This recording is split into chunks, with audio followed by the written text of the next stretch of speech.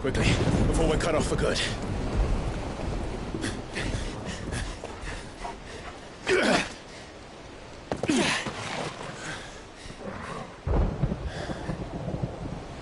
If it is like the others, the entrance to the inner sanctum will be at the foot of the crystal.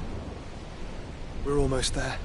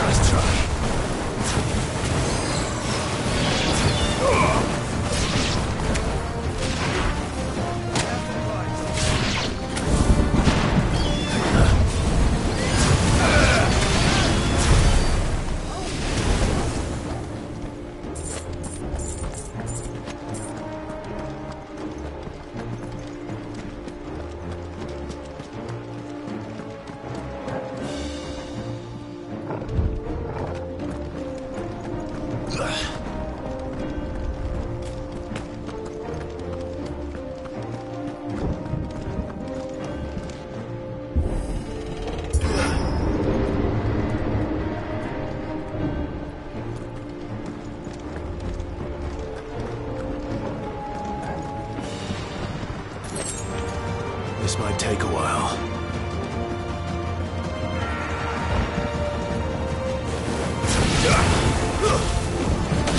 You're finished!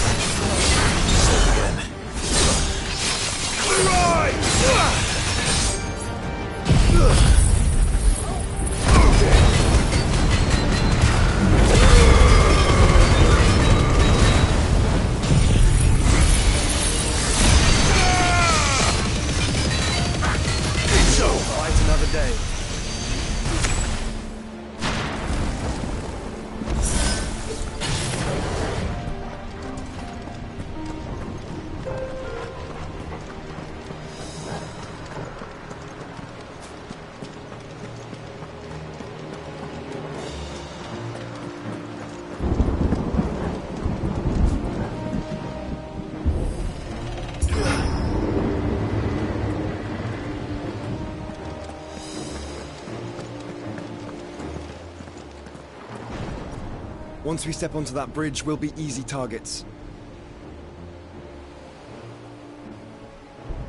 Then we better move quickly.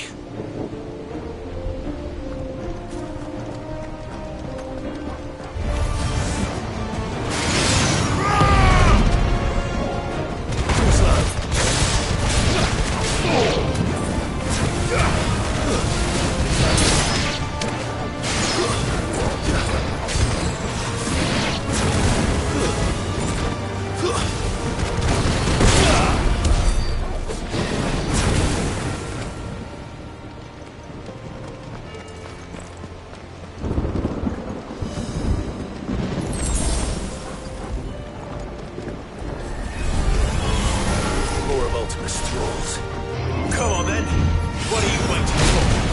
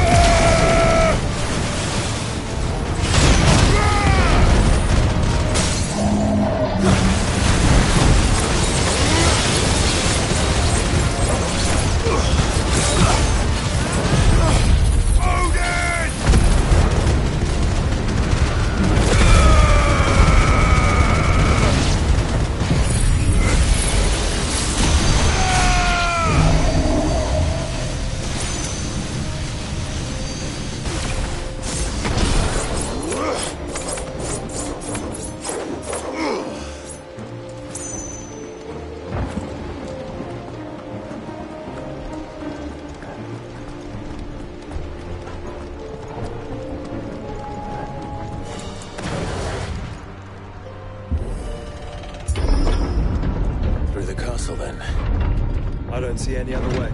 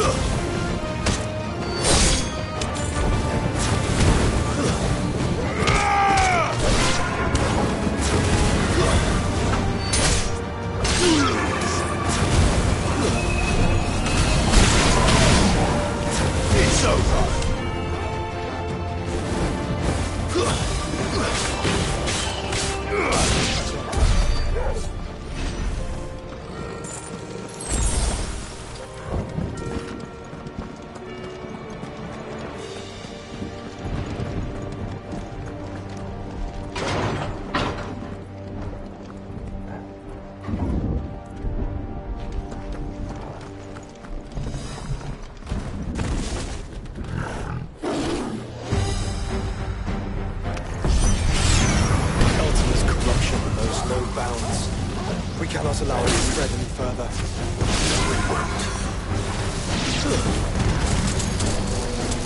Let's try.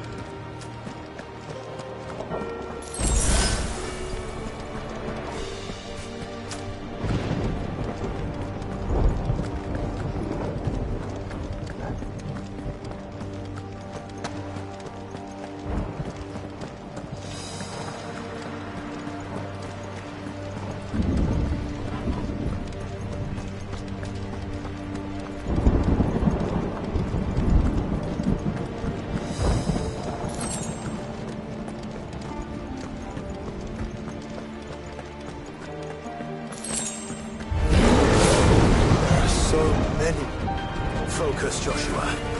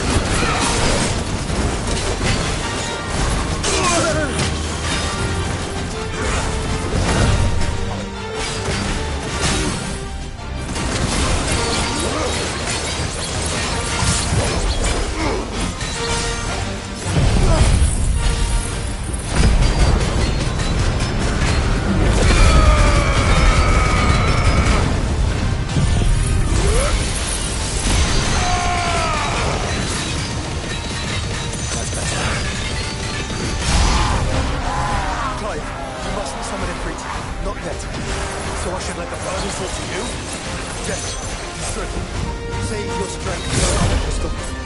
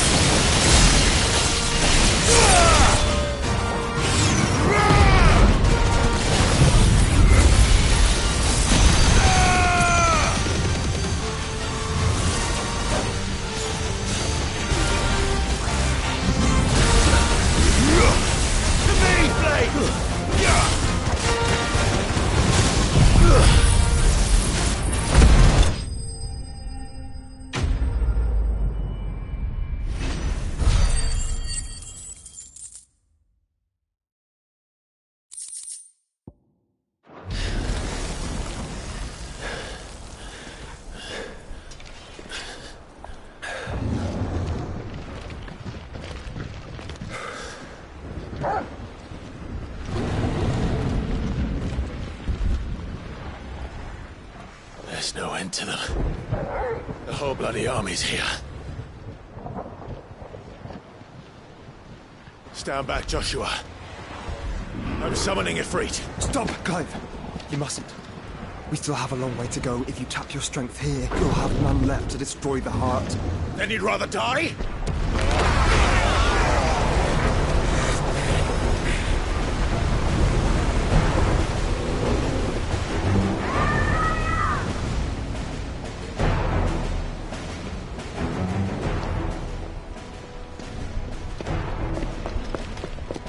Jill!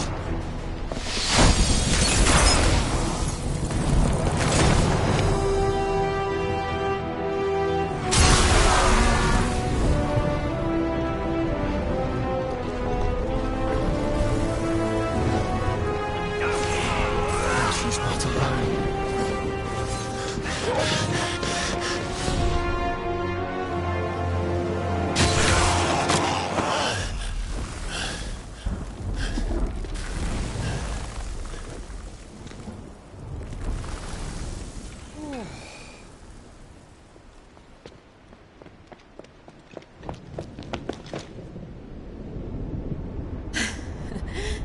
Surprised to see us. How did you? Gav. He told us exactly where you'd be. Even sniffed out a crack in the castle wall. And when we saw the heavens come crashing down, we had no choice but to believe him. It's been quite a day. To what do we owe this honor? A debt I would see repaid. Prince Dion. It's good to see you well. So, this must be Ifrit. Your uncle bade me give you a message. Listen to your heart, and guide your steel true. Your father would expect no less. That is all. Thank you. For everything, Your Highness. Dion, please. You do realize the only thing we've freed so far is this wall from its foundations, right? Now, if your lord and ladyship's quite finished... Well said, Gav. We have work to do.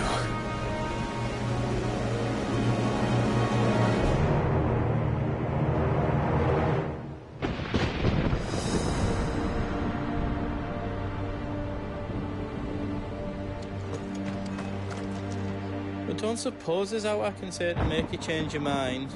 So I'll just tell you to stay safe. Nan won't take kindly to losing her best customer, especially after letting us carry all this stuff all the way to Ash. And we wouldn't want to anger old Nan. You mean, you'll buy some off us? Welcome to Goots's Toll.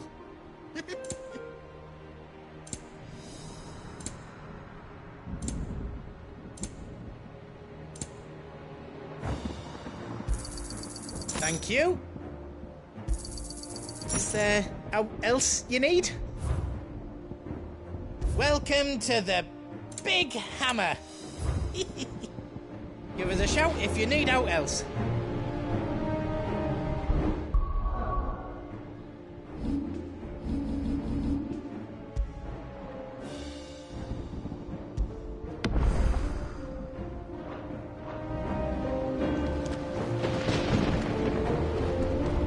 If Sid were here today, I reckon he'd be proud of you, Clive. He'd be proud of us all.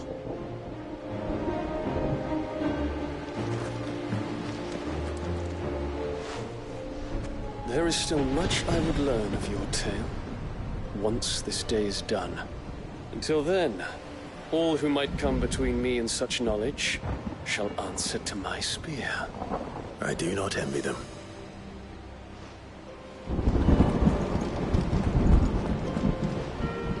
I couldn't have made it this far without you, Torgal.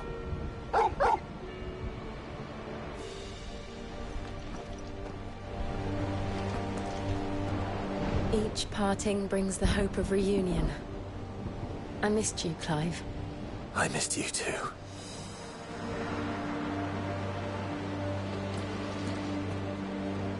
You see, Clive, we're not alone. If we are to win the day, we must all play our part. And ours. Ours lies beyond those doors. We've fought long and hard for this moment. Sid's dream, our dream, is within our grasp. We need only endure this final trial, and we shall. Together.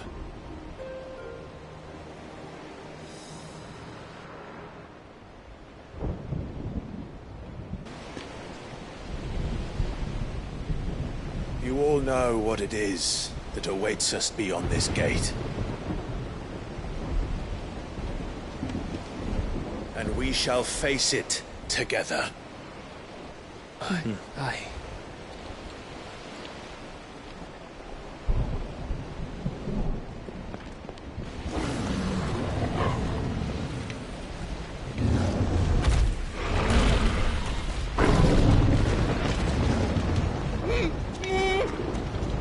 It seems our hosts would rather we remain.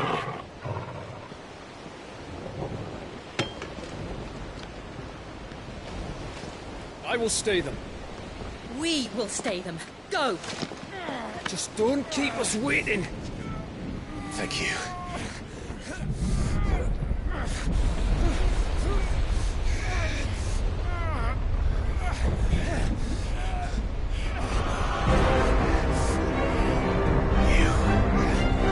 Welcome, sons of fire.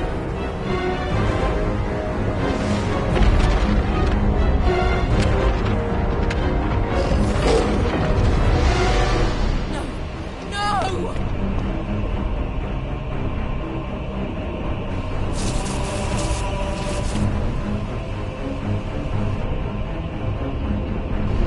Come back.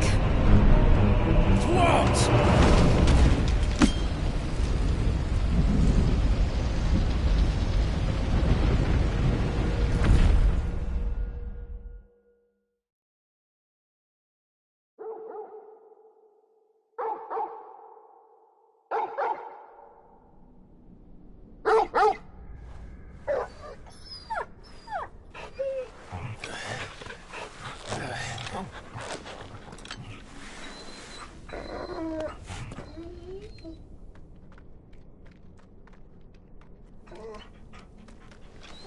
Joshua! Joshua! Wake up! Clive, is that you?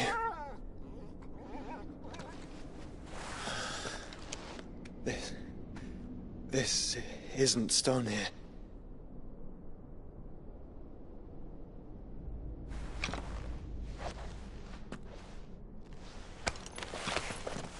Welcome to our darkness. A rift between worlds wherein your kind might reflect. Show yourself! Grave and many are the sins of man. And we would have you know them, all of them. As fate has seen fit to deliver you home, consider this our welcoming gift.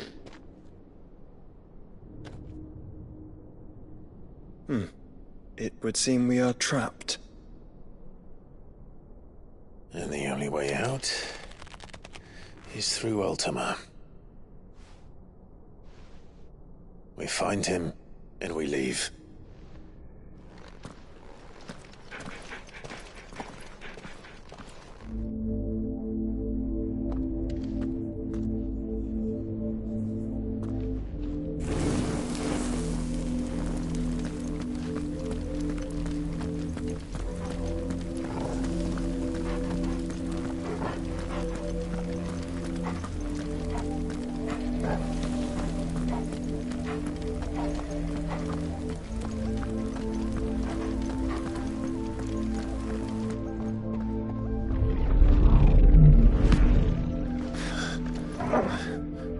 If you are to comprehend the full extent of your transgressions, we must go back to the beginning. When the world was still young, we visited upon it a miracle, magic, and in its light did all life flourish.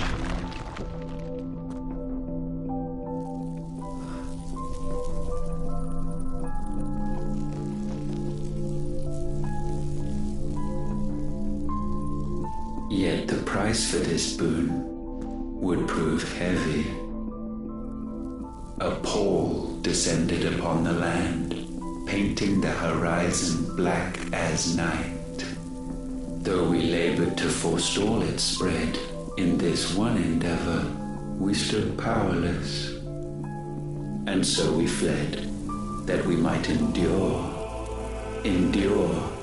that we might discover a means of salvation.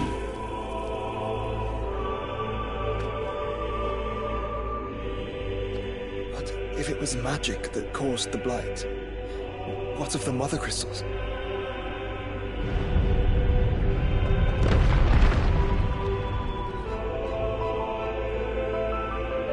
I expect he'll tell us soon enough.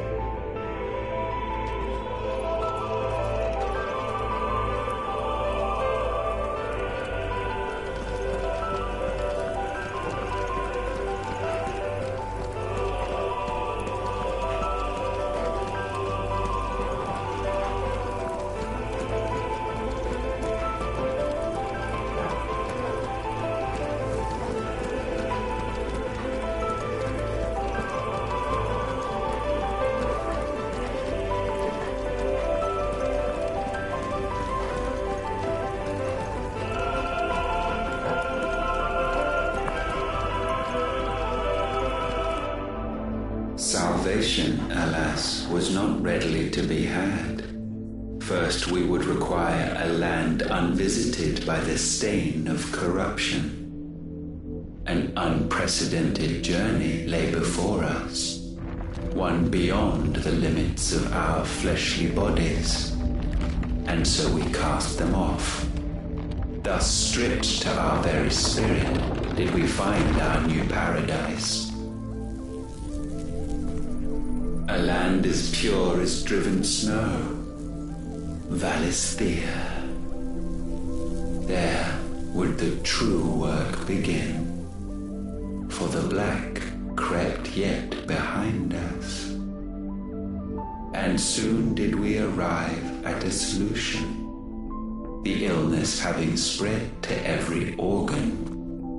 There was but one escape from this fate, to start afresh.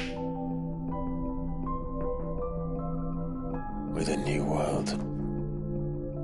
The one for which Barnabas labored. A paradise free from the blight where his God awaits.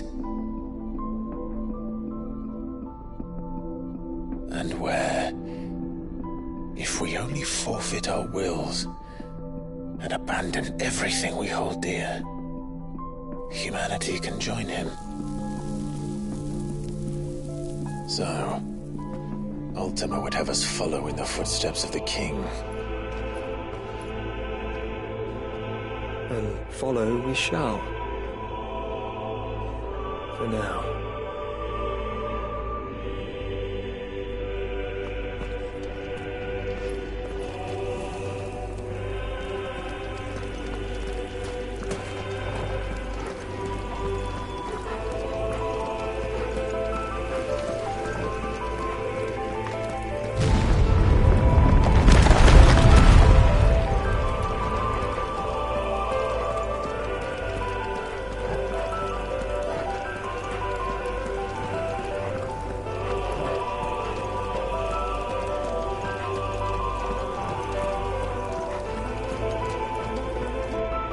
To forge a new world would require not only power, but a constitution strong enough to wield it.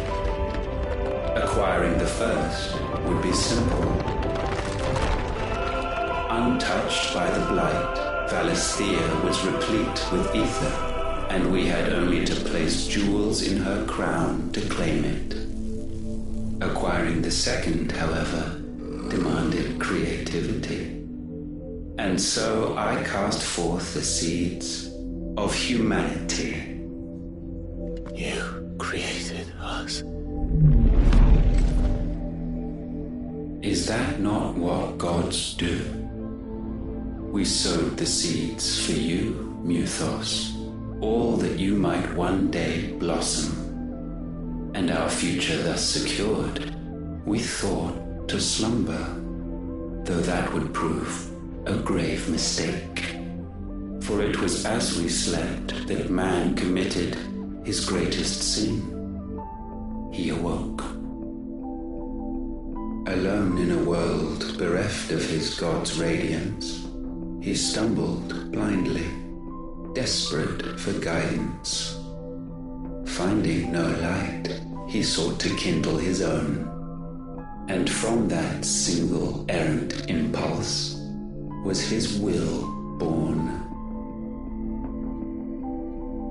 Having discovered himself at last, man turned his eyes inward and found he desired evermore that which only magic might afford. So wars were waged and brothers slain for custody over that dwindling resource, and the land, she wept tears of black.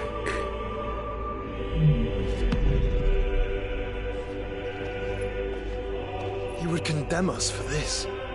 Surely he cannot be so blind to his own hypocrisy.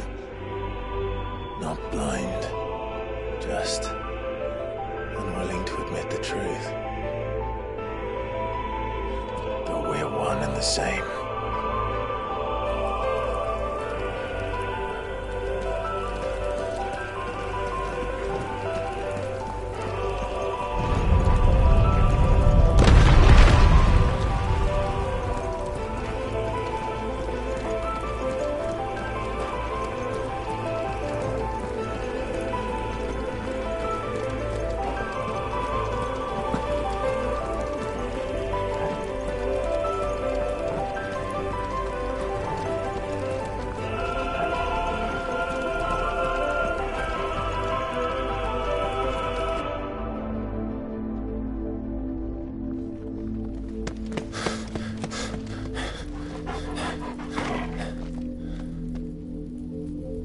Is that Ifrit, or what's left of him? Long have our ashes lain cold for want of a spark. Cast your eyes upon them and see what you must become.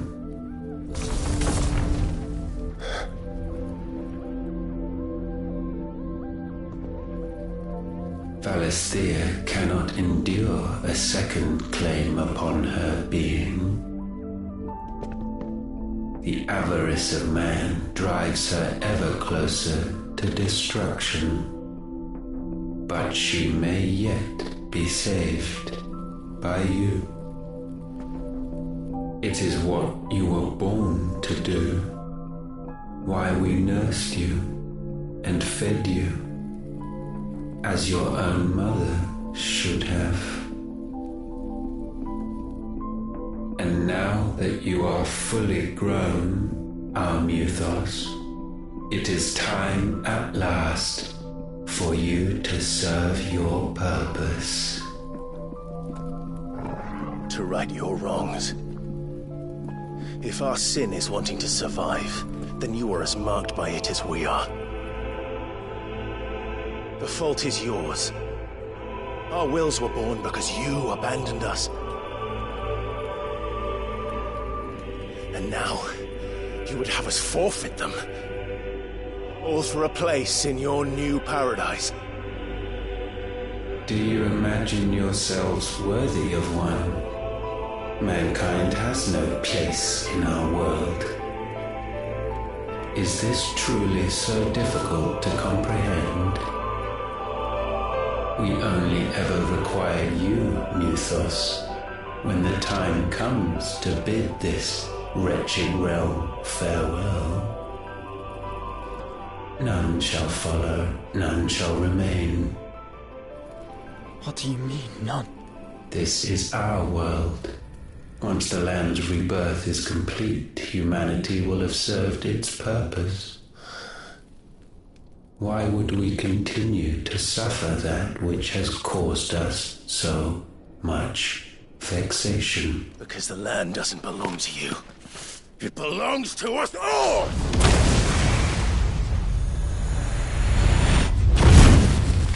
What? That is where you are mistaken. You own nothing but your precious will.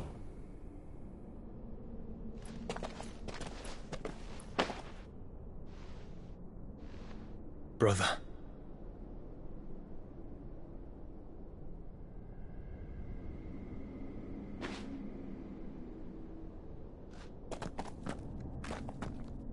I can't do this alone.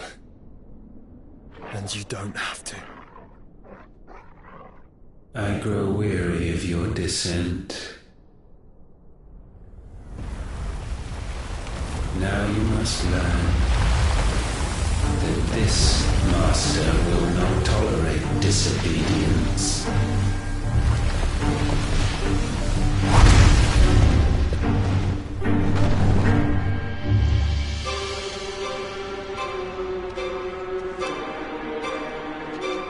My friends, my family. We have all suffered, all fought to survive.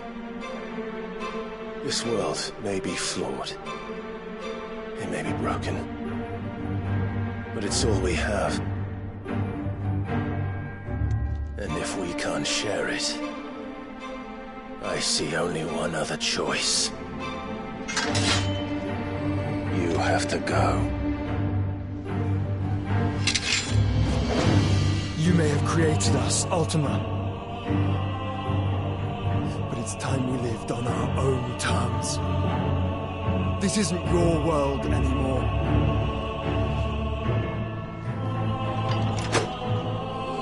It's ours. Bow down, Avengers, hearts disdained.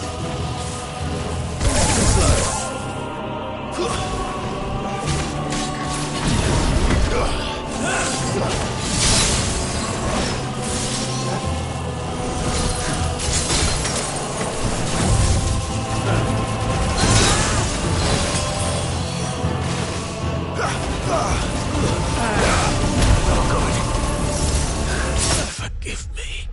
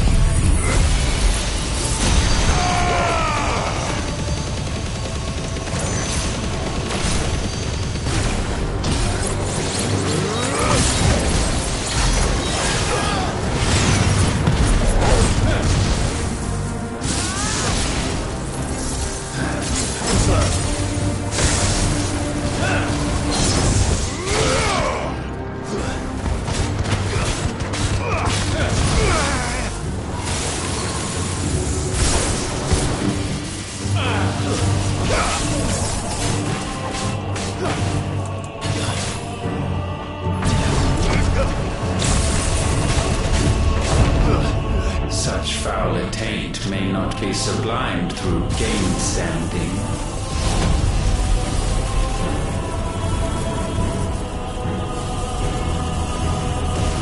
Only with heads hung low is penance paid. O wretched mortals incapable even of contrition, in fitting season shall we reap our harvest.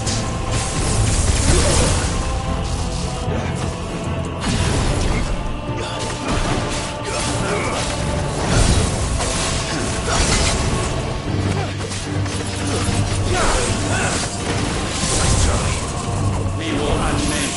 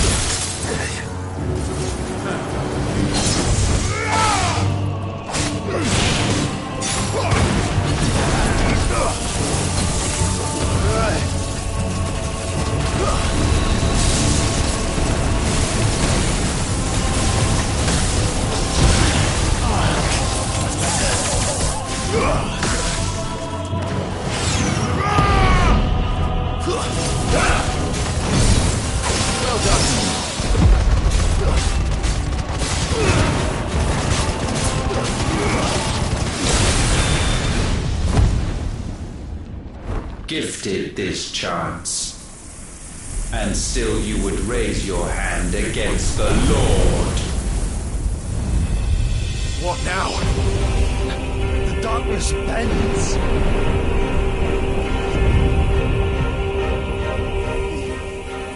You mean plans to end us. It wouldn't be the first time.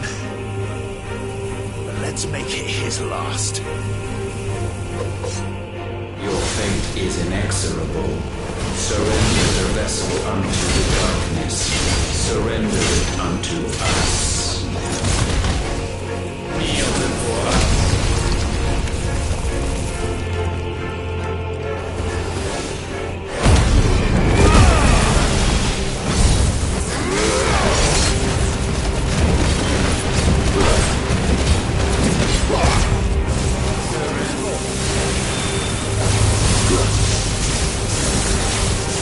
Prostrate yourselves.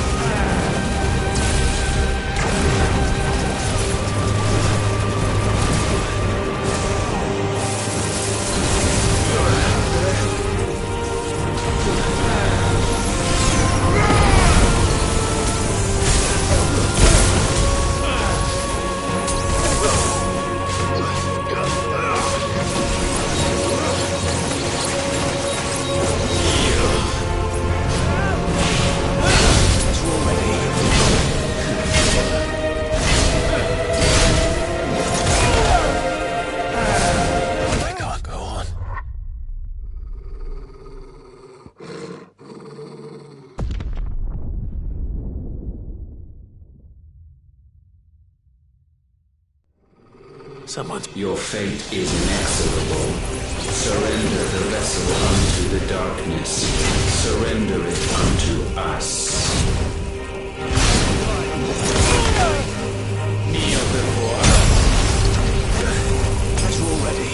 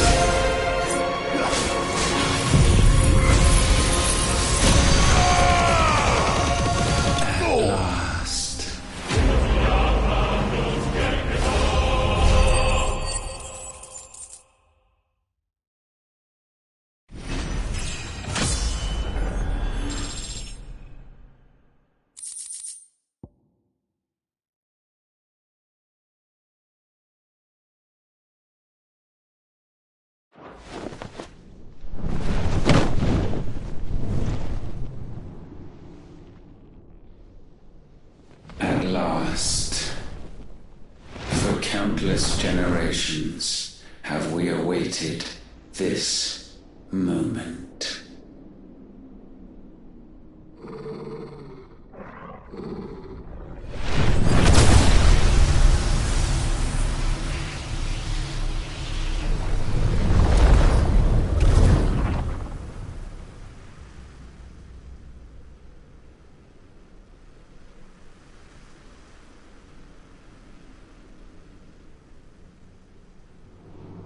Your struggles have made you strong, yet your soul remains heavy with sin.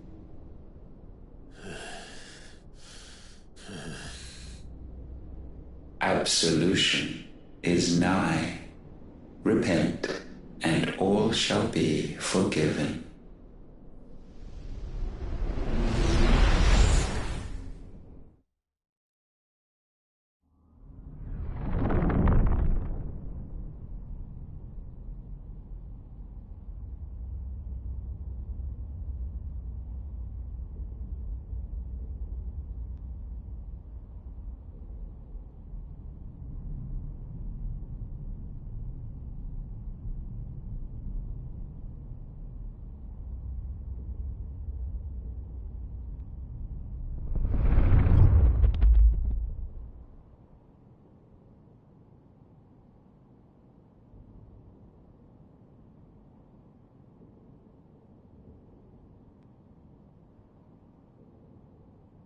Tell me, Clive, how many lives have you saved since taking my name?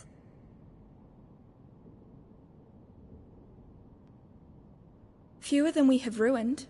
Wherever we go, we leave a sea of tears in our wake. These are the wages of your will, son. What good are our choices when all they ever bring, all they will ever bring, is death? There's no atoning, Clive. No matter how hard you try.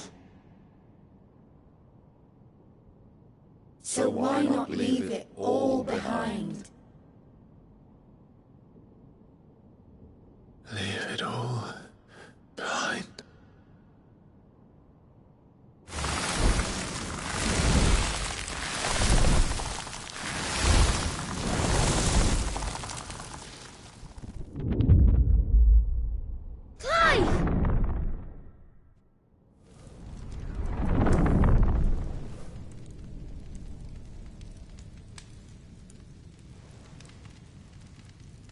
Please, won't somebody save me?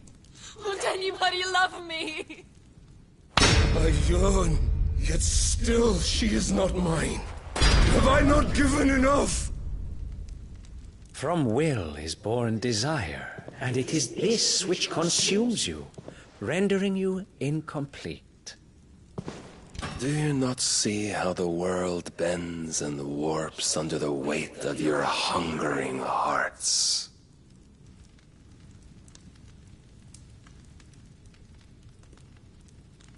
What if it could all just go away?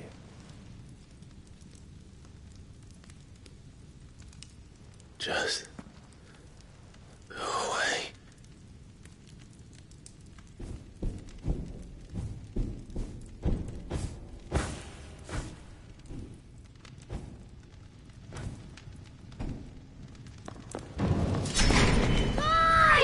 Clive!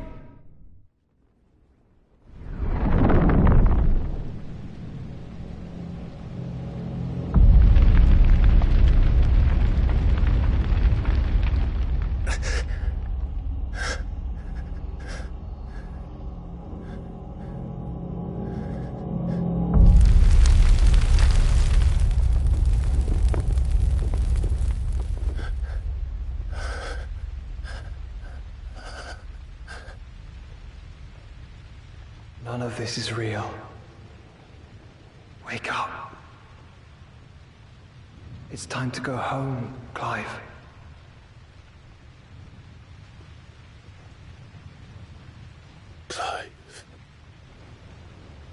That's right.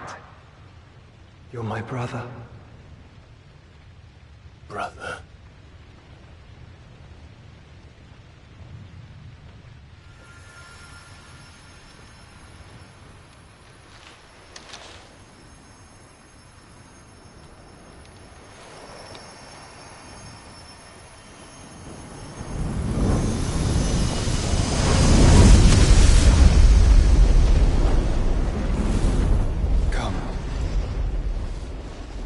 Remember who you are.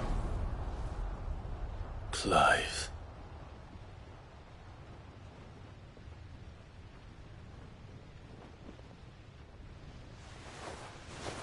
Once more, lest you forget.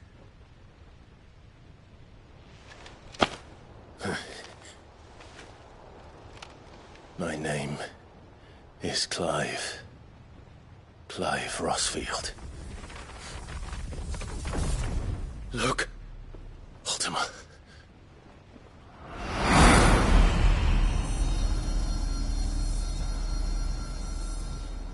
Even here, the light of the vessel's will cannot be quenched. And the Phoenix, his trespass should not have been possible. Not possible unless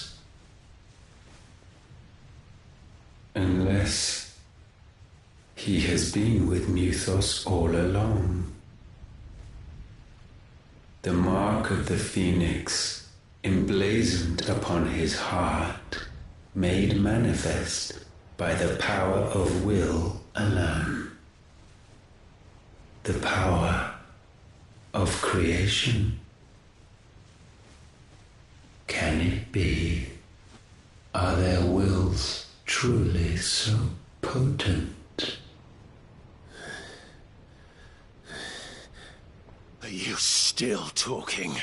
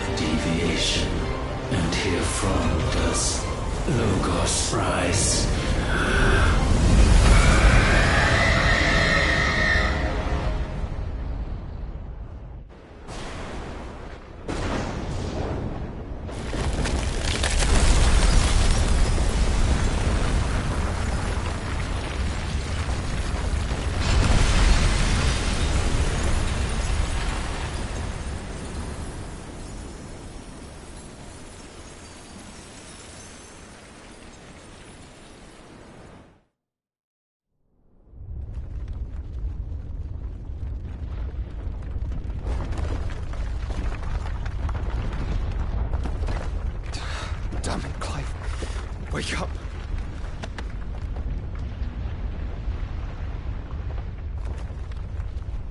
That hurt. Sorry to wake you, but I think it may be time to leave. This place.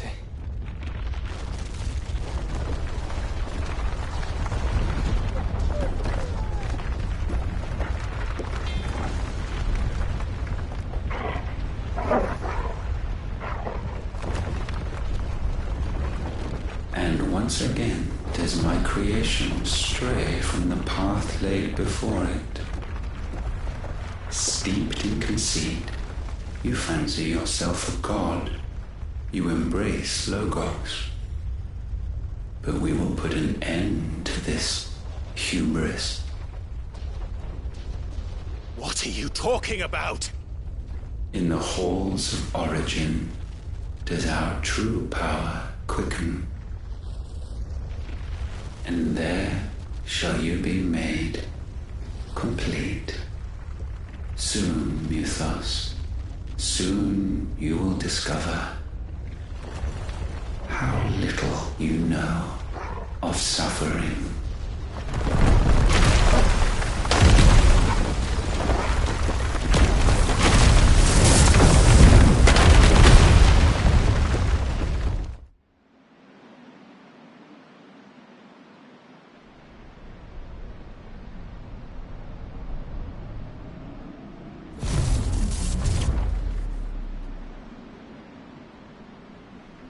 And so the crystals are no more.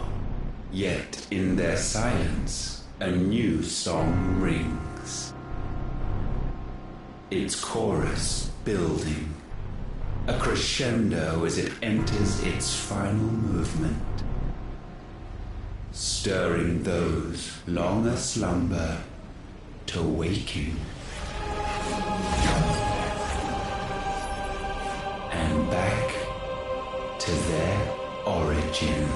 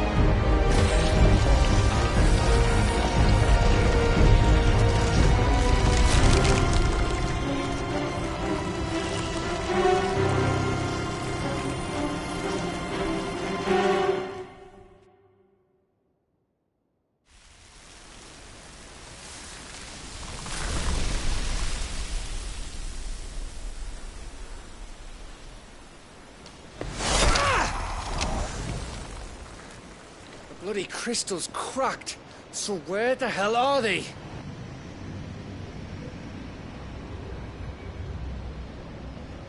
Oh, fuck me.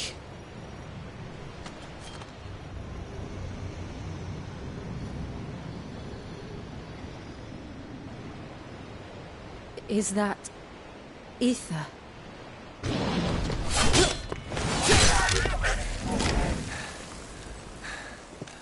What in good Grieger's name is going on? This is wrong.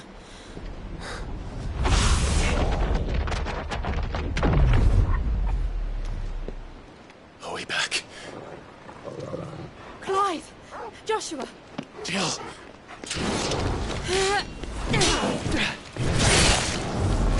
Is everyone all right? We're fine. What happened? Too much to explain here. Mate! We're leaving! Now! Everyone, fall back to the ship!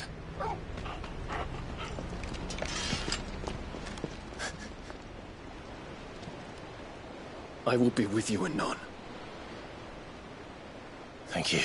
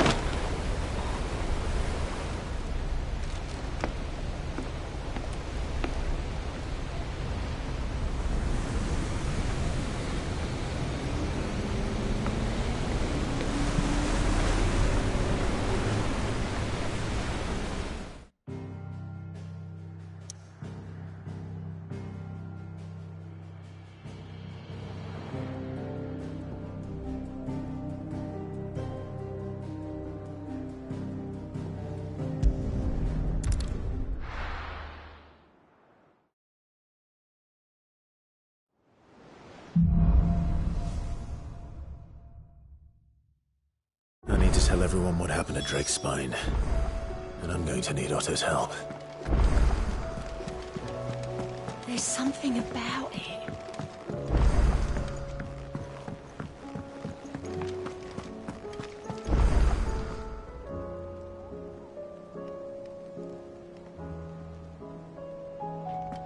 Still alive, I see.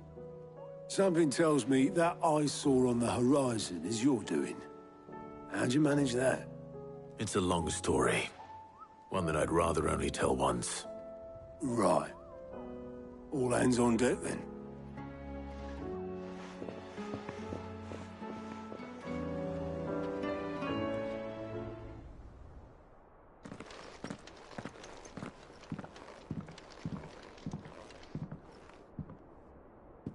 Is this everyone?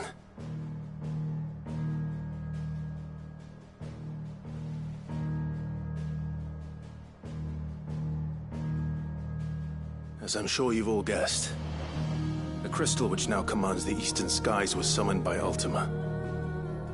He called it Origin. Though the significance of that name is as yet unclear. What does it matter what it's called? Its emergence tore Twinside asunder and wiped my homeland from the map.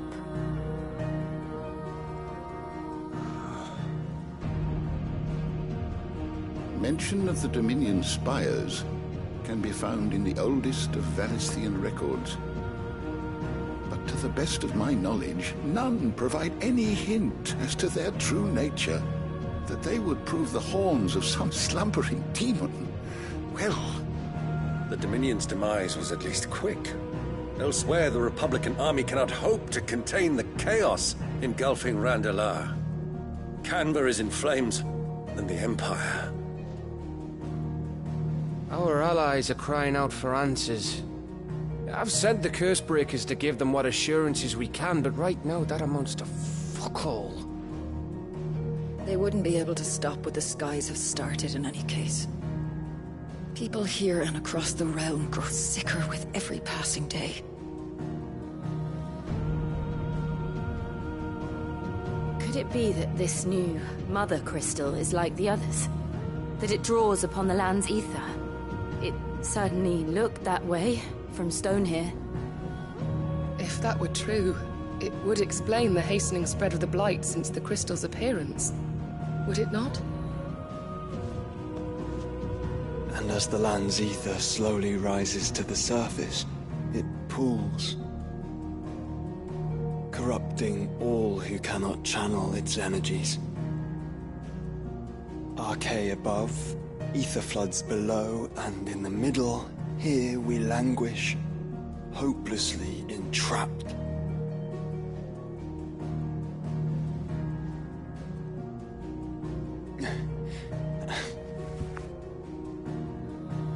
It's all right. When we faced him at Stonehere, Ultima told us his true power quickens in the halls of Origin. Needless to say, we cannot allow that to continue. If we are to stop him, we will have to find a way into the crystal. How are we going to manage that then? It's up in the sky. And fast as she is, the Enterprise can't fly.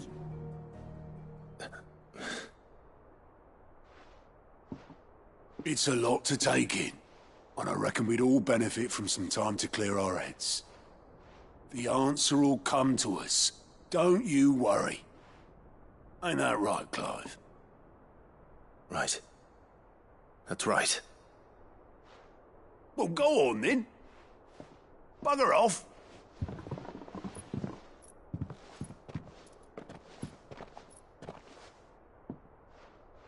Same goes for you, Clive. You won't solve anything like this. Trust me. Go and get some fresh air, eh? Thank you.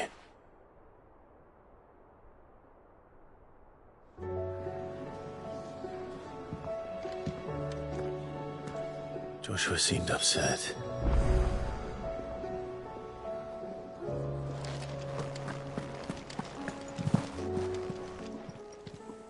Aye, it's a dangerous world out there. Let's stock up while you...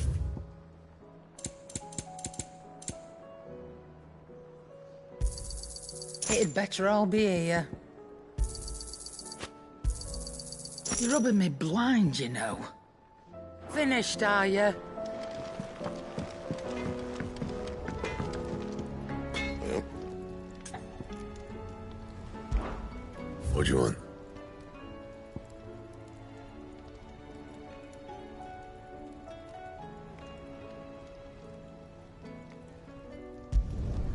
Should last you a good while.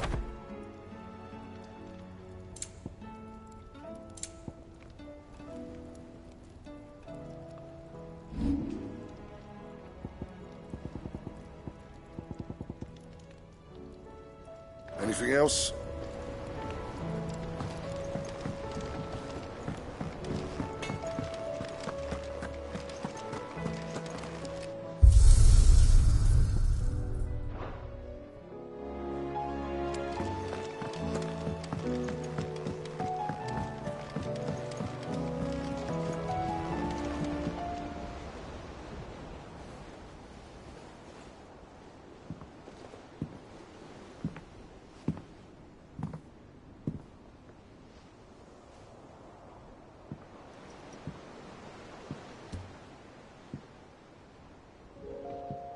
Ultima may have created us, but he doesn't make us who we are.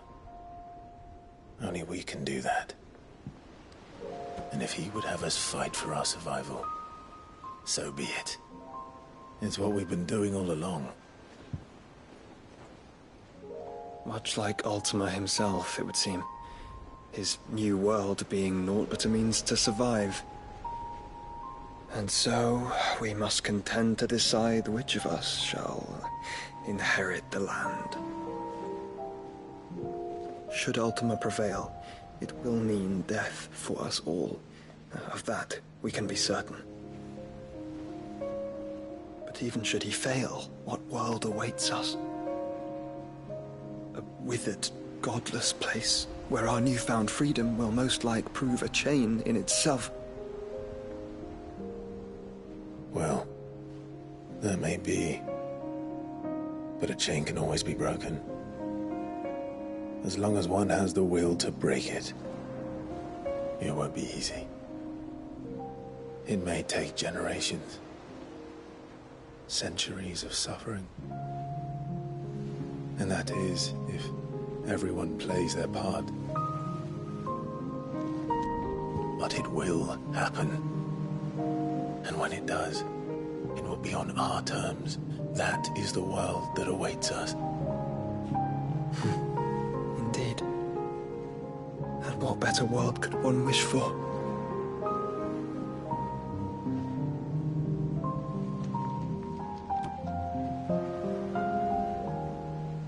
But first, we have to reach that crystal. Then it's a good thing I have wings. You can barely stand, let alone fly. And only the Founder knows what horrors await in those skies. Are you certain about this? Am I certain? I am the Phoenix. I will do what I must. This is our fight. Remember?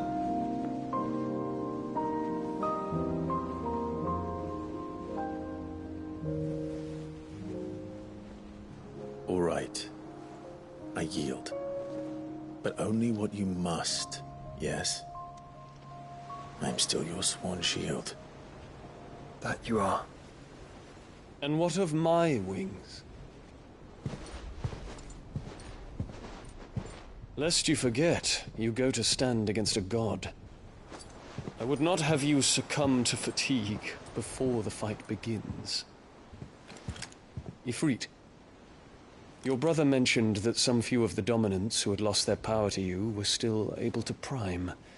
Is that true? It is. But their icons no longer submitted to their will.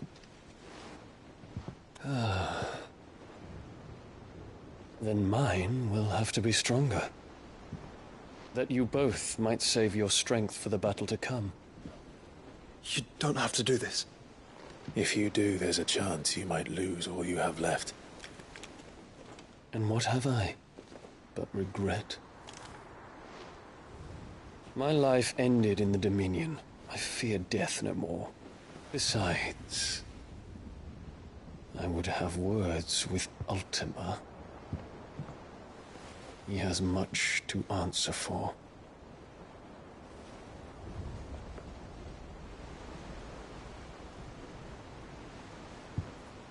We are in your debt, Dion.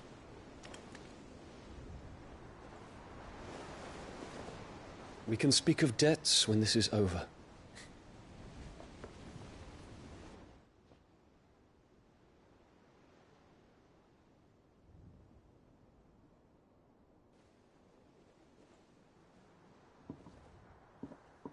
He speaks like a man who knows he's not coming back. And has come to terms with that. That doesn't mean that we have to, does it, Clive? Time to talk to Jill. I only hope she understands.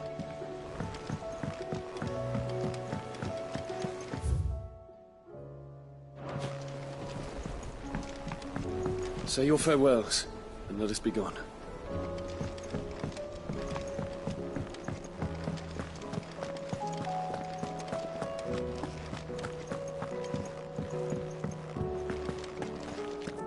I will not forget this kindness, my lord. I shall go to Eastport, but as soon as the rebuilding work is complete, I promise to return.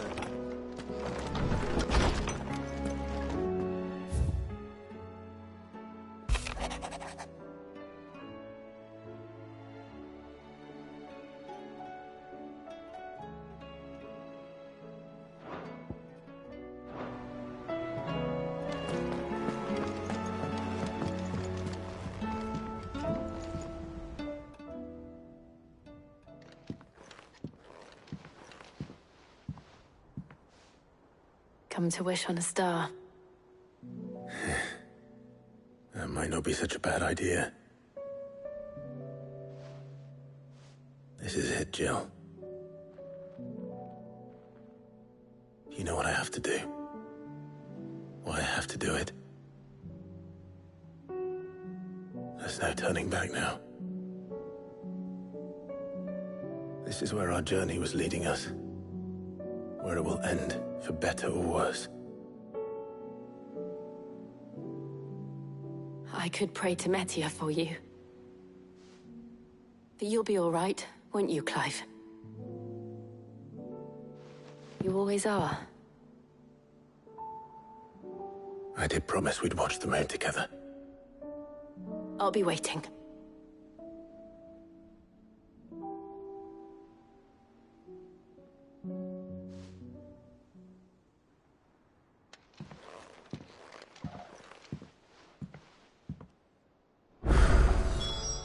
It's almost time. Better make sure I haven't forgotten anything.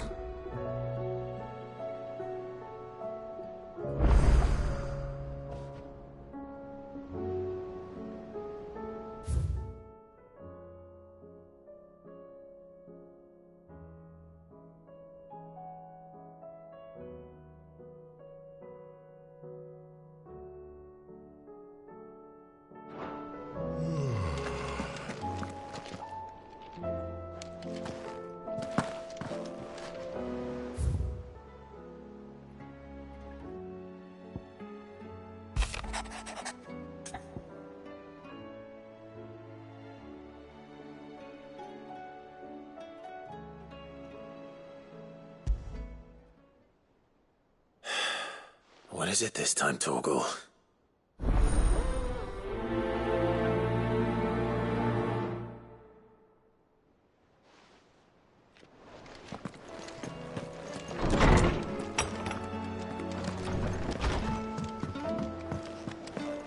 First the skies.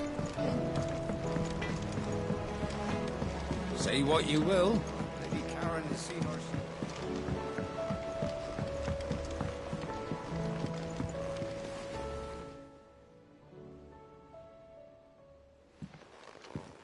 Pining for something, boy. What is it? What do you see out there?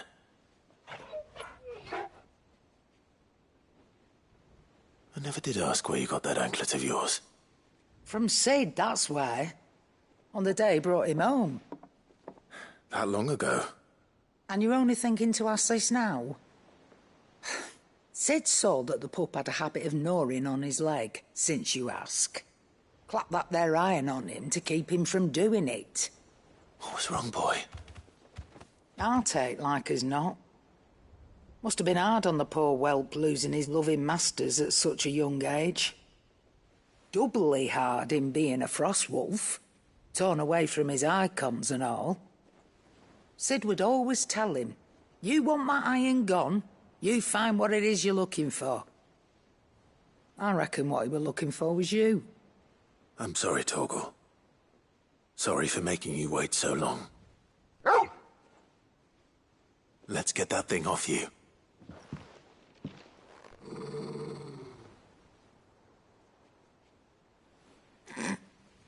Doesn't sound like he wants it off. Indeed. You miss Sid as much as the rest of us, don't you?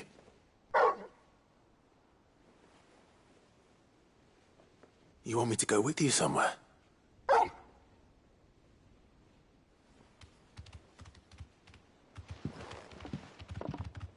Quick, aren't you? Glad you've been paying attention. Not nearly as much as you have, Lady Karen. Aye, good thing and all. It's not like Gav would have kept him in nuts and rubbed his belly these past 10 summers. Your kindness is appreciated. You've been a good friend to him. Only because he doesn't talk back like the rest of you. Go on now.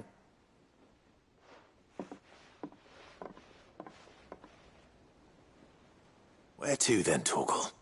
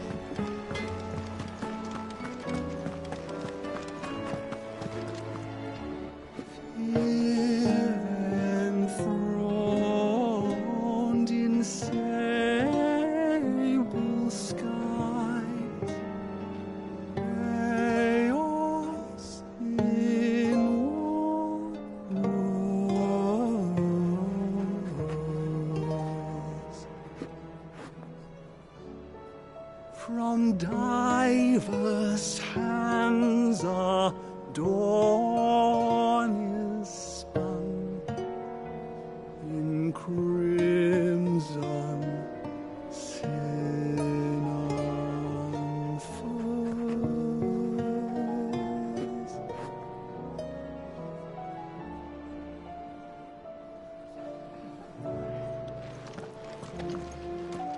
All right, Torgal. Where are you taking me? I'm going to need a little bit more than that, boy. Do you have a better hint for me? Unless... you've already given me one. Back on the rear deck, you were looking west, toward Rosaria.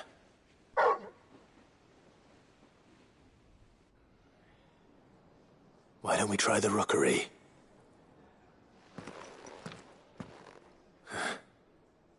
I haven't been to the island in almost 20 years. To Port Isolde, then. Fingers crossed the old mooring is still there.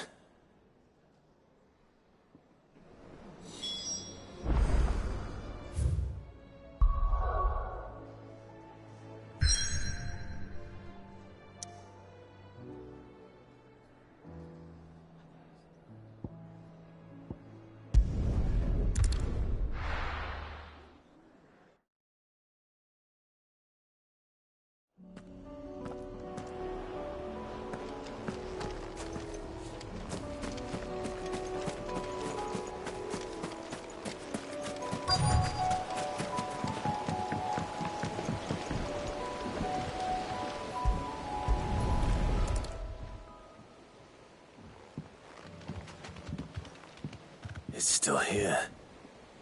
After all these years. A lot smaller than I remember.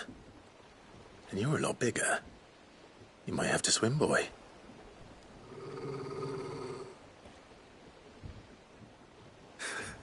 I wasn't being serious.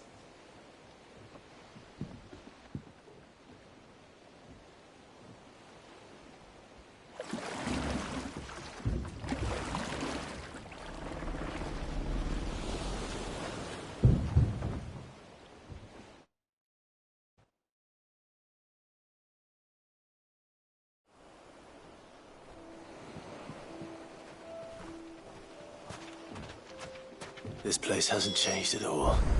The rookery's right through those trees. Come on.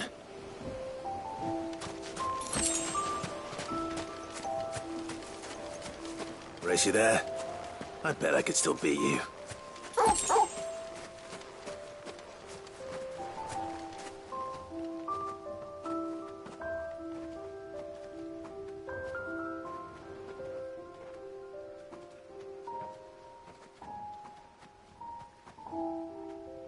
Here we are.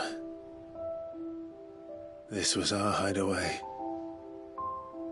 Wasn't it, Torgal?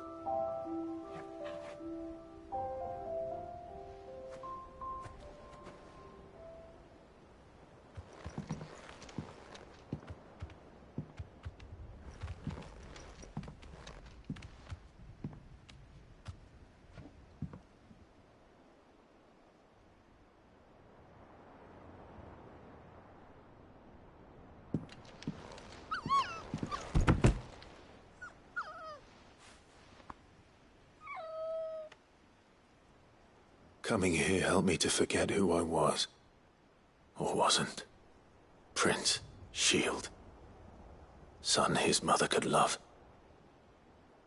Had I been any one of those things? Perhaps.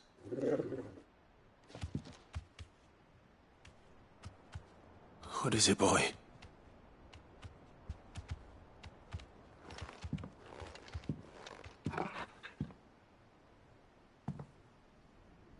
This is all from the castle. And Phoenix Gate. Did you bring these here? My sparring sword.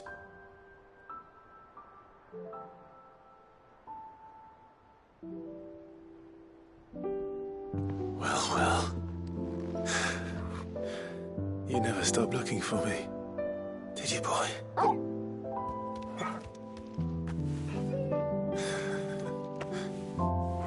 Thank you, Torgal. For never giving up. For never forgetting.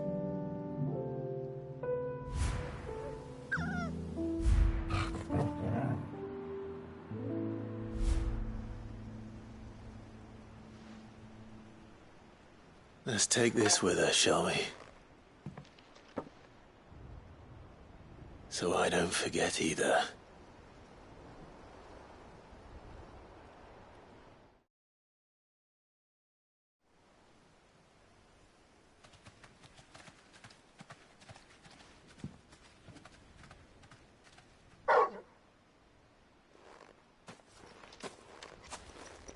That's not the way back to the boat, Torgal.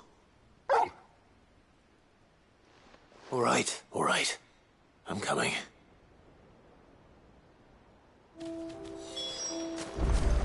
I think I know where we're going.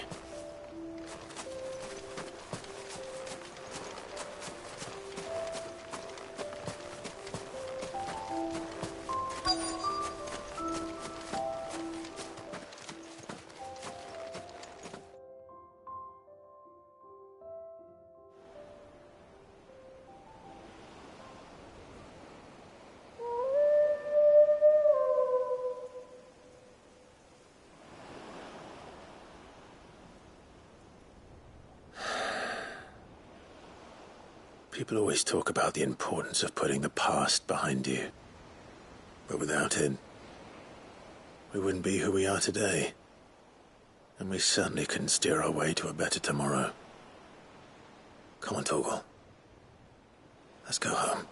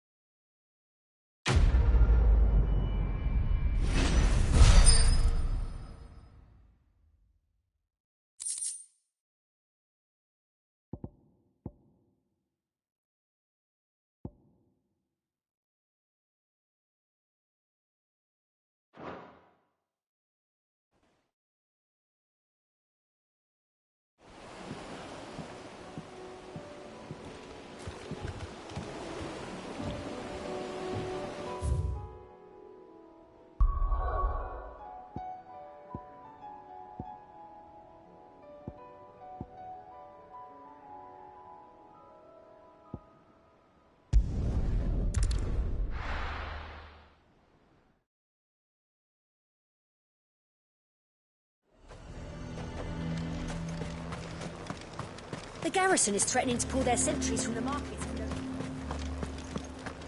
I would speak with this duke. Saw the captain just now. Your town needs you.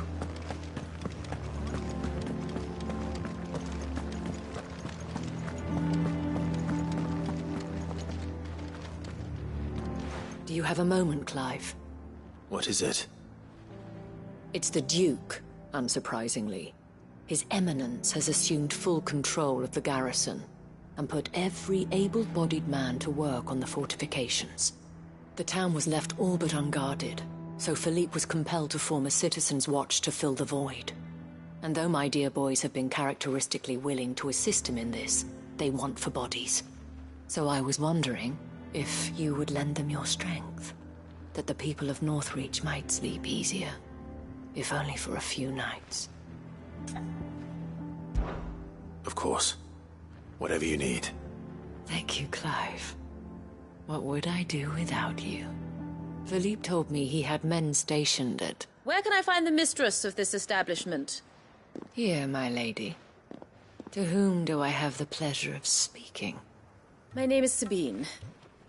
And it is my displeasure to be the daughter of the Duke of Oriflamme, who I understand is causing you and your town no small amount of trouble.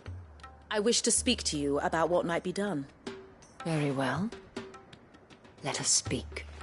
I trust you'll forgive me, Clive. Absolutely. Our conversation can wait. Please, proceed. As you know, my father is a most overbearing and supercilious man, and I join you in objecting to his every action. Indeed, I owe you my thanks for continuing to argue against his reckless plans. Yet I fear he is not one to be swayed by reason. No. He must be made to face the consequences of his actions. And who would make him do this? I would. Myself and several other like-minded individuals. Were you to join us, we would surely have the strength to drive him from Northreach for good. Does that not seem a trifle... drastic? Drastic action is precisely what is called for. Unless you are content to see your people downtrodden and dispossessed. My father would have it that citizens exist only to serve the Empire. That they should be forced to make every sacrifice to ensure her revival. But he is wrong. It is not the people who must serve the Empire, but the Empire who must serve her people. He's always been like this. Scornful of the opinions of anyone he judged beneath him. But he cannot be allowed to ride roughshod over the common folk any longer. We must fight him. By all possible means. Fight him? No. My purpose is to quell the tension in Northreach, not to stoke it. Respectfully, my lady. Our only chance of saving this town depends upon every one of us uniting against our common enemy. Your father and his followers included. While I understand your frustrations, I cling to the hope that he may yet be won round. False hope, I assure you. But I see that your mind is made up. I shall bother you no longer. If you will extend me the same courtesy, I bid you good day. She certainly has spirit. Indeed. But unfortunately for us, that spirit is only likely to harden the Duke's resolve, which may be enough to seal the fate of this town. Not that she cares. This is all about her and her father. Families. I'm sorry, where were we? Ah, yes. I was about to tell you of Philippe's plans for the town watch, but perhaps it's better that you heard them from him. I believe he's in the market, if you'd be so kind as to seek him out. Right away. It's just a pity I cannot join you. I'd like to see the two of you in action together.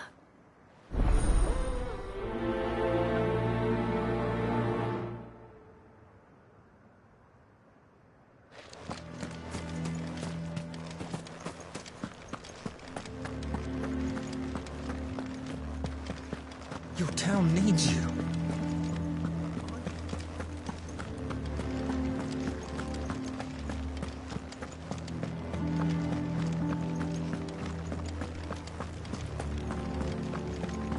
What does the dame have to say about all this?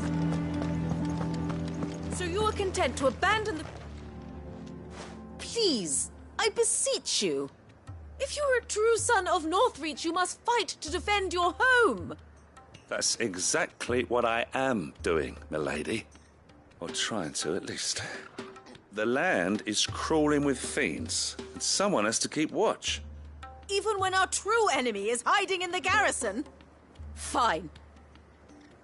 You're not the only able-bodied man in Northreach. Thank you so much for your help.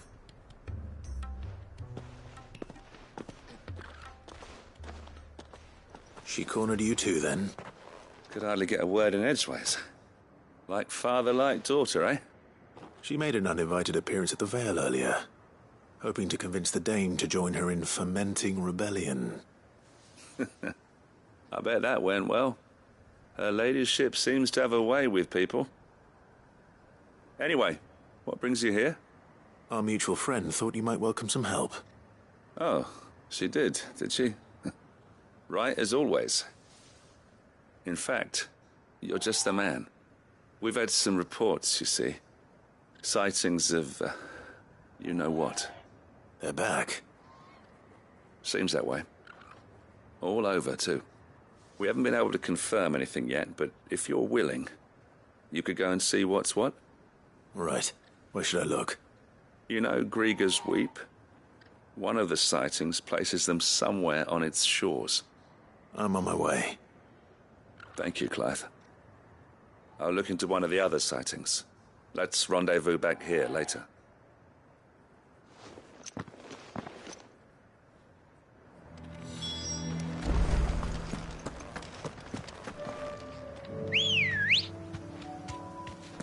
Good girl.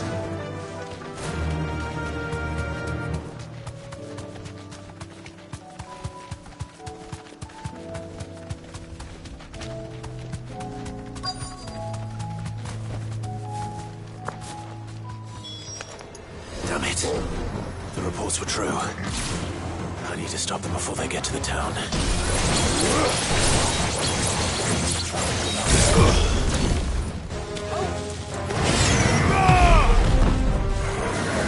Nice try.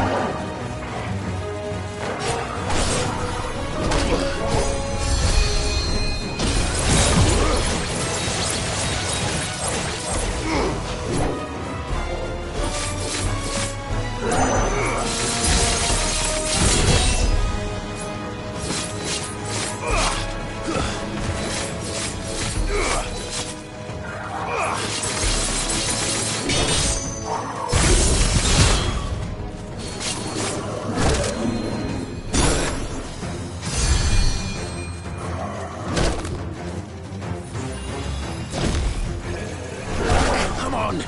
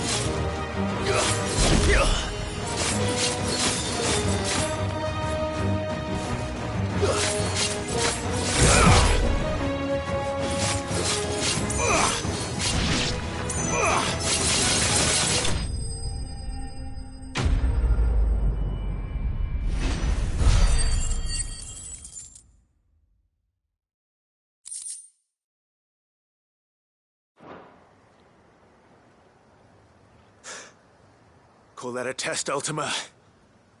Clive, it's me. Are you all right? I am. But it seems the reports were true. The thralls have returned. I dispatched the few that I found, though. Well, that's something, I suppose. But what were they doing south of town? They all came from the north last time. We might be able to fend off an attack from one side or the other, but from both? Do you have eyes in the north? Some. I should probably go and have a look, though, just to be sure. You head back to Northreach. I want you there just in case war breaks out while I'm away. What do you mean? Her ladyship's been busy working her magic on the townspeople. Stirring up ill feeling towards her father. But she'll have her marching on the barracks if we're not careful. What? This is exactly what the Dane was afraid of.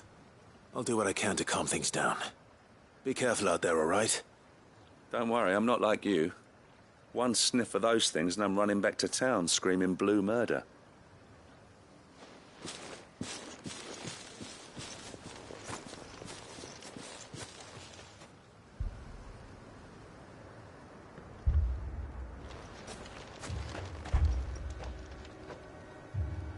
Do you not see, Father?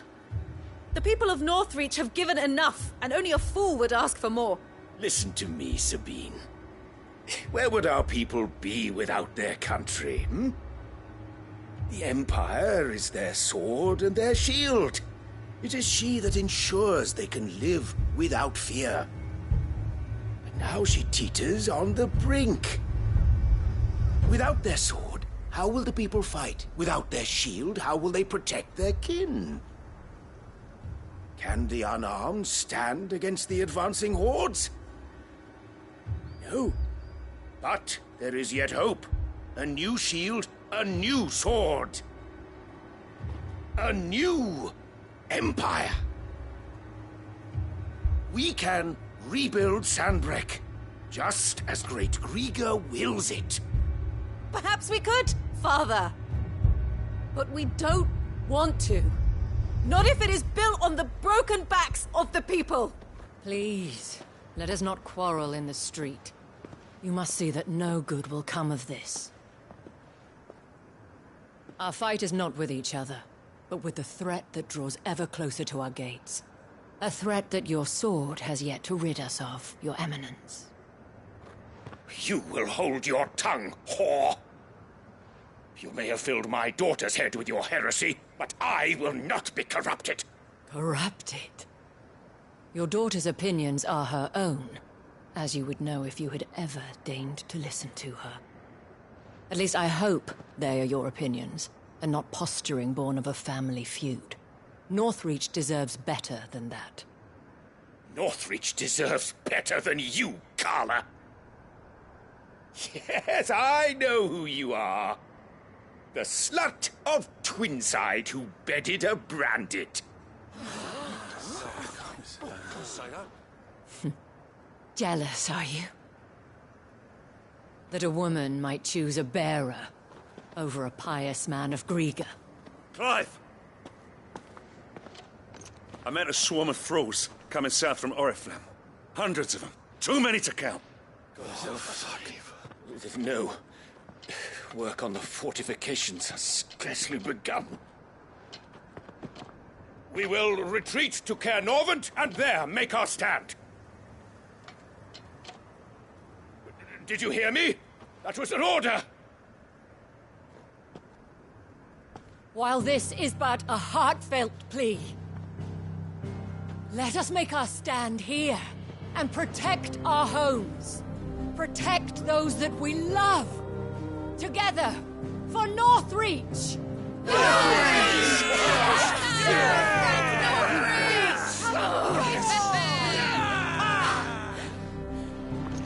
You heard the dame. What are we waiting for? Pikemen to the gates. Archers to the roofs. Quickly, come on!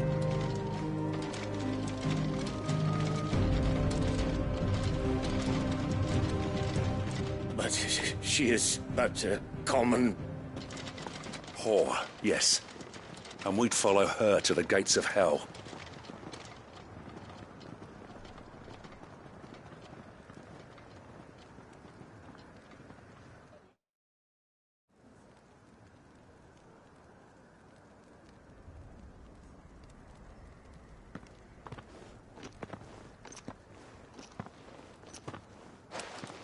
The men have their orders, and they look like following them. I got them spaced out at regular intervals. Whichever direction the thralls strike from, there'll be someone there to meet them. Thank you, Philippe. Rest assured the people will play their part. The herbalist has donated her stock of medicines to me. Should any of your men be injured, take them to the Vale. We'll see to them there. Thank you, milady. I will. I'll play my part too. You still want for numbers. Unlike the enemy. I only hope I can go some way to evening the odds. Philippe, can I leave the south in your hands? I doubt the thralls by the lake were the last of their number. Of course. I'll lead a party down that way so we don't get taken by surprise. What about you? I'll make my way up the road to Oriflamme. I've fought a few of these things. And while I can't promise to hold them all back, I should be able to thin the herd. All right. But take care. Thank you.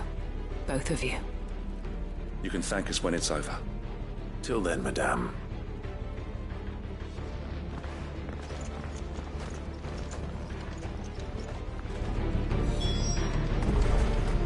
When the fight begins, we can take refuge.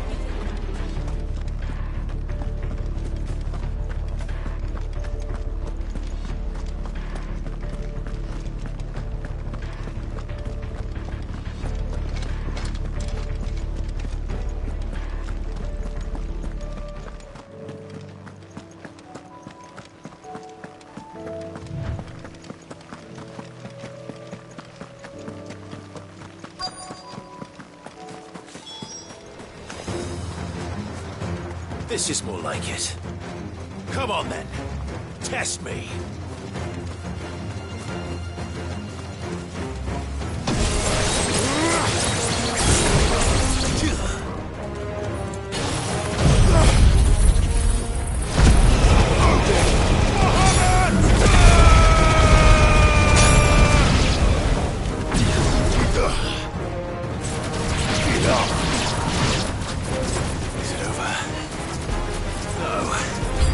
It's only just begun.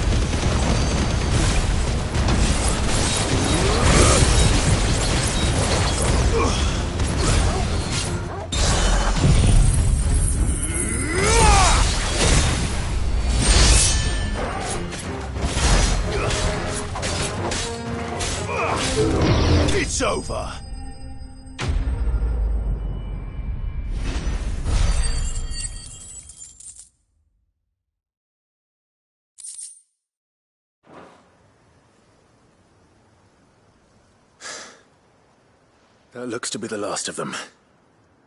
I wonder how the others fared. Better hurry back to town. Come on, Torgal.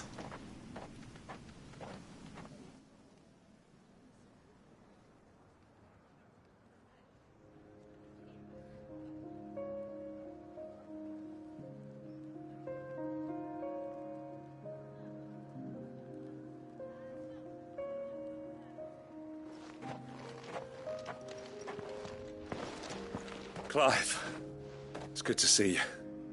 And you. The road to Oriflamme is clear. How did you and your men fare? Well, we ended up fighting for our lives down by the lake. Took a few nicks, but nothing the girls of the Vale can't put right. Glad to hear it. Well, it seems we've survived. For the time being, at least. I thank you both for answering the call. You were right. And I was wrong. About everything. I had thought that the only way to unite the people was under the banner of Empire. That without a strong hand to guide them, they would drift apart. To be borne hither and yon by the eddying currents of fate. But you brought them together. Not by force, nor by the exercise of goddess-given authority, but by simply being one of them. By knowing what they feel, because you feel it yourself. Our purpose was ever the same, Your Eminence.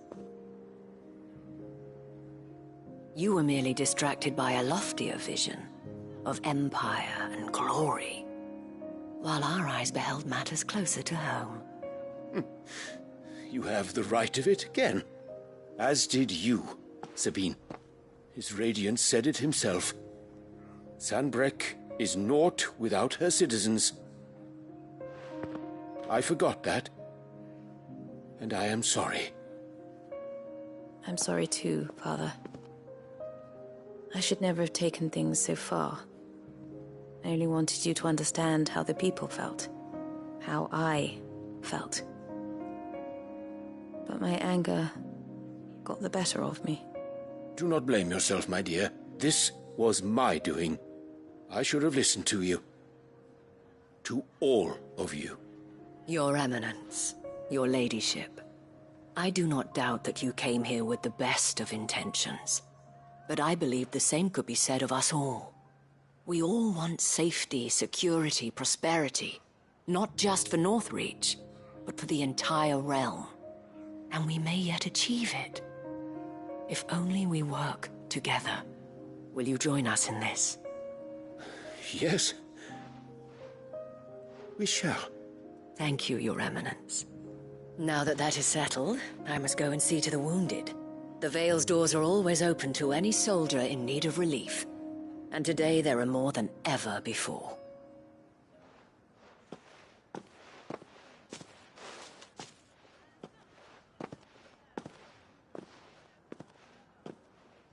Madame Isabel is a rare soul indeed.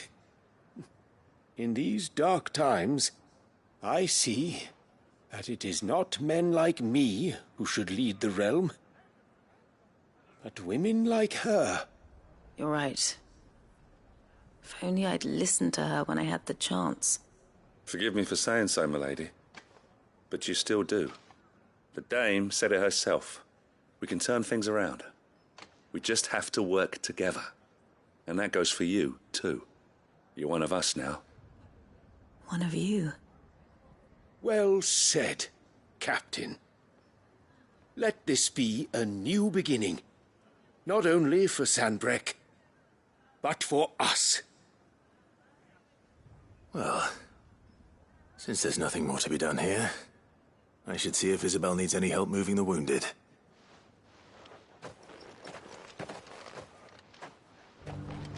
Can we get you anything?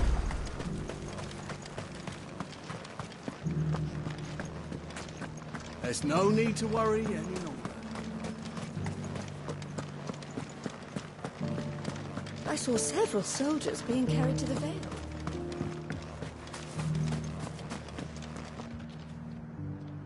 How goes the treatment of the wounded? I'd be happy to man one end of a stretcher if it would help. You've helped quite enough for one day, Clive. Thank you. Don't mention it. Oh, but I must. After all you've done for this town, it is the very least you deserve. Tell me, if Northreach had fallen, what would you have done? A woman of your means could find a home anywhere in the realm, but I sense you would rather have died here.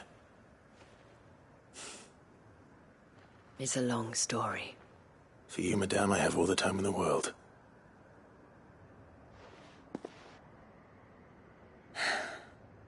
Very well.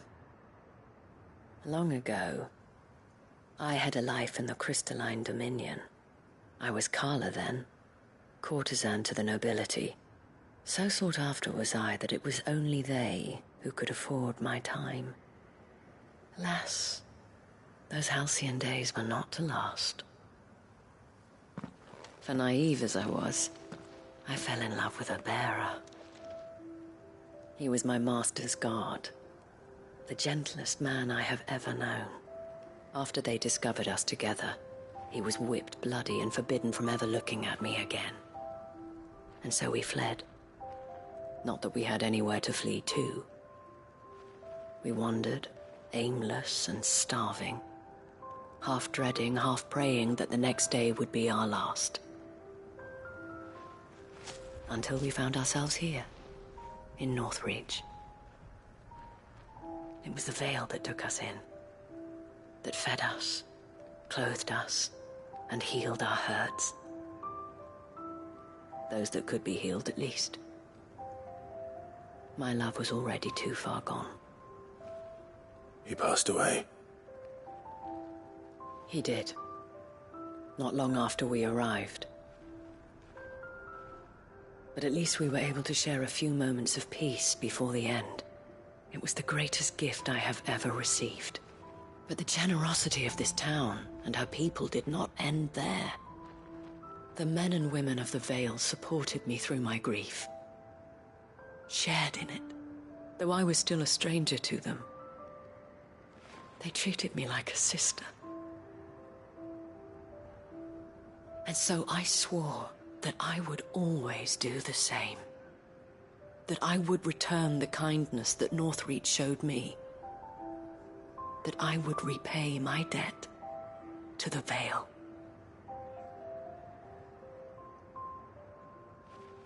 Thank you, Isabel, for sharing this with me.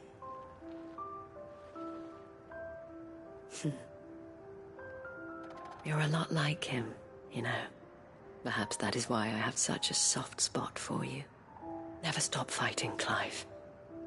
And I shan't either. I know that it will not be easy to keep Northreach together. But our efforts will be rewarded. Just look at us now. The people, the soldiers, even the Duke of Oriflamme and his daughter, all united in defense of this town that we have come to call our home. And what of you? Can we count on your support too? Always.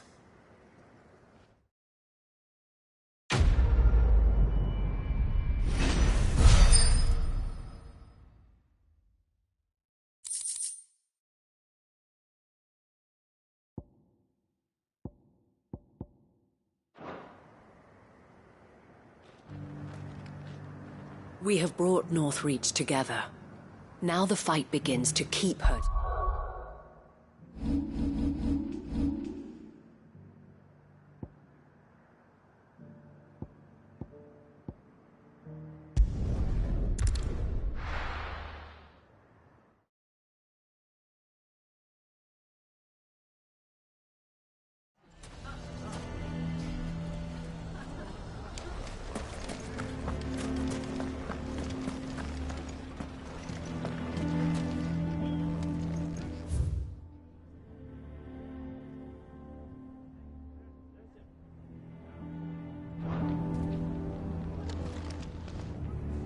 Here to help me pack?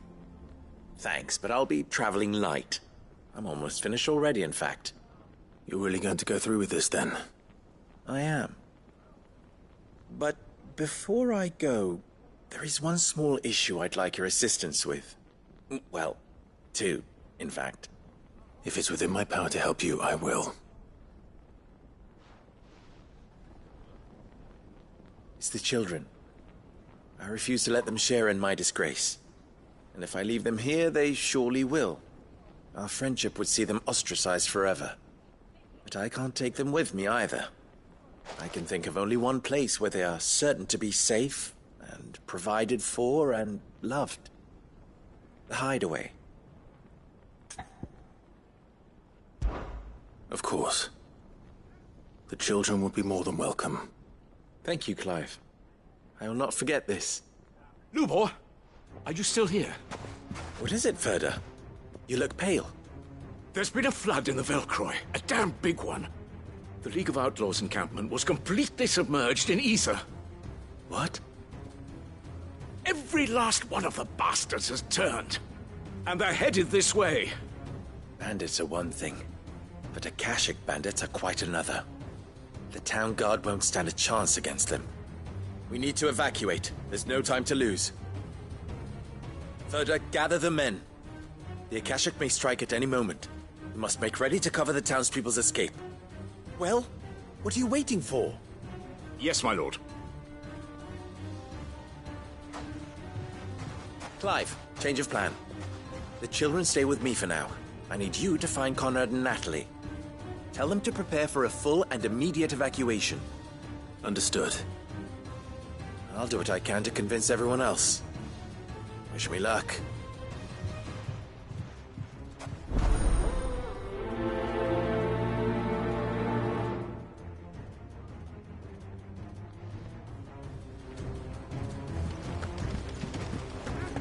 You have to listen to me. They're coming. How long do we have to Why do they always have to make such a... Huh? What's the commotion? That snake spitting his lies again by the sound of it.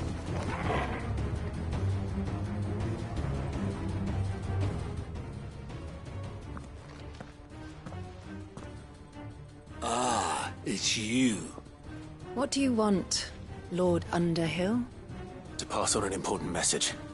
There's been an ether flood out in the Velcroy. The camp where the so-called League of Outlaws were gathering has been swallowed. They're no longer just bandits. They're Akashic now, and they could be here at any moment. You need to begin preparing for a full-scale evacuation right away. Oh, do we? And who was it who gave you this disturbing news, might I ask? Lubor, perhaps? The man spreading the same poison out in the square as we speak. You may believe his lies, my lord, but we know better. But why would he lie about something like this? Some twisted attempt at revenge, perhaps. If he had not been unmasked, he may well have been elected our leader. A great honor for one of his kind. One he might well feel aggrieved at having been denied. Lord Underhill, forgive me, but it has become all too evident where your sympathies lie. Lubor cannot be trusted, and neither, therefore, can you. You may not trust me, but for the sake of your people, ask yourselves if there is any chance that this is true. There isn't. You can be certain of that. Now be off with you. You're making a mistake. It's no use. They're not going to listen to me. We'll just have to do what we can without them. I should speak to Lord Ferda. Listen to me. They're coming. I think we'd better shut up. What's Lubor raving about now?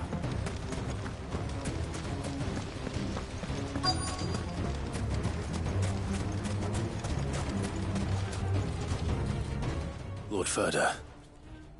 Sid, what's wrong? I went to warn Conrad and Natalie about the Akashic, but they wouldn't listen. They've convinced themselves that nothing Lubor says can be trusted. The bloody fools.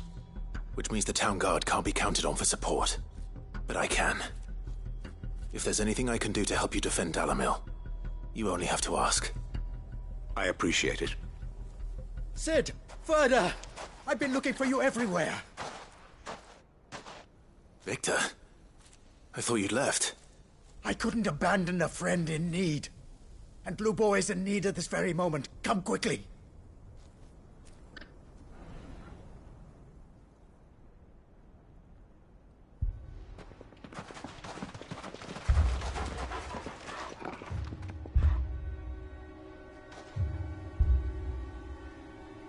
You have to believe me! The Akashic are coming!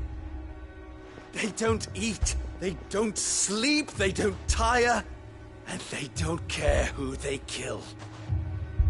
They're unlike anything that's come before. There will be no parley, no mercy granted!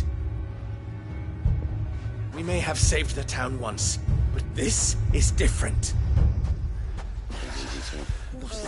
I do not ask that you forgive me, but please believe me. If you do not run, you will die. You will all fucking die!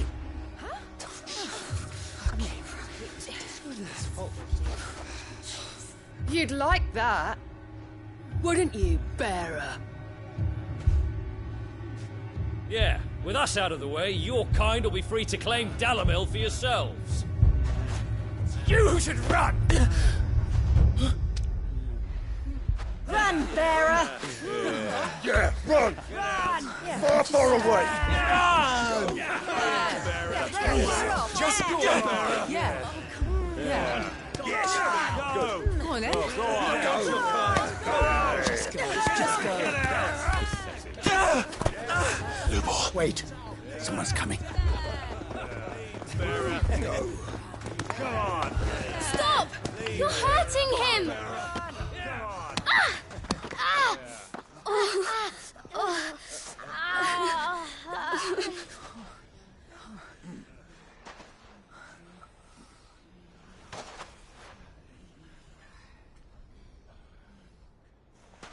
What did Lubor ever do to you? He solves all your stupid problems, and he keeps all of you safe. You know there's nothing he wouldn't do for this town.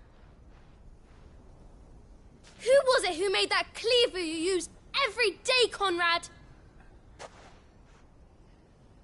And what about your counting table, Natalie? Who fixed that? Whose men make sure the streets are clean so all your boots don't get dirty? Who spends all day, every day making sure things run smoothly round here? And none of you ever say thank you. Ever. But did Lubor ever complain? Well, does he ever stop smiling? He keeps this whole place going. And you act like it doesn't even exist.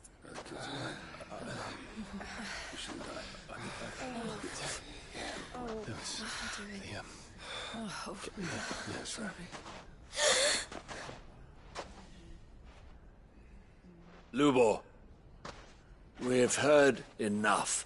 Wait! We will not run. The town guard will not abandon the very place it is sworn to protect. And I will not give up for lost the stores that we labored so hard to fill.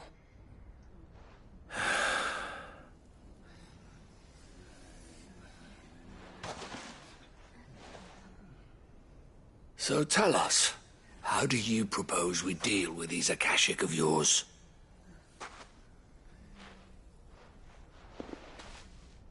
We won't run, but we will fight. All right, then.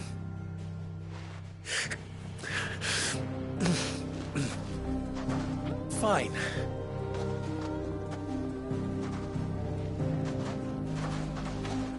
Gather round if you don't want to die.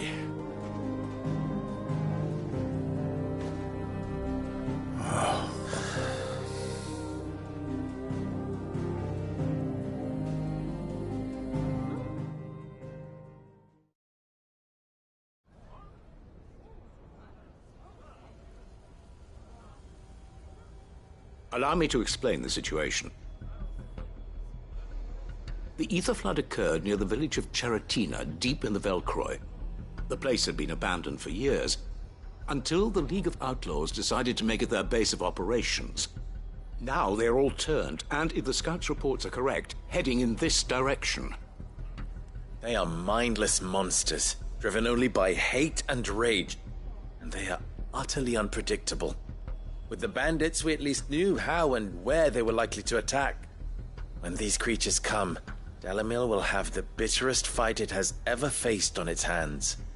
The town guard will muster at the north gate. The rest of us will take the south. Both forces will provide men to serve as scouts and messengers, ready to spread word of the size and nature of the Akashic Force as soon as it is spotted. And as soon as it has been, we will converge on its position and see that it is driven back from Dalimil at all costs. Conrad, can I count on the support of the town guard? Always. I leave the selection and coordination of the messengers in your hands, Victor. And the command of our men in yours, Ferda. If you would both be so kind. Consider it done. As you wish. Natalie, I would ask that you and your people have the townsfolk barricade themselves inside the bathhouse. And tell the merchant not to waste time securing anything beside the essentials. Preserving life is our one and only concern. As long as we survive, it doesn't matter what trinkets we might lose. Our riches can be regained. And if anyone doubts that, let it be known that the Briar's Kiss stands ready to cover any losses. Very well. I shall tell them. Where do I fit into this plan? Where else but the most perilous place of all? I would like you to travel to the home of our erstwhile League of Outlaws, Cheratina itself. The main host is most likely still there, and Dalimil will not be safe until it is eradicated, root and branch. A little gardening. How pleasant. I doubt it. I have a feeling these weeds will be particularly stubborn. Luckily, so am I. So you are. All right then, we all know what we have to do. Now it's simply a matter of doing it. For Dalimil.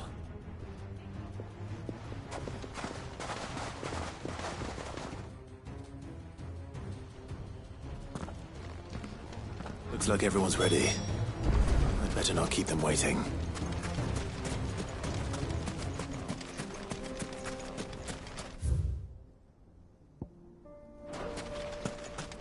Good. That will keep some of them out. Any man sighting an Akashic is to raise the alarm immediately.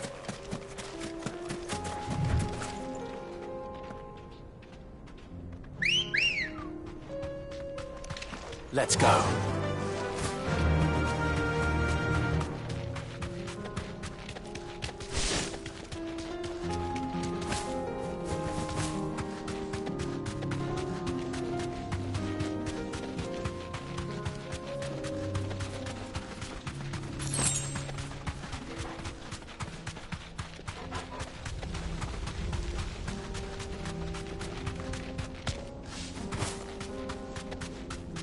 There's the flood. But what's waiting for us inside?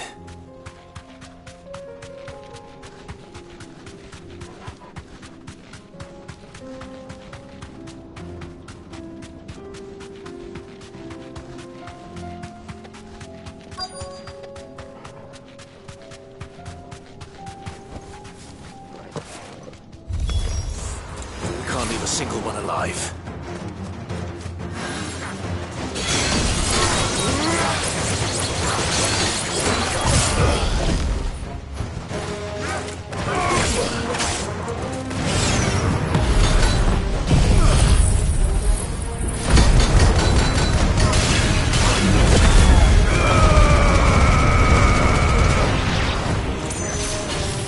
Let darkness fall!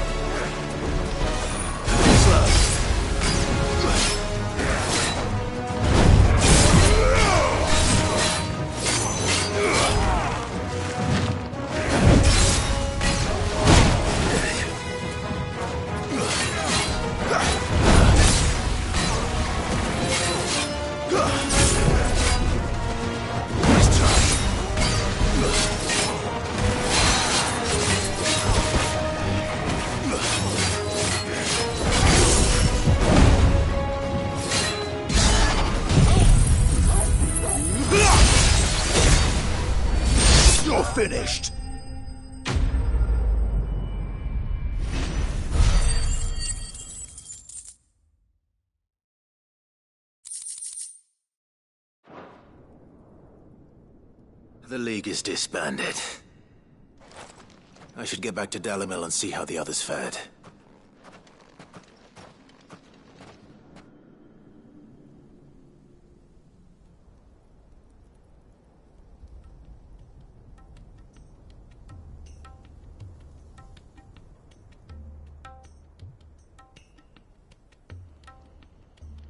All the Akashic we were able to find have been dealt with. Seems that might be the last of them. Last of them here, perhaps. Lubor, Sir Clive has returned. Clive! What news from Charatina?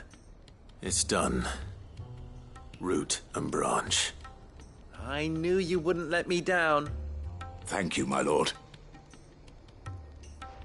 Friends, the Horde has been driven back. The Akashic have been defeated. And we need not fear the arrival of any more, thanks to Clive. Victory is ours. We bloody did it! We saved Dalimil. Lubor, allow me to apologize. After all you have done for this town, we should never have doubted you. But we did. And for that we are truly sorry. We only hope that you can forgive us. We need you, Lubor. Dalimil needs you. So, if you would still like to be considered for the position of mayor, you have our backing. You do remember that I'm a bearer, don't you? We do. But that is not a stain on your character. It is a stain on ours. We thought only of what we perceived bearers to be, not what you truly are. The man who saved Dalimil twice over. I see. But I will only accept your proposal on 2 conditions. Name them. Firstly, that you will both do everything in your power to rally your people to my cause.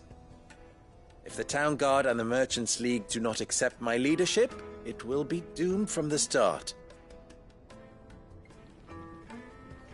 Unity is the key to defending Dalimil, and I do not doubt that we shall need to call on our combined strength again. When that time comes, I will expect us all to pull together, just as we did today. Of course. You have our word. And secondly, you will accept that if I am to lead you, the mistreatment of bearers must end here in Dalimil. Any bearer within our walls shall be afforded the same rights as any other citizen. They will not be judged by what they are, but who they are. As we failed to do, and came so close to losing everything. We agree to your conditions. And we have only one in return. That you continue to work for the good of Dalimil, as you always have. Condition accepted. Well then, it seems my mayorship is all but confirmed. Do I get some sort of special hat?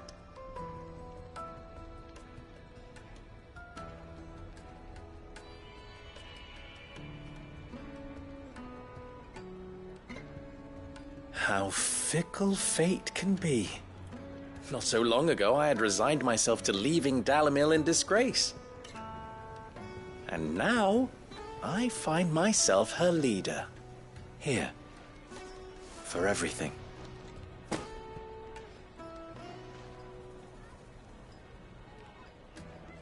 Lubor. About the children. Fear not. You are, of course, relieved of your responsibility. I would sooner face another horde of Akashic than see them brought up as outlaws. I'll make sure they're safe here. I don't doubt that you will. And not just the children, but everyone in Dalimil. I'll do my best. Can't have all your hard work going to waste.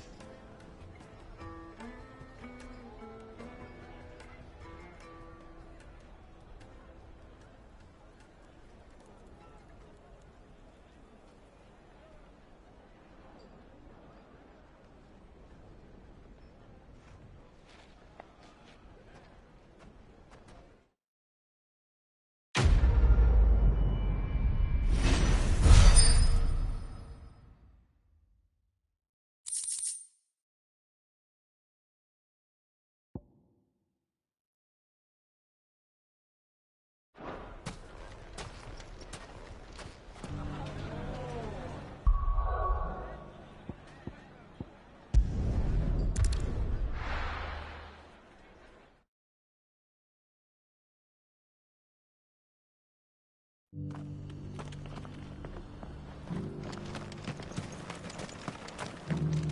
you buying or selling?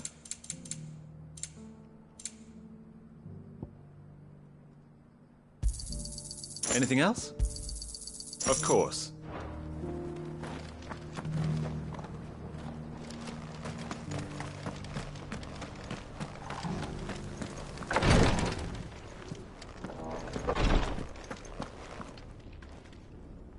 Lord Marquis, if you have a moment. What is it, Cyril? One of our brethren lately journeyed across the strait in order to pursue a new avenue of inquiry in our ongoing investigation. He sent an owl some while ago, but we have heard naught from him since. Was he surveying another fallen ruin? No. The object of his study was a savior cult that has arisen in Ash in recent years. We believe it may have some connection to the Circle of Malleus, an ancient religion that worshipped Ultima as its god. By gaining an understanding of this new faith, we hoped to learn more of the Circle's original beliefs. And so you sent one of your brothers to Ash? A continent teeming with orcs and Akashic? Fully cognizant of the risks, yes. I entrusted the mission to one of the most able of our order, the Third Chair, a master of the arts of combat and survival both. Though he has been silent for some days now, I have thus far refrained from sending any others in search of him, lest they be lost in turn. Yet, it seemed only right to inform you of the situation, given your unique experience of the perils of Ash. For as you so earnestly advised me, it would not do to abandon a man to his fate, when he might yet be saved.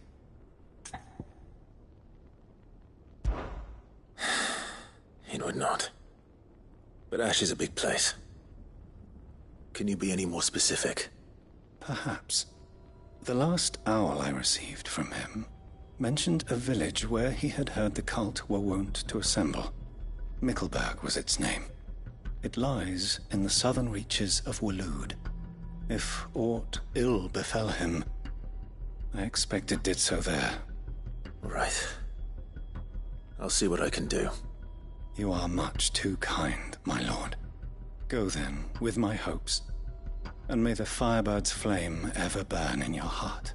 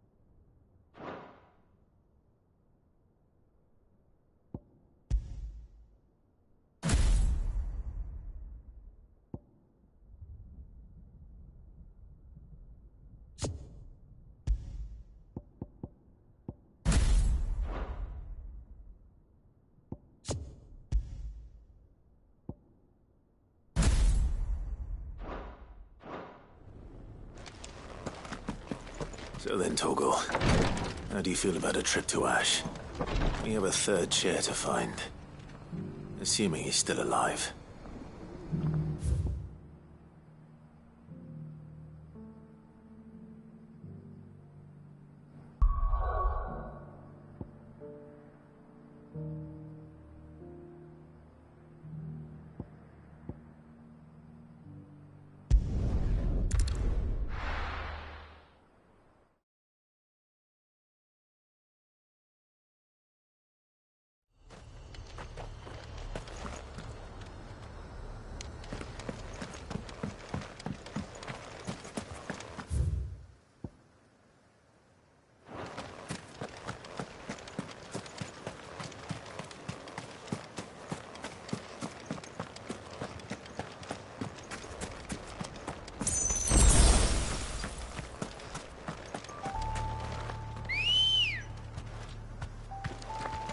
Come on. Faster!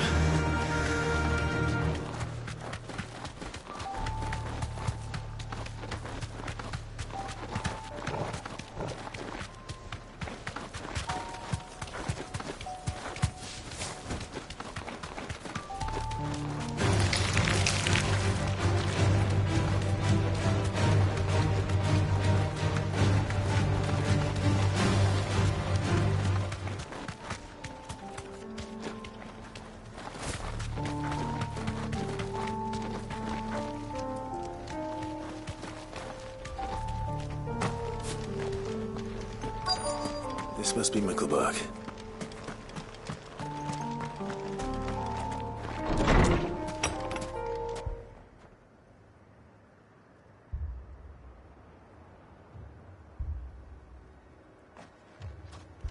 These people aren't turned. And the village seems safe enough at least.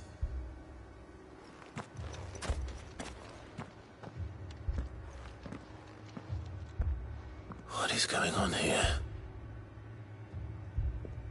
Ah.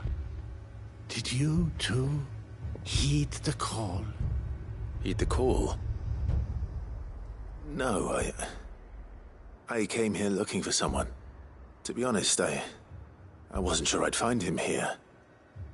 Let alone all of you. Is that so? What are you doing here? Is this where you live? It is my home. The others, they heeded the call. You keep saying that.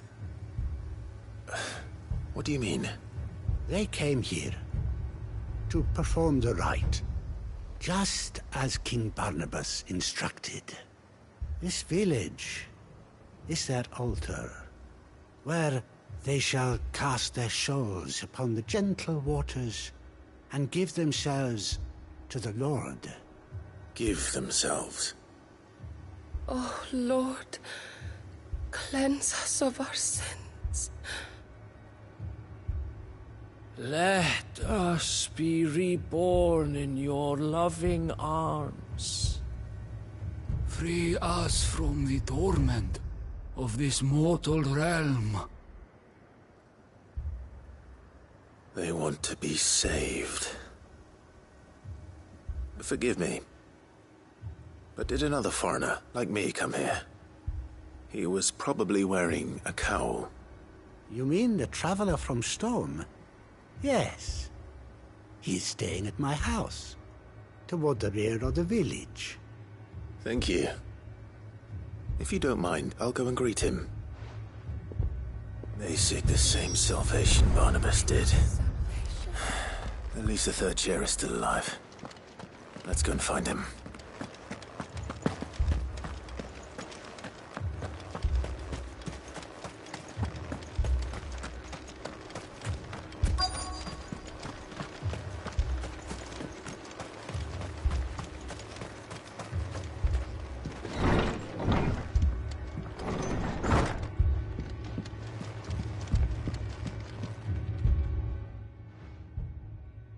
Excuse me.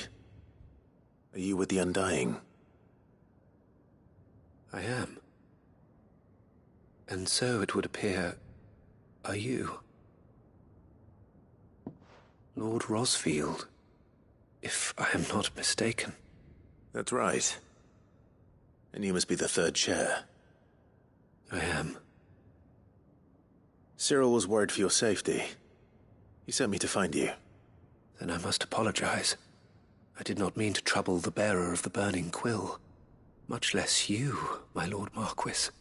He said that you had failed to report. Is there a reason for that? I came here to study the followers of this new faith. But the more I learned of them, the more my own faith began to falter. You have seen them at their prayers, have you not?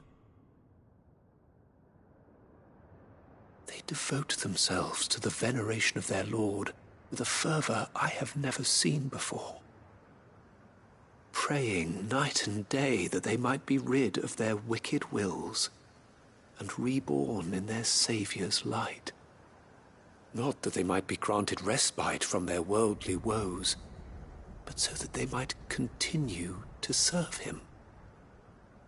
Serve him with all of their beings. I, too, swore to devote my life to the service of my lord and master, but this... 'tis different. It is more. And so I would see it through to the end. See these people safe, that they might achieve their dream. That they might do their duty to their lord. Even if it should keep me from doing my duty to mine. You do understand what their dream is, don't you? I do, my lord. They would cast aside their wills and become Akashic. I know that it may be hard to believe, but to these people, that is the very essence of salvation.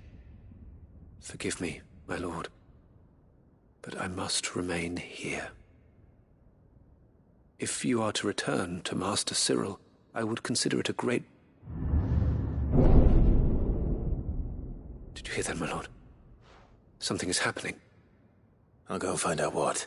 Stay here.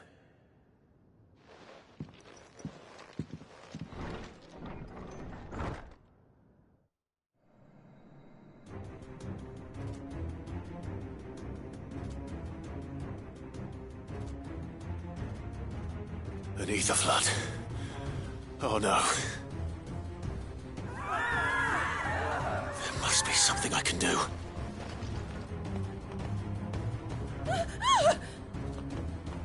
Echoes as well. Found her. Come on. Over here!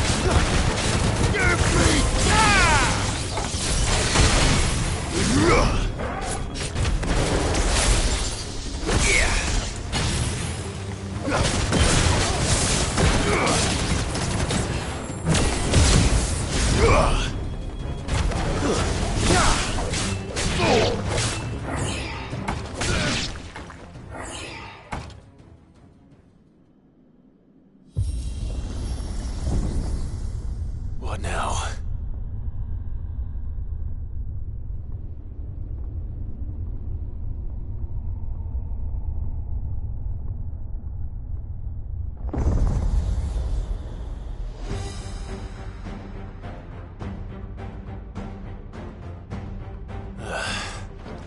We meet again.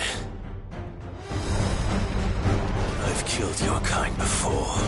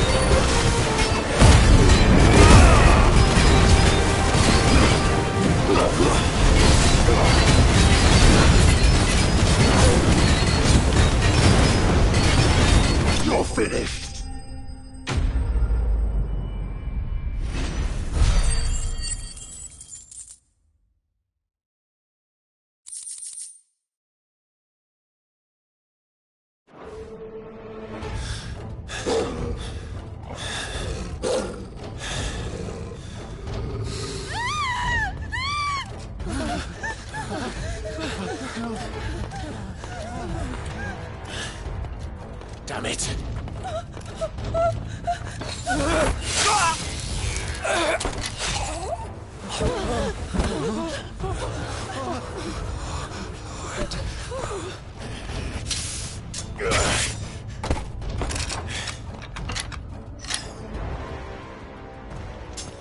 Don't you die. Come on, speak to me. I had to save them, that they might have a chance to find true salvation. By devoting themselves to the service of their Lord. Just as I did, when the Undying plucked me from the gutter and gave me a cause to believe in. A duty to serve was everything to me, and I would not deny them that fulfillment, even if they must become Akashic in order to achieve it. Forgive me, my Lord Marquis. I did not mean to trouble you with this. My findings. Could you deliver them to Master Cyril for me? Of course. Your duty will be done.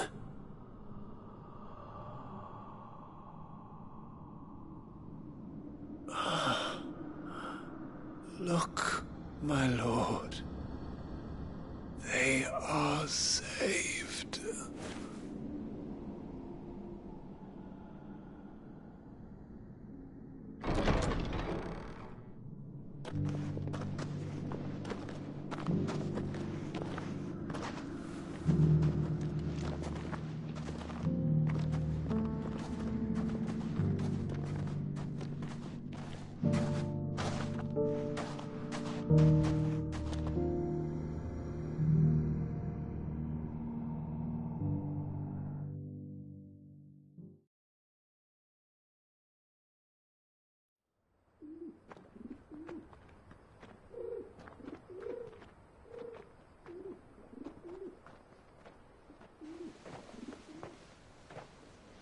They are saved. Founder. I should get this report to Cyril.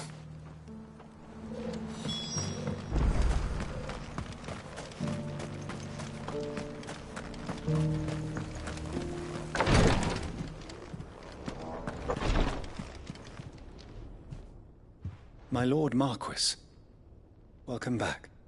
I am glad to see you hale and whole. I met with your third chair, Cyril. He bade me deliver his findings to you.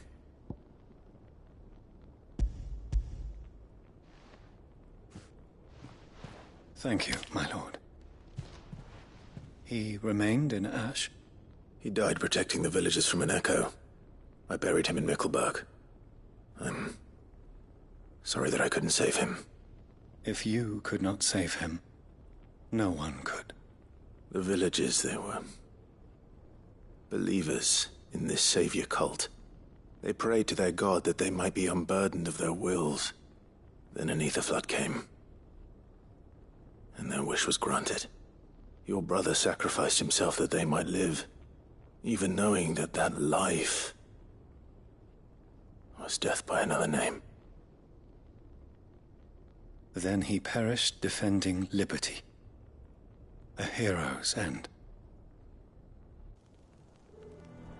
For the right to choose how one dies is no less sacred than the right to choose how one lives. Sid would agree.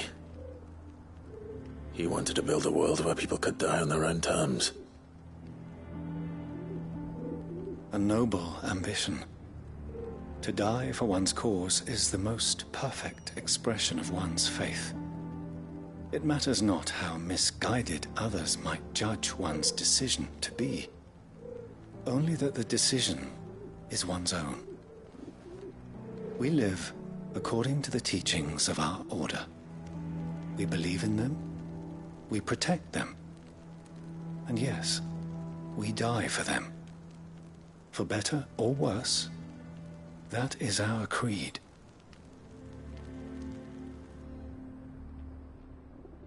But he didn't die for your creed. He died to save them. And you still believe that what he did was right? I believe that he believed it was. We of the Undying are not slaves, but willing servants. And this was his will, the ultimate expression of it. All right. I'd like to know this man's name, Cyril. To know the names of all the Undying who've fallen in the line of duty. They died serving my house. It's only right that I remember them. That is my duty. Of course. I shall fetch the Book of Martyrs at once. My lord, it has been, and shall ever be, the greatest honor of my life to serve House Rosfield. Though our duties may differ, yours is no less important. I pray with all my heart for your success. And were they here, I have no doubt but that every one of my fallen brothers and sisters would feel the same.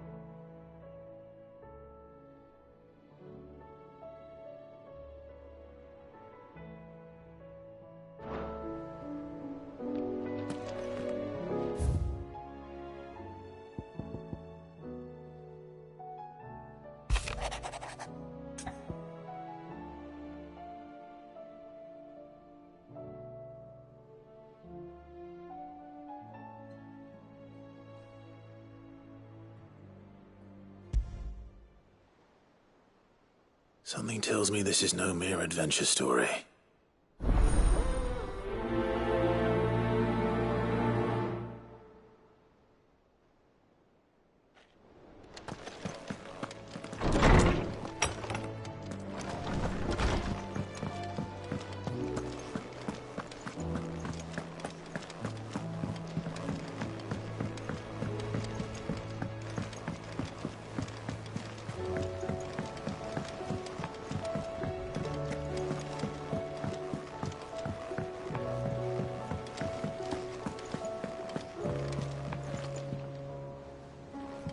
Vivian, I read your note, and I'd be happy to help you find the book you're looking for.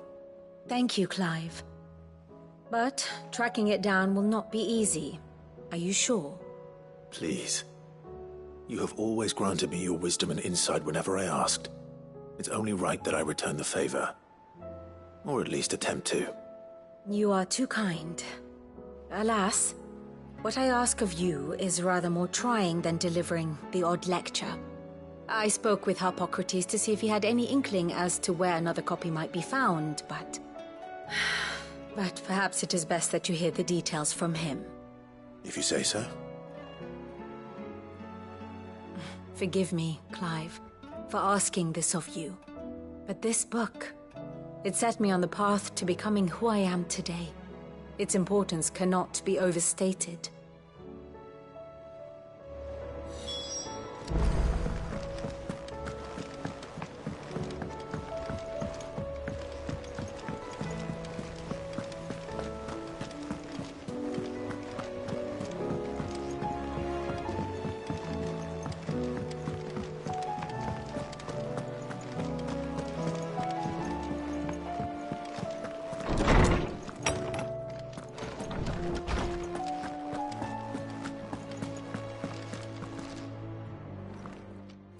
Clive, my boy. What a pleasure it is to see you. Harpocrates. There's something I need to ask you. I've been charged with locating a book called From a Distance. Then you seek a rare gem indeed. One whose name I had not thought to hear from your lips. You've been talking to Vivian. Right as always. But she didn't seem keen to tell me very much. I take it she didn't like what you had to say. And yet I gather it did naught to dissuade her. Clive, if the young professor has tasked you with obtaining a copy, I fear she asks the impossible. The executors would not allow it. The executors? Coveters of Secrets. A clandestine organization committed to the collection and intenebration of forbidden texts and technologies. One such text being the tome Vivian seeks, chronicling as it does the true history of the enslavement of bearers, a tale which could overturn the established order were it ever to become widely known. Or, so rumor has it. I've never actually read the thing, or even set eyes on it for that matter. How is it that I haven't heard of this organization? Why, secrecy is the executor's watchword. They lurk in the shadows, emerging only to seize that which must be seized, be it books, inventions, or people, before disappearing again, leaving nary a trace. Which would explain why Vivian's copy was snatched from her grasp not long after she found it. By the hand of the executors, yes. But what drives them? Self-interest or ideology? Fine question. Sadly, all that is known of the executors can be recounted in a single breath. You may just as soon ask me of their origins, numbers, or the identities of their leaders. Any answer I give would be pure speculation. Then my hunt was doomed from the first. What was Vivian expecting? That I'd pluck it from thin air? Not from thin air, no. From ash. Rumors of the executors are rife among the scholars of Storm, but rather less so across the strait. I have a friend. Well, I had a friend in the village of Garnick, a collector of rare tomes, upon which subject we would oft correspond. Alas, I have heard naught from him since the skies fell dark. And no doubt he, too, has turned. But, though he did not mention it by name, it is possible that a surviving copy of From a Distance yet rests upon one of his many shelves, quietly awaiting discovery. If you were, by some chance, able to save even a single book from the poor man's library, I know his soul would rest easier. Very well. When I next find myself in Waloed, I'll be sure to pay Garnick a visit.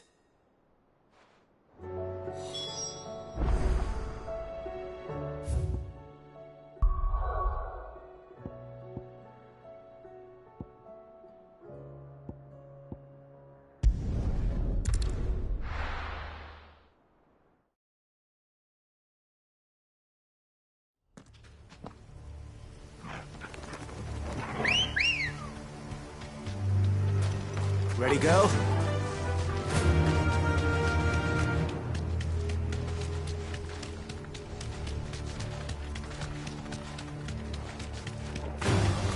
Enough of you, are there?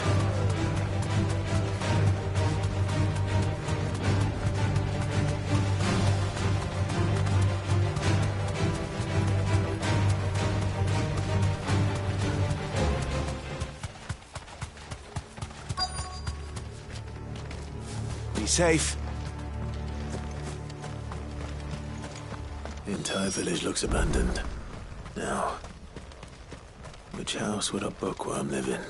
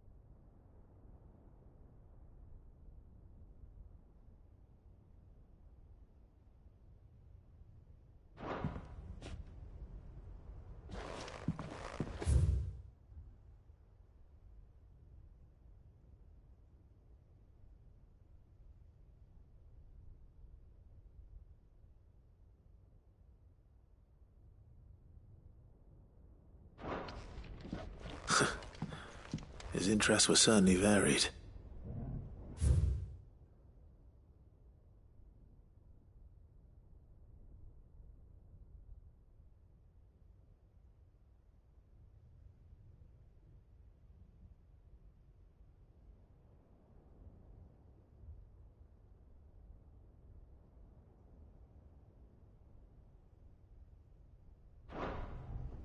This is a Royal Army logbook.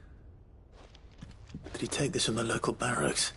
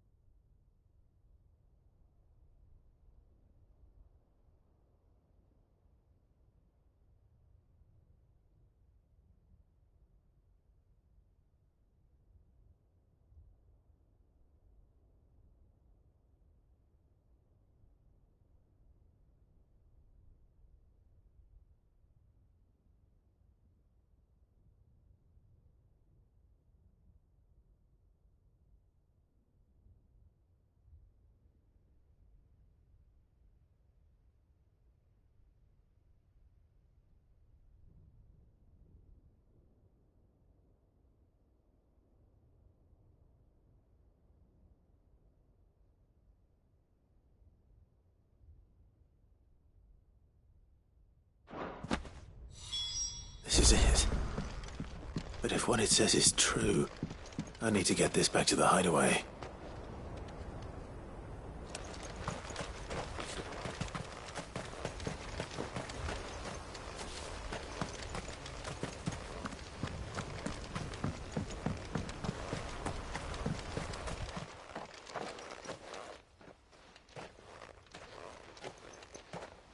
Leaving so soon, stranger?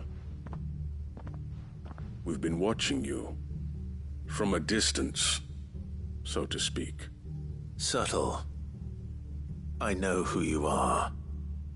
Then we need not waste time on introductions. Hand me the book. Leave it in our care and return to your life. Your care? Do you mean to burn it, or bury it? That is not my decision to make. But by one means or another, its contents shall be removed from the common record. Then I'll have to politely refuse. I won't let you erase our history. Then we find ourselves at an impasse. Very well. The book can just as easily be pried from your dead hand.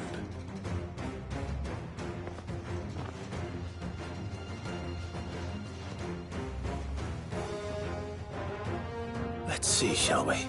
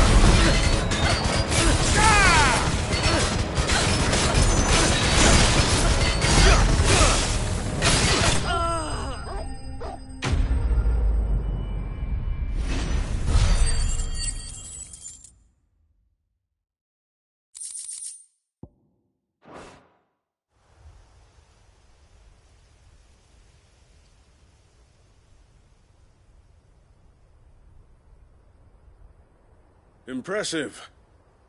But we have other means. We shall claim the book yet. Why do you want it so badly anyway? It lays out in no uncertain terms the vanity and avarice of mankind. It tells the shameful history of the persecution and oppression of a gifted few by a giftless many. Would you say that this interpretation was correct? I don't know. You don't know. Your sword may be sharp, but your wits are dull. So let me answer for you. There is no correct interpretation of history. That a series of events took place may be proved beyond a doubt. But there can be no single, immutable explanation as to why they came to pass. It is a question of numbers and of belief. If enough people believe that a set of events occurred for a reason, that belief becomes the truth. So you're trying to control the truth? We are trying to protect people from themselves, from knowledge that would bring them naught but pain. That is all. You may keep the book, for now. The world is small. We shall meet again. Until then. Wait!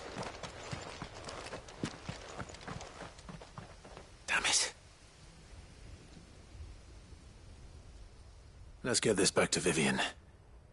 Perhaps she can explain what that was all about.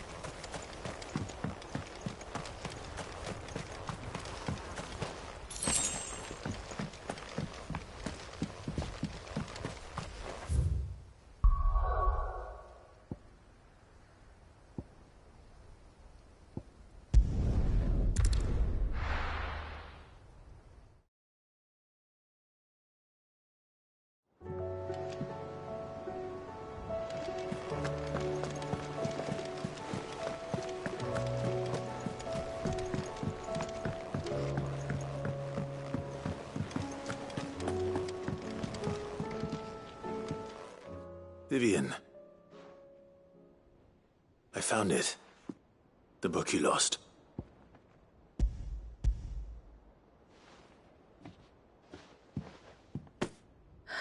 You found it.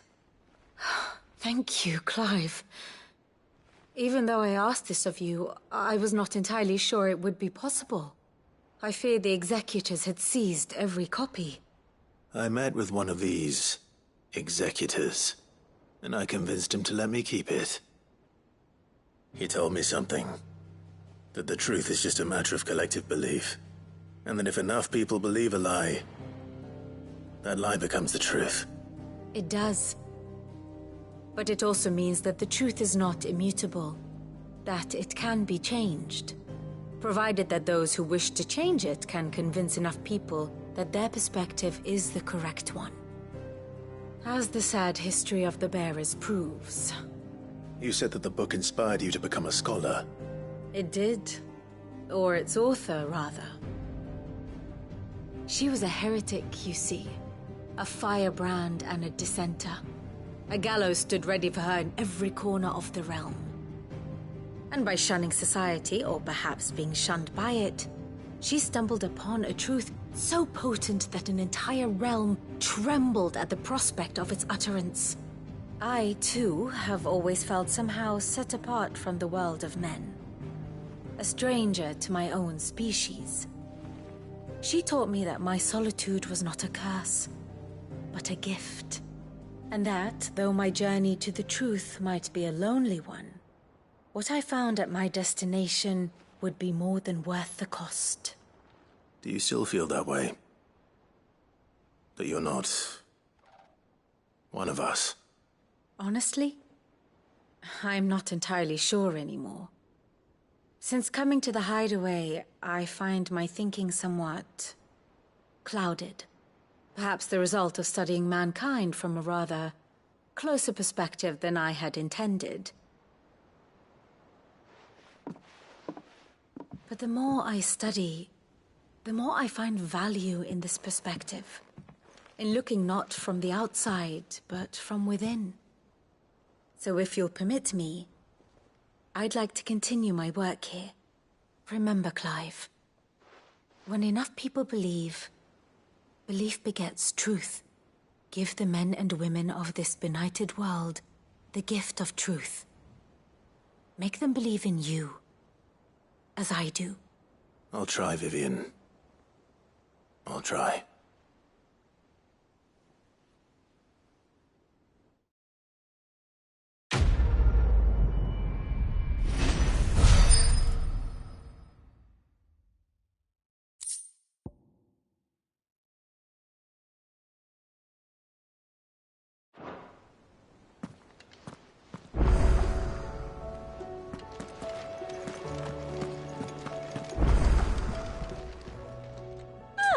I wasn't expecting you back so soon.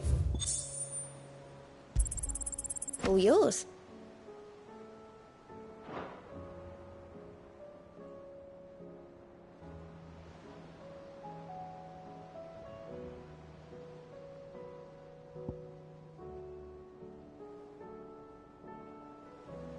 Come again. I may have more for you.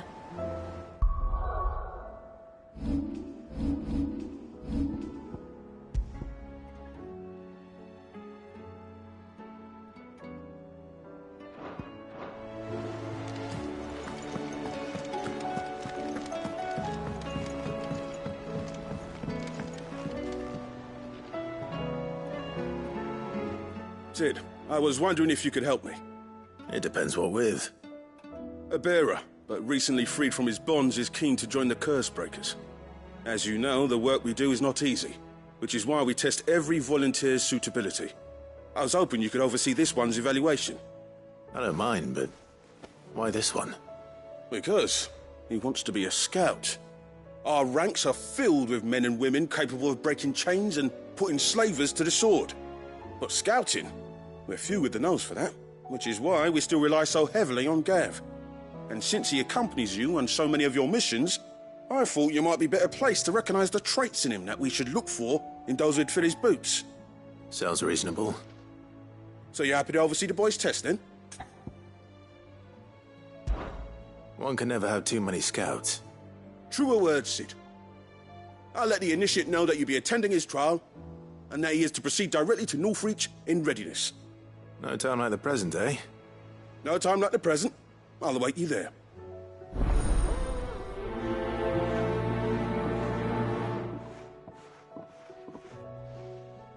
Northreach. I don't suppose they could have chosen somewhere closer.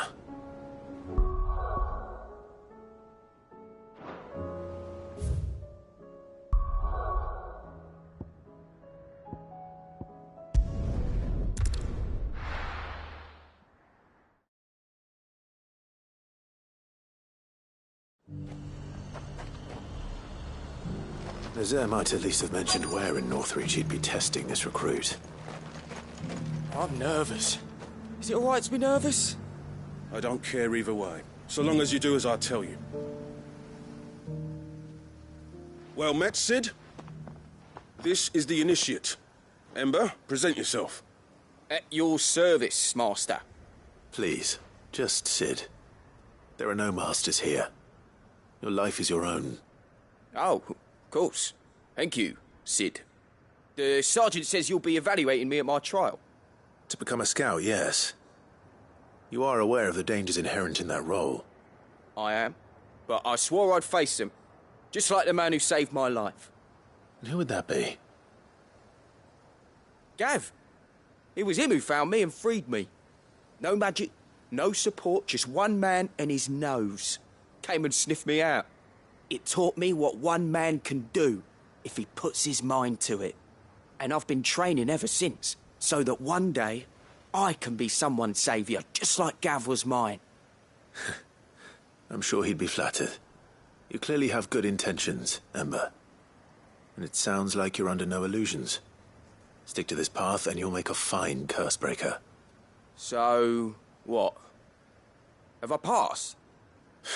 You haven't even started yet. Now listen.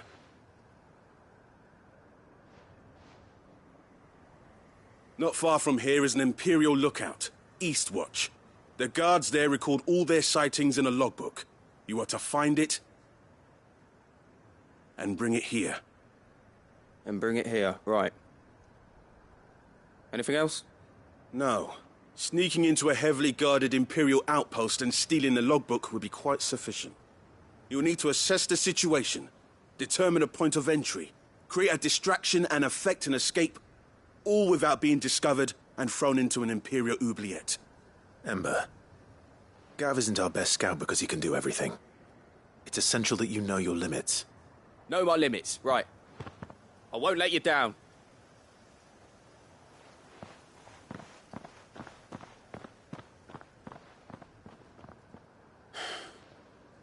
It shouldn't be as dangerous as I made out. But keep a weather eye on him all the same, would you? On my way. All right, Ember. Impress me.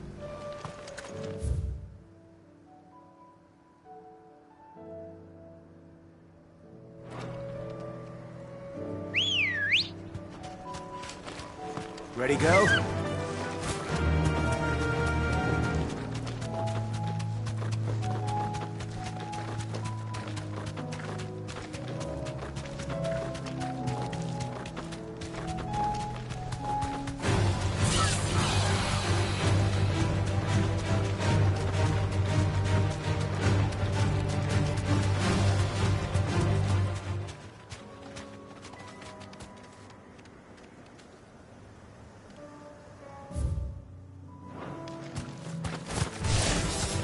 surrounded.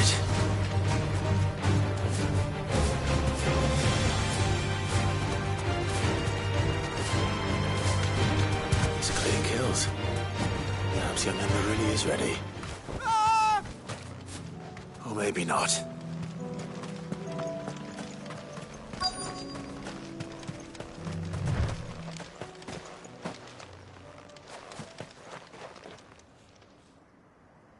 Damn it. Ember, draw your sword! I can't! Then run! If you want him, you'll have to go through me.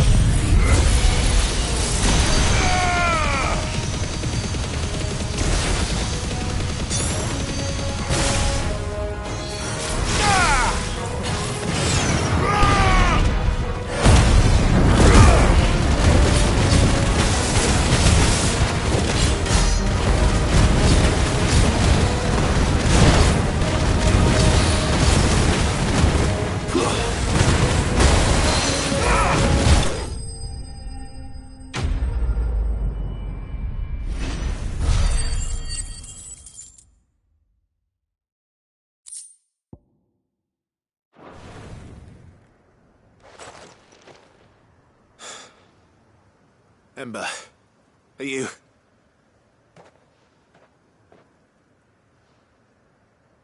Gone. Of course. Scouts really are a rare breed. Back to Northreach it is, then.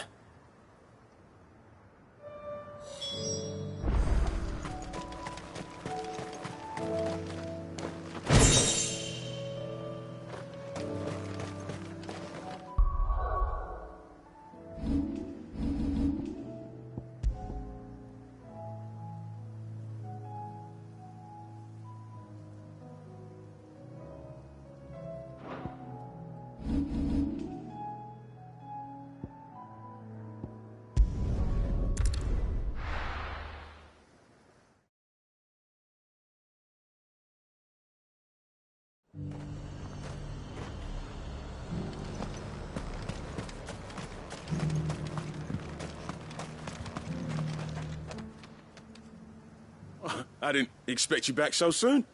Where is Ember? How did he fare? I thought I'd find him with you. He must have fled. I followed him to Eastwatch, where I found him being set upon by a wild Avis. He was just standing there. Didn't even draw his sword. I had to step in and take care of things. But by the time I had, he was nowhere to be seen. I assumed he'd set off in your direction, but apparently not. Oh, I'm sorry, Sid. I knew the boy had a nervous streak, but he seemed like... The right man for the job? I believe this is the logbook you tasked me with retrieving. Eh?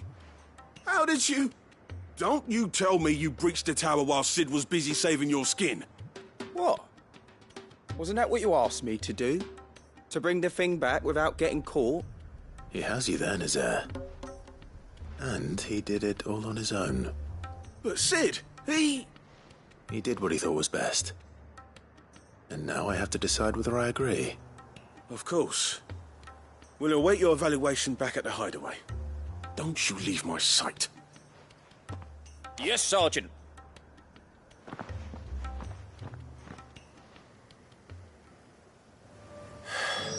This won't be an easy decision.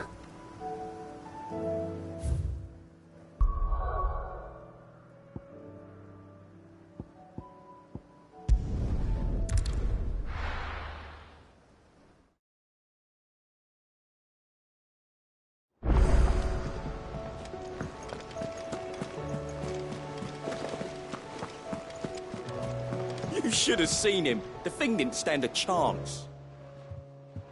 Welcome back, Sid. Welcome back, Sid. Yes. Welcome back. Trip wasn't too much of a pain in the arse, I hope. Truth be told, it was me who suggested roping you in to help with the trial. But from what I hear, things didn't go quite as planned. No, they most certainly did not.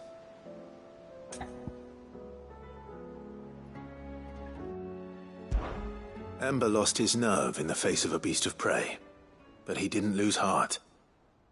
He pressed on, and he achieved his aim. And is that not what we ask of our scouts? Indeed it is. Thank you for your honest appraisal, Sid. The fact remains, however, that Ember will not always have a battle-hardened warrior on hand to pluck him from the jaws of peril. All I have gleaned from this trial is that without someone watching his back, Ember is little more than a liability. Wait, Sergeant.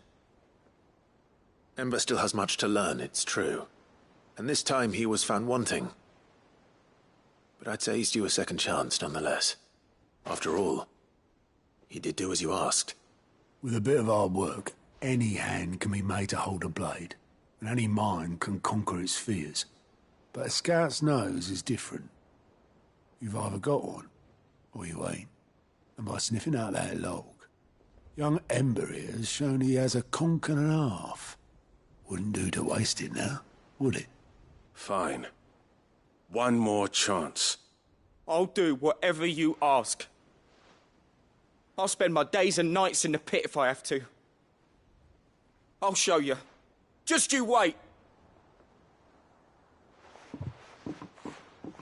Daft as a brush, that one. But his heart's in the right place. Just like someone else we know. And if you ask me, we've been leaning on him for far too long. That time the curse breakers took some of the weight off his shoulders, I reckon. It couldn't hurt. Just don't tell Gav I said so, will you? I won't have him thinking he's been hard done by. Next thing you know, he'll be asking for a day off. Chance would be a fine thing. Back to work. Forgive me, Sid. This did not play out as I expected. Things really do these days. But that's why we need men like Ember more than ever. Men who can make the best out of a bad situation. Remember that. I will, Sid. Thank you.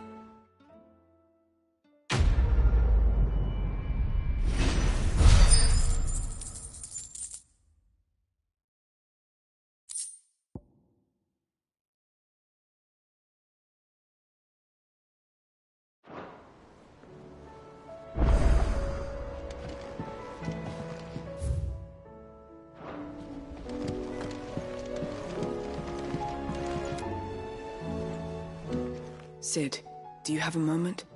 By all means. It's my old master. Seems there's no escaping her. She found some way to send me a letter. And something else. Records from a Waluda prison. Seems they were keeping a lot of bearers there. How did she come by such a thing? Finding bearers always was her strong point. And it seems the cells of Balmung Dark are full of them. Foreign captives, the masterless. Bearers no one would miss.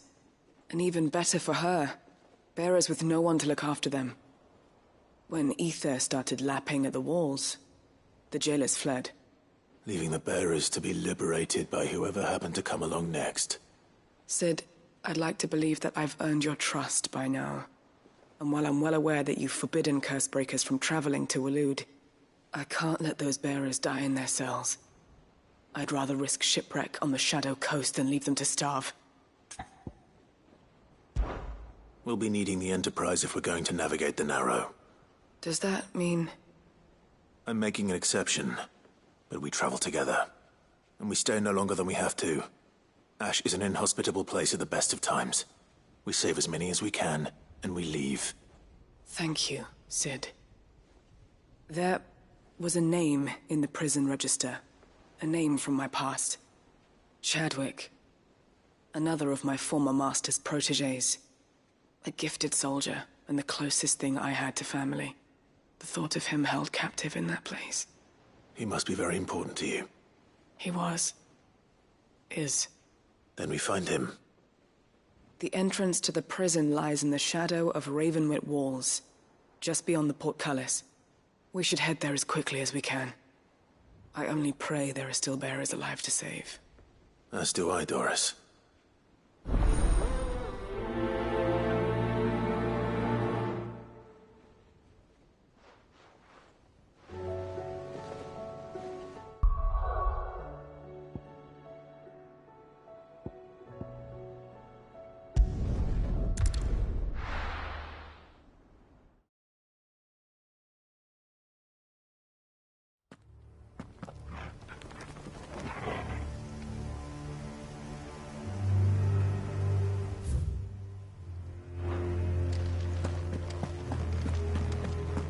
Doris is waiting for me near Balmung Dark. The longer she's out in the open, the more likely she is to be found by a Kashik. I need to hurry.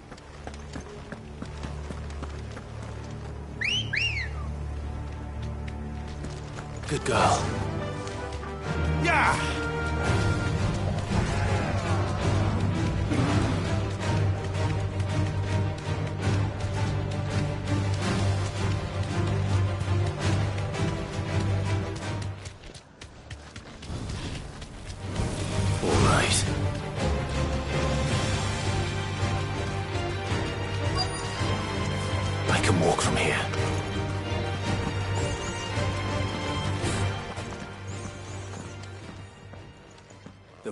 I take it.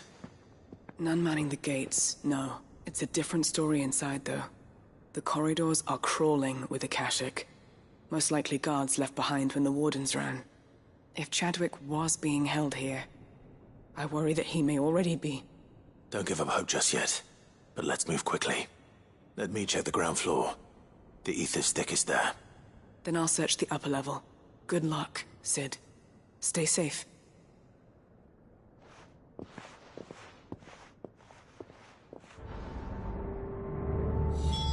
Just how bad are the floods inside the walls?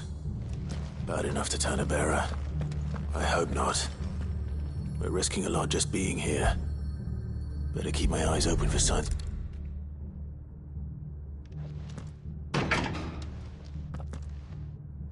Locked up tight.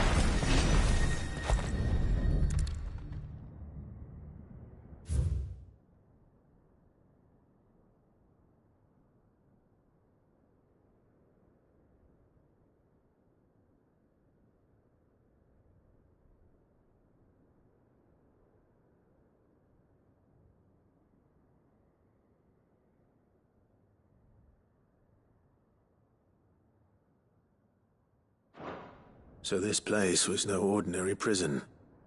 And I doubt they'll have taken the creature with them when they fled.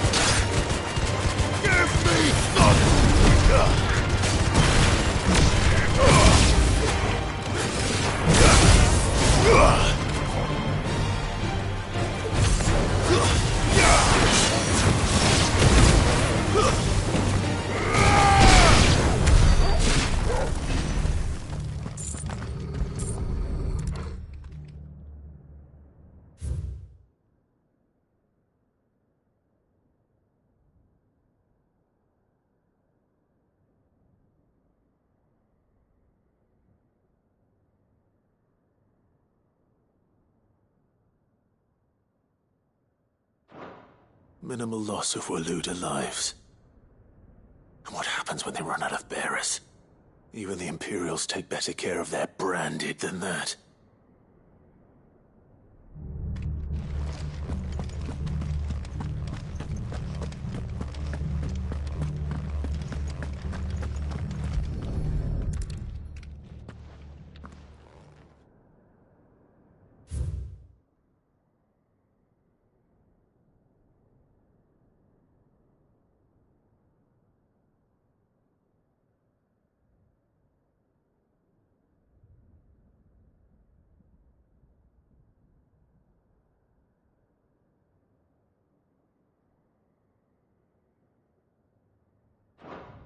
They were feeding bearers to it. This is even worse than I'd feared. Nothing but a caching down here. Hopefully things are looking better upstairs. I should go and see how Doris is getting on.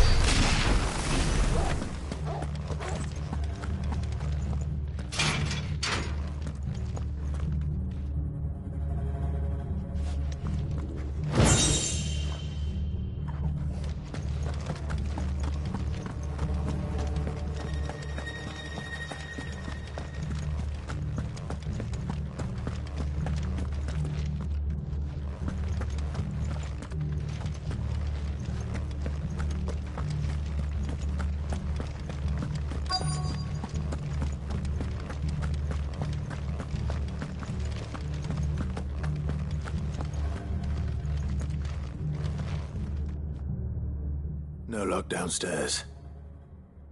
But I did find out that this place was more than just a prison. Something far more sinister was happening here. I know. I've been reading some of these documents and... it can't be true, can it? Bearers die every day in service of their masters, but this is so much worse. Pitting bearers against a wild beast armed with nothing but their wits? And all in order to bring about more death. And not just those who could fight, but the elderly, children even, and those who wouldn't or couldn't were disposed of. Whatever that means. I'm afraid it means they were fed to the monstrosity they kept here. Then we're too late. And I was a fool to bring you here. Don't say that. Did you find anything else? A key. But it doesn't fit any of the locks on this floor. Perhaps it will fit one of the doors downstairs. There's a corridor I haven't searched yet. Finish up here, then come and find me when you're ready. All right. I'll be there in a moment.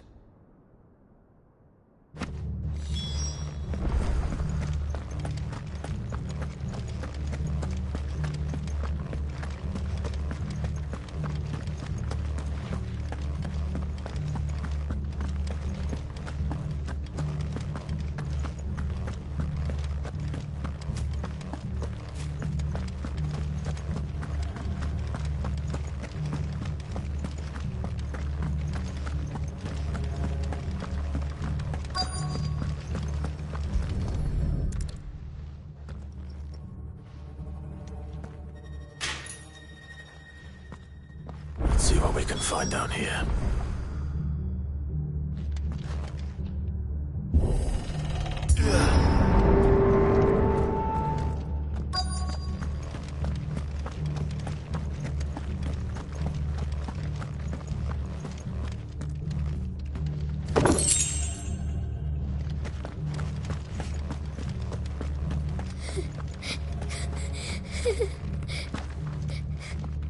A survivor. And she sounds close.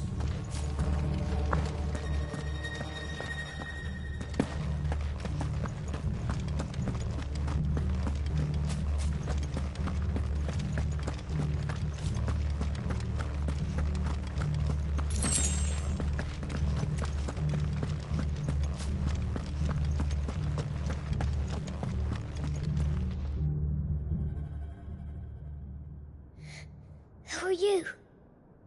There's no need to be afraid. Are you alone? Are there any other survivors? Some of the guards. They're still here. But something's wrong with them. Everyone else was eaten by the monster. Of course there were. Thank the Founder. It was worth our coming. But I'd rather we didn't linger. Are you ready? Ready when you are. You poor thing. He must have been terrified.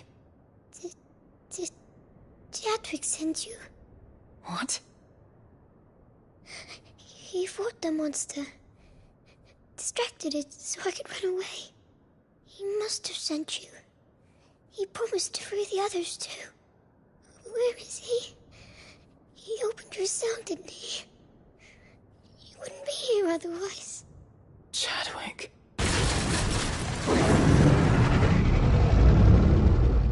Was that? Monster's back!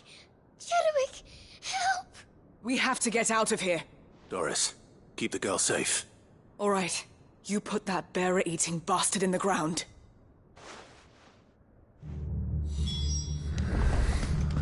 We have to run. You're safe now. We won't let it... It's out there waiting for me. I can't let it live. Not if it's got a taste for bearers.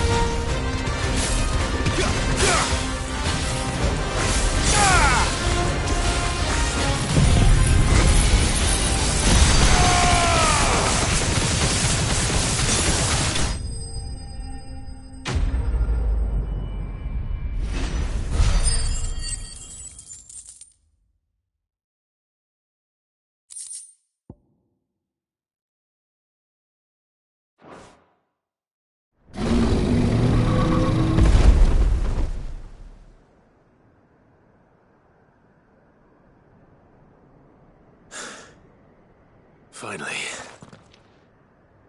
Sid, are you hurt? I'm fine. I think.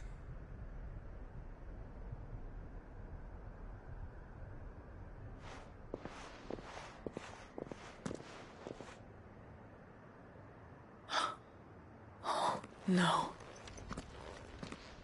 What is it? A diary. I gave it to Chadwick before we went our separate ways. He was here. Do you think that creature? I'm sure he fought bravely to the last. The girl is safe thanks to him. Chadwick. You fool. Come on. We have to get her back to the hideaway. We don't want his sacrifice to have been in vain. No.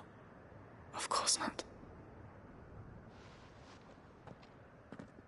I'll see that she's looked after from now on.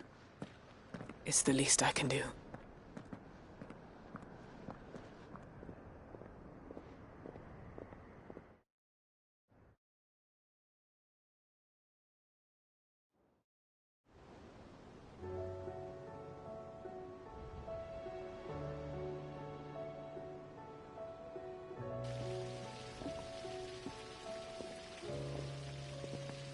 From what I hear, you've barely left the girl's side in days.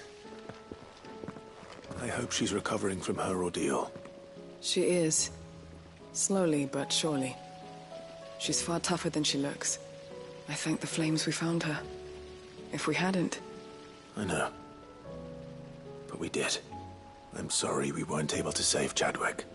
There's no need to apologize. Without your help, I would never have found out what happened to him. How he fought to the bitter end to save her. To save Haida Marie. That's the man I remember. The man I thought of as a brother. I wish I could have met him. I'd like to hear more about your past. If you don't mind, that is. Of course. You already met my former master. She trained Chadwick and I to do two things. Kill and obey. We were supposed to be sold to the highest bidder when the time came. But no bid was ever high enough to convince her to part with us. For years we were her daggers in the shadows. But we could never quite shake our doubts about the things she made us do. And then, one day, we just couldn't do them anymore. So we escaped. But staying together was out of the question. They would have found us too easily. After so many years of training, the pull to serve was always strong. It scared me to think he might have taken another master, become a dagger in someone else's hand. But even in captivity, the battles he fought were his own. And he died not as someone's tool, but as a hero. Haida Marie is proof of that. Bearers can cast off their shackles. And the curse breakers will show them how. I'll fight until my dying breath to see it done. For Chadwick, and for all of us. Thank you, Doris. We'll be counting on you.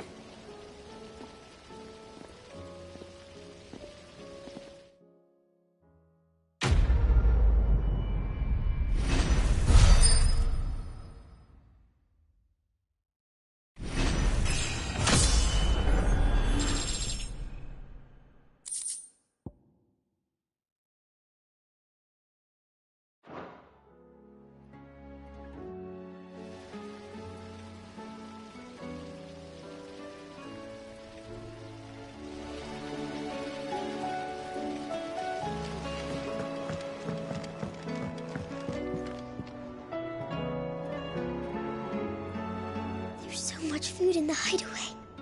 Sometimes, in my cell, my tummy rumbled so loud that Chadwick would sneak me some gruel from his bowl. I miss him. He would have liked this place.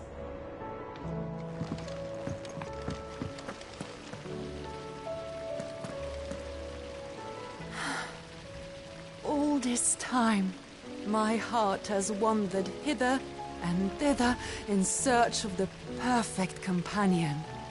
When all along he was here, standing right beside me.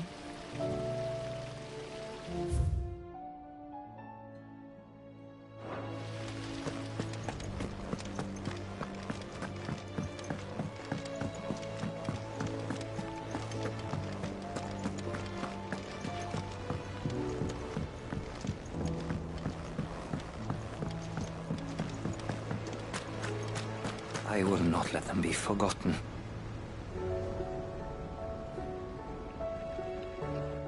Sid, may I have a moment? Of course. It is an honor to finally speak with you.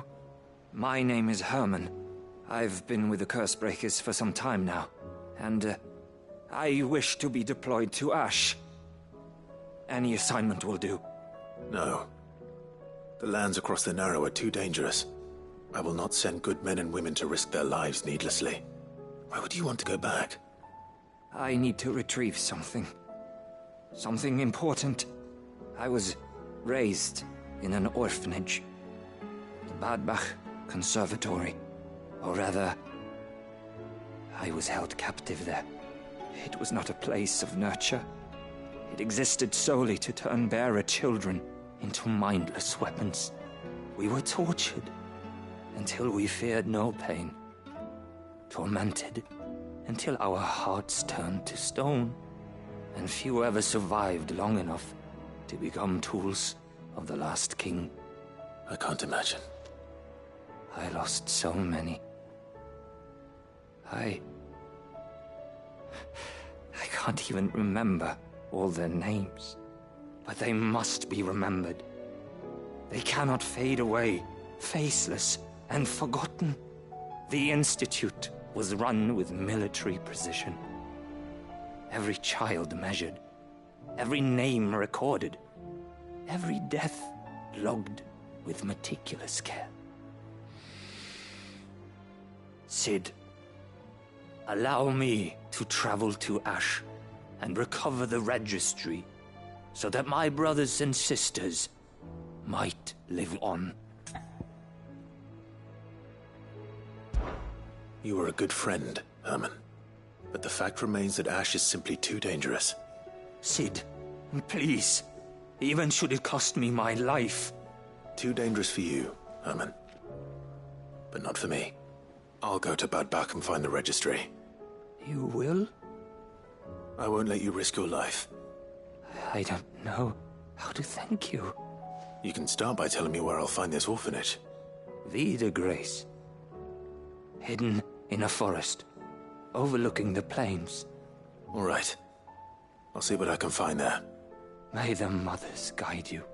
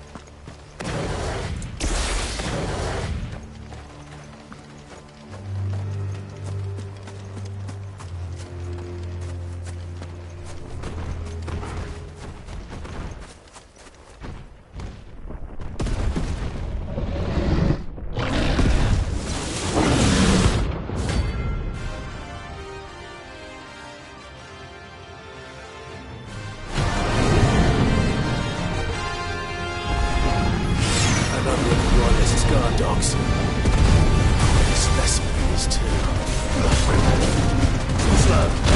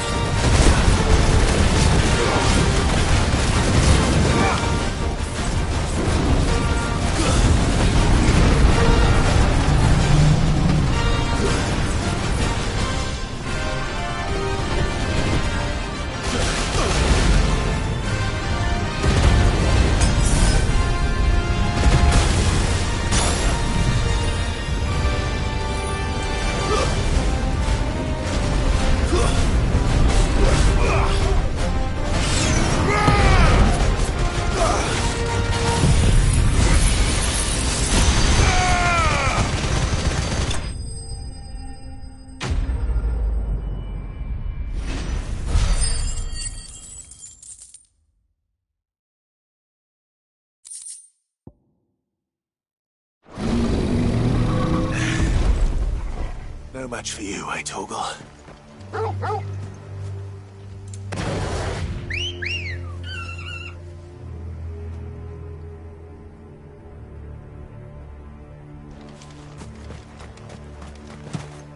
Let's go. Fly, Ambrosia.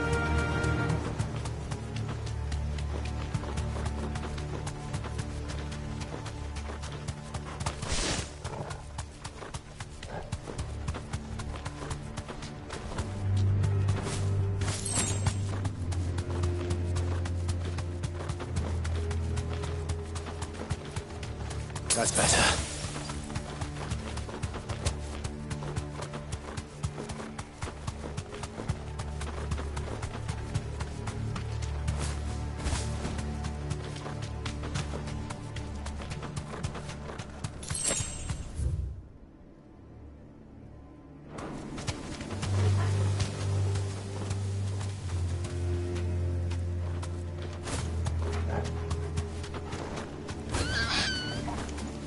Straight home now.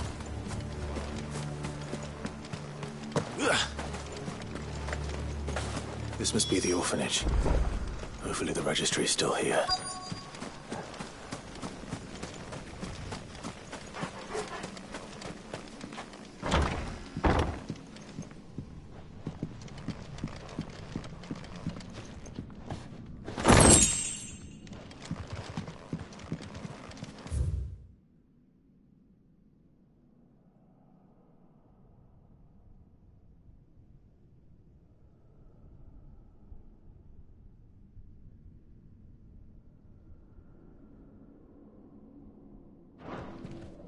Disposed of.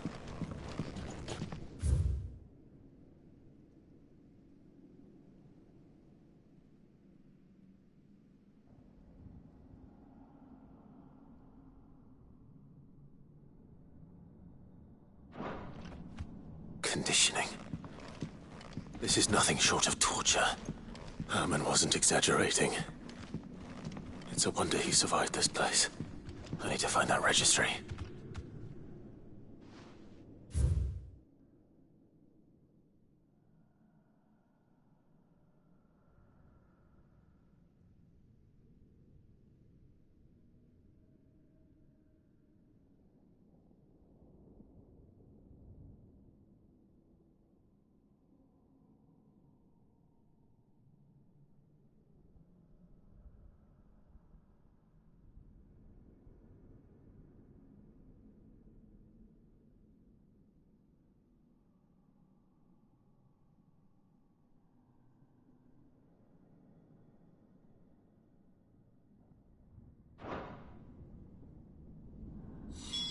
This reads like a suicide note.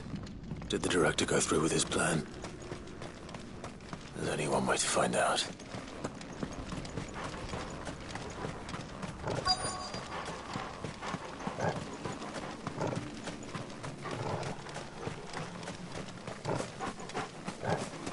A forked white tree. This must be the place.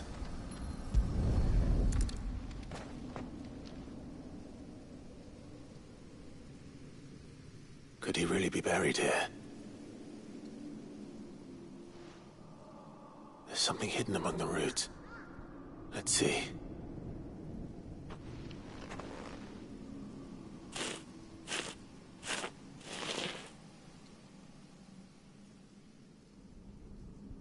This must be the registry.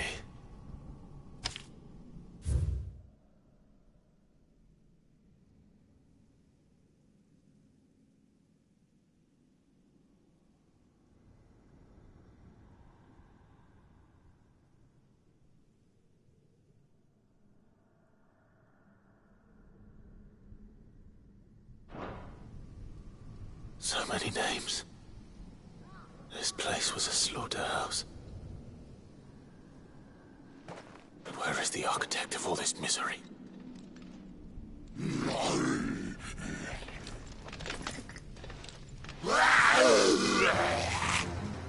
It was only a matter of time, I suppose.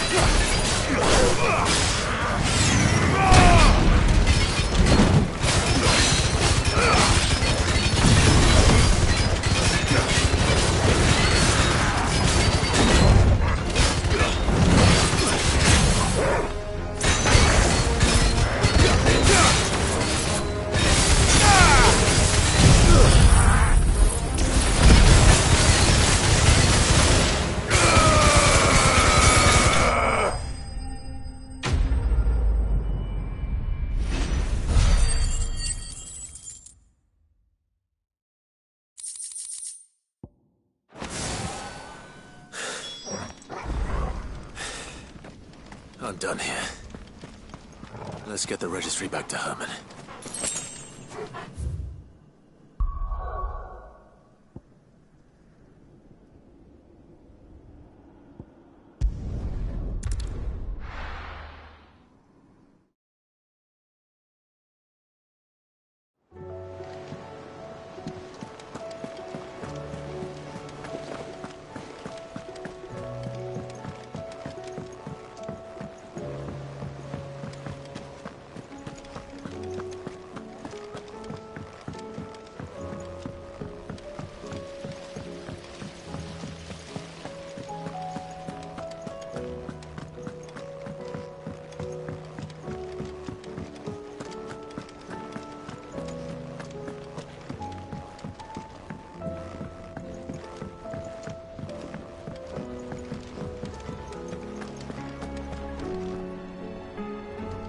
I hear that you traveled to Ash, Cid. Did you by any chance recover the names of my fallen friends? I did. Yes.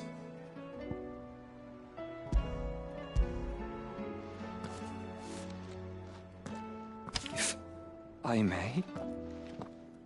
The bearer registry.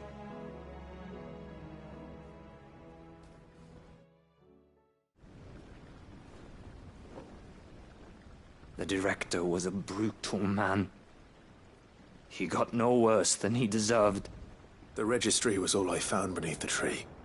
There was no sign of a body. Nor any record of what happened to the children after the orphanage closed. I pray that at least some of them survived. All their names are here.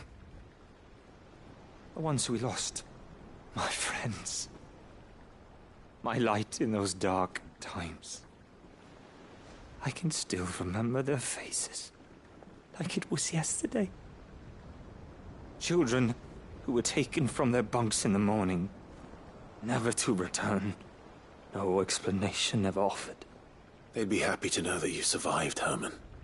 But why did I make it out alive, when so many others died in that awful place? It's not your fault. And blaming yourself won't bring them back. Honor their memory. See that their names live on. That way, at least. They're never truly gone. Thank you. Cid, I'm going to write a book. An account of the horrors of Badbach, and the spirit of those its custodians sought to crush. All of Valisthea will know of our suffering. And in the name of those I lost, I will not let it happen again. Neither will I. These records would have been buried for all eternity, were it not for you. Thank you.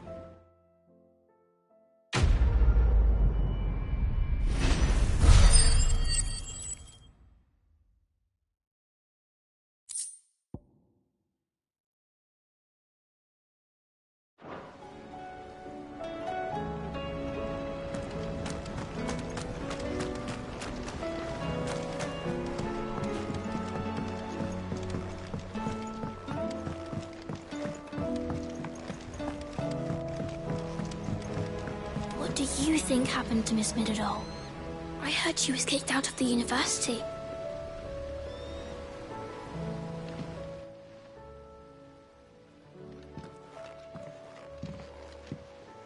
Cid! You have to help us! With what? You didn't take apart another of Mid's contraptions, did you? No. Well, yes. But that's not what we want to talk to you about. It's Miss Middledore. She's been acting strange. Very strange. She's barely ever around. When she is, she acts like we aren't even there. Her head's in a crowd. In the clouds. That's what I said. In the clouds. Well, she does have a lot on her mind. When did you last see her? Not long ago. Right after she got back from saving you from Stonear. Then it's probably just about the Enterprise. It did take quite a battering on the way there and back. You didn't break it, did you, Cid? You really should be more careful around Miss Middledol's inventions. Oh, don't listen to her. Even if you did break the Enterprise, you could put it back together, couldn't you? But who's gonna put Miss Middledol back together? She seems really sad. Why don't I go and see if I can cheer her up? You do that? For us? She's in her dungeon. Don't scare him. It's not a real dungeon. Thanks for the warning.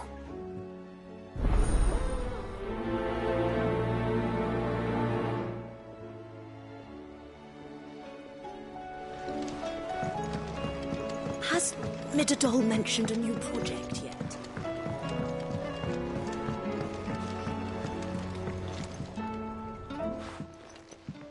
Mid, if you have a... That's it! I knew it! The answer was right here under my arse all along! If this doesn't steer to the skies, nothing will! To the skies? You aren't trying to give the Enterprise wings, are you? What else would I be doing? The children seem to think you're avoiding them. They're worried about you. Is this really so important that you need to shut yourself away from everyone? The Enterprise is already the fastest ship in the realm, and that's with the sea beneath her. But what if she weren't bound to the waves? What if she weren't bound to anything at all? It's not fair. The gods get the skies all to themselves, so I'm gonna do something about it. The Fallen had their chance, but they relied too much on magic. And see where that got them? But not me. I've discovered how to do it without. Well, almost. First I need to make a prototype. And is that a one-woman job? Are you volunteering? I'll have you know the Enterprise is my baby. But if a godfather's offering to lend a hand, I'd be happy to take it. First, I'll need oil, and not just some old drippings from Miss Molly's spits in the Tub and Crown. Refined stuff, like they make in Ordil. Then I'll need some bone, or shell. Light, strong, preferably no longer attached to the beast it belongs to. If it's beast bones you're after, I'm sure the curse breakers will know where you might find some. No, they'll know where you might find some. You're the one who offered to help, remember? I should speak with one of the curse breakers before I set off for Old Hill. See if I can't find this bone while I'm there as well.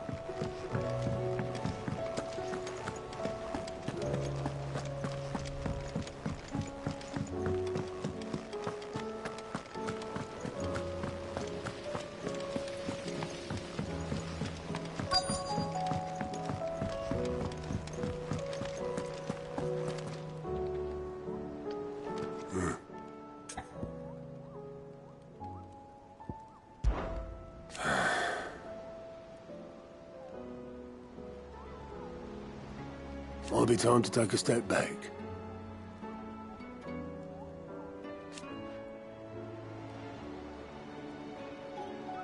But if it weren't for Sid...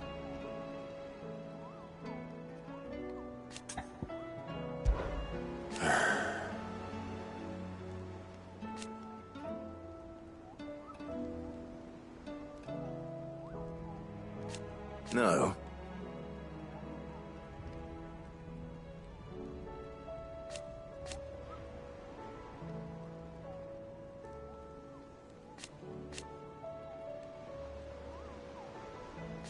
Is that right?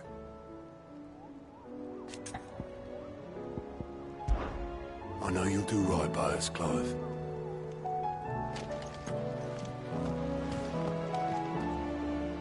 All right, Sid. Come to buy us around, have you? Only if you earn it. Mid needs a piece of light but durable bone for her next project. You've encountered your share of beasts on your travels across the realm. Any ideas? Most bones are the same. Whack 'em hard enough and they'll break. If it's durability you're looking for, shell will serve you better. You know what an adamantus is? I do. And I know to give them a wide berth. Will any old adamantus do? Well, with shells, the older the harder. There's a rumour of an ancient adamantus down in Karava, near Old Bidza, or what's left of the village anyway. But don't expect to make quick work of the bastard. There's a reason it's lived as long as it has. I'll keep that in mind. Thank you.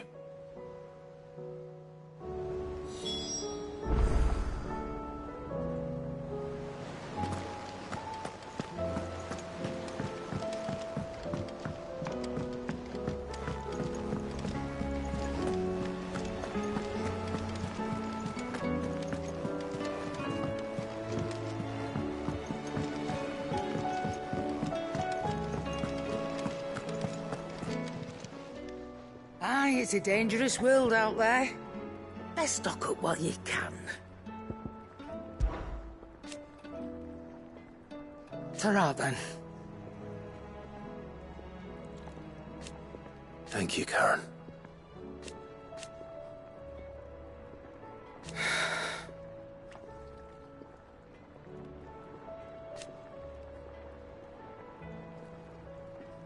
You could do this too. If you're gonna buy something, be quick about it.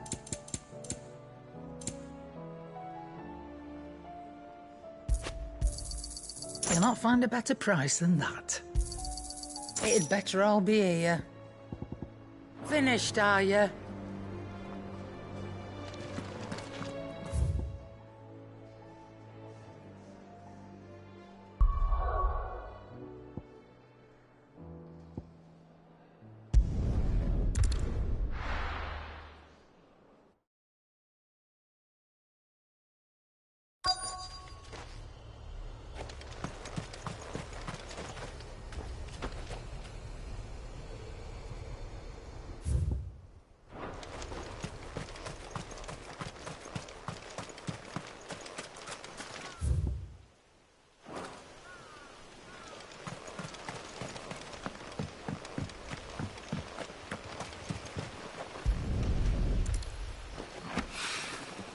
It's well.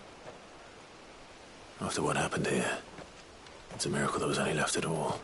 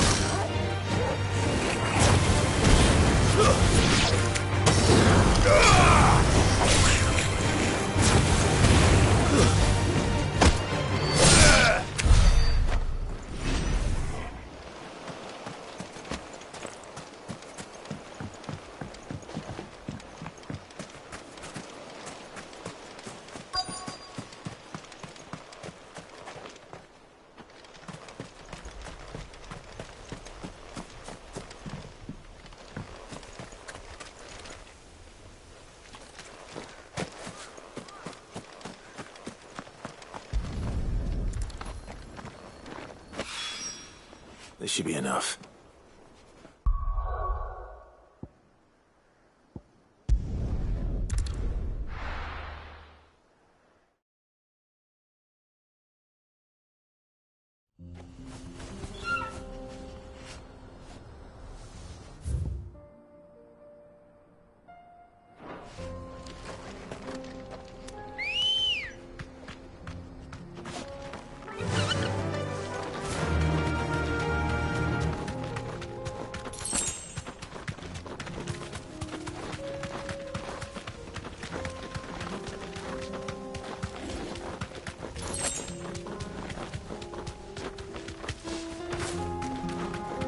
Here we are again.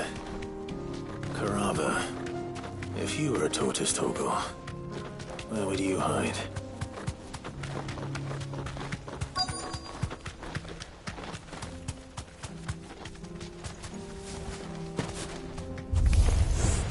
It looks like we found him.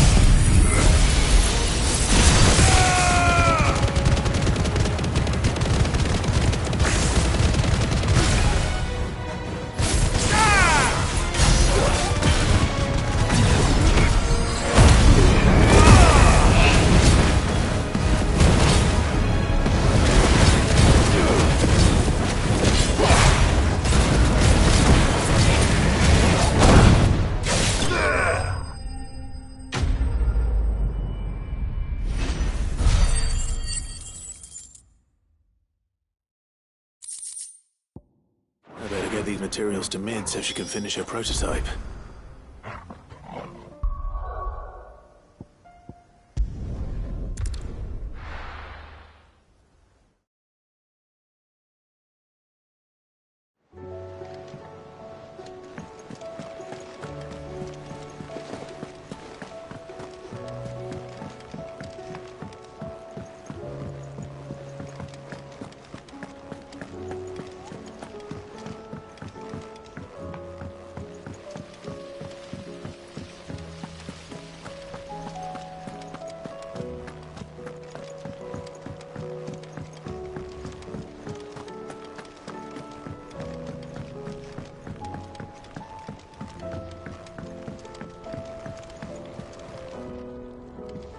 Mid, tell me this is all you need.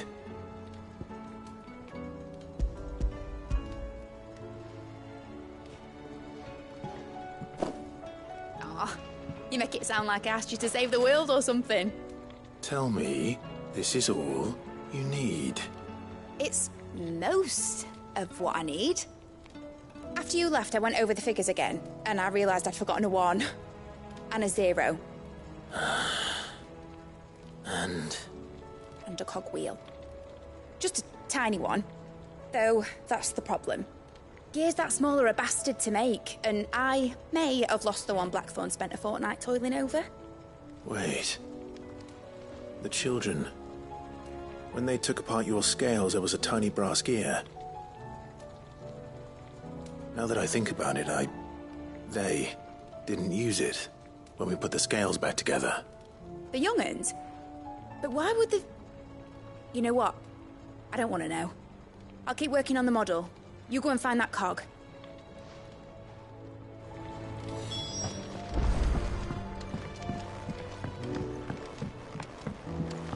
Has Midadol mentioned a new project yet?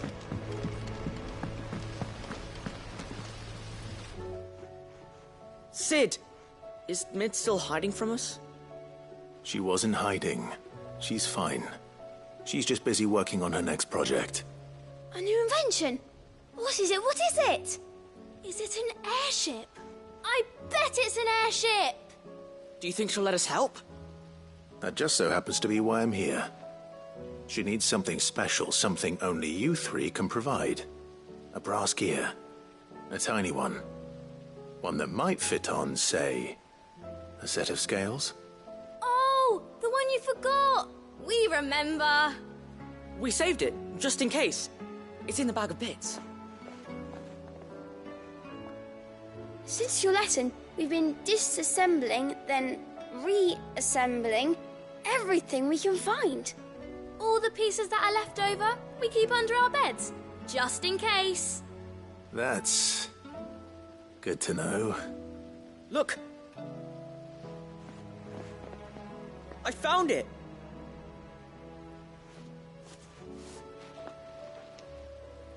Is that all?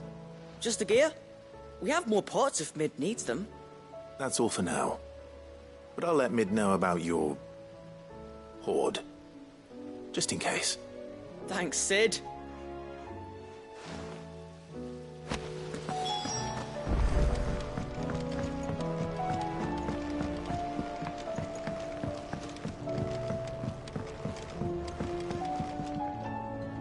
Well, did they have it?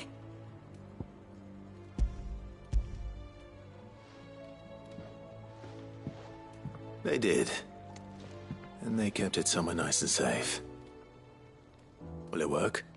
Will it work? He's perfect! You're a genius, Clive. What exactly are you going to use it for? Only the most important job of all. The wings aren't going to move on their own. But with the right cog in the right place... Well, you just wait and see.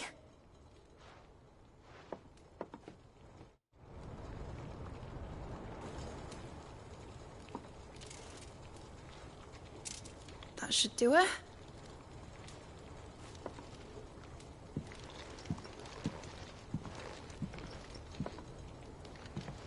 Here goes nothing.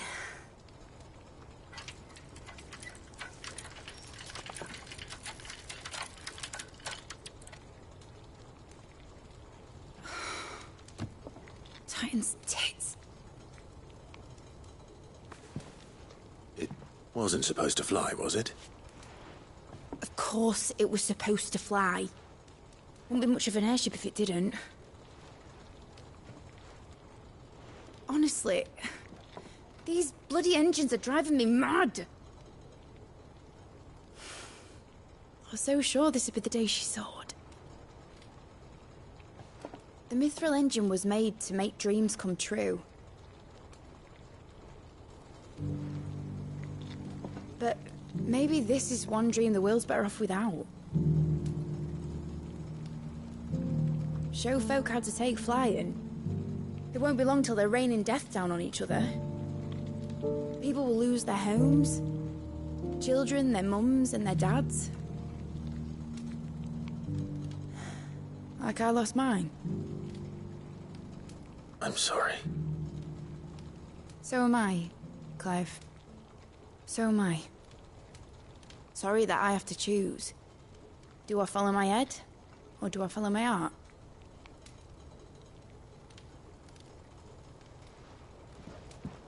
Good question. The first time I stood on the deck of your ship, felt the wind in my hair. It was like I was flying. But imagine how it would feel to actually do it. My dad always said there were two ways of living life. Chasing a dream or shuffling to your grave. And he were right. Right about a lot of things. Not that I like to admit it. People need dreams to chase. Especially in a world like this.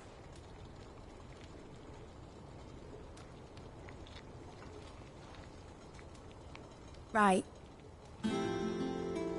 When this is over, I'm gonna take all my Mithril engines to Zemeckis and sling them over the edge. I won't have my dream end up turning into someone else's nightmare. But all that hard work... All that hard work will not be used for war, Jamie. But it ain't like it'll be gone. Tell me, Clive, have you ever been on a treasure hunt? Not since Joshua and I were boys.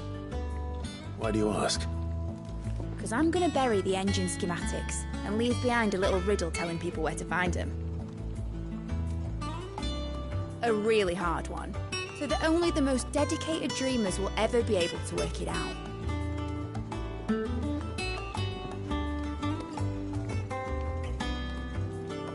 Ooh, I can picture it now. Some daft general squinting at the words with a gormless expression on his mug. Like that one, yeah. Right.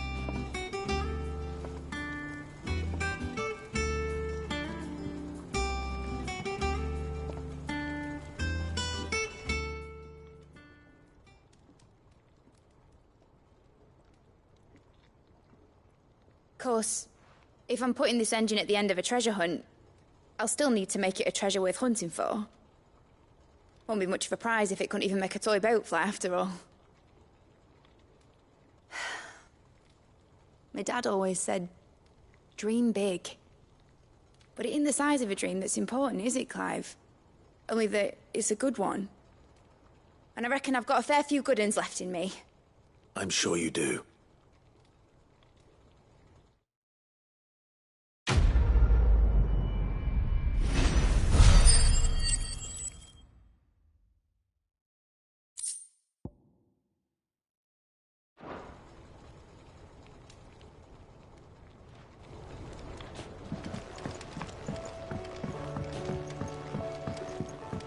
Has Midadol mentioned a new project yet?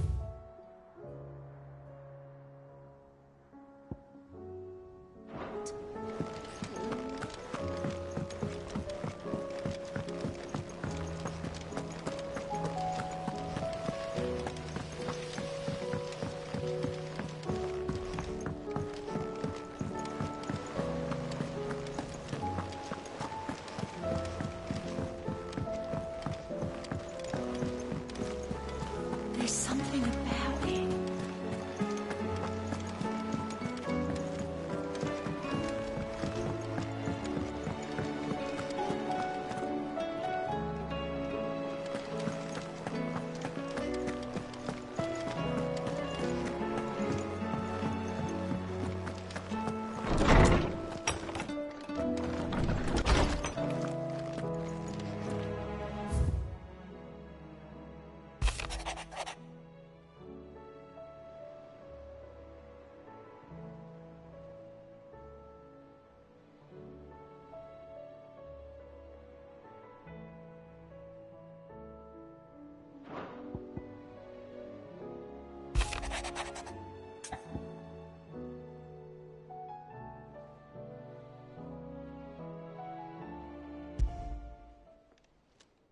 It's usually me making demands of Hippocrates. I wonder what this is about.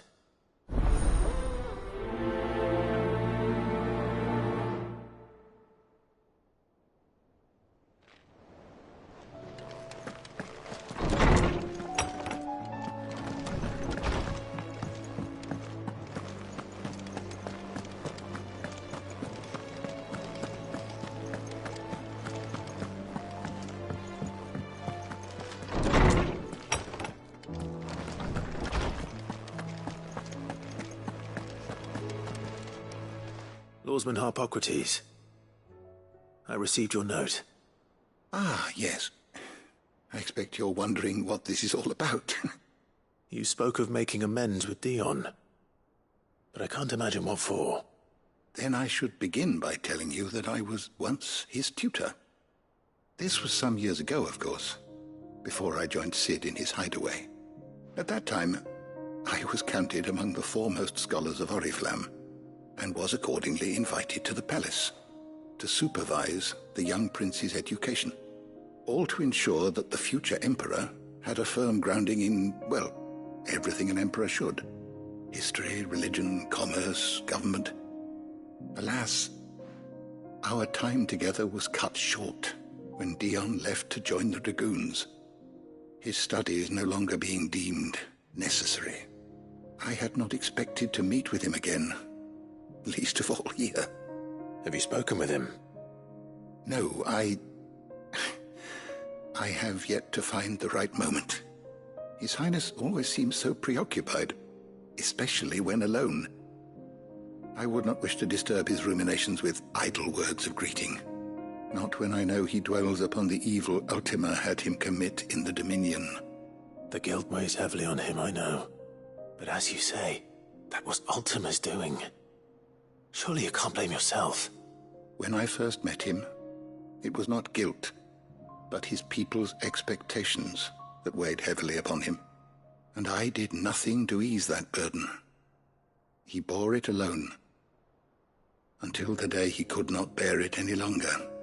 It is one of my greatest regrets that I only ever offered him my wisdom, when what he truly needed was friendship. The blame for Dion's transgressions lies not only on his shoulders, but on mine. I see. I'm ready to help you in any way that I can. Then I beg that you bring me a wild wyvern tail. Apothecaries across the ages agree that even to glimpse such a flower is to be granted inner solace. Fabulists and fraudsters all, of course. But there is oft a seed of truth to be found where even the most outlandish opinions align. Well, it can't hurt to try. Where can I find this flower? And how will I know it? You have seen cultivated wyvern tails before, I trust. The lily-white blossoms from whose roots the poisonous ink for the brand is distilled. Well, those which grow in the wild differ only in their purple hue. The harsher the environment in which they are raised, the deeper the colour. There is a waterfall in Rickmal's Roost across the strait, where the flowers once grew in abundance. Whether they still survive there, I know not. But try as I might, I can find no likelier location. It's all right. I'll find you a wyvern tail one way or another. Thank you, Clive. And please, be safe.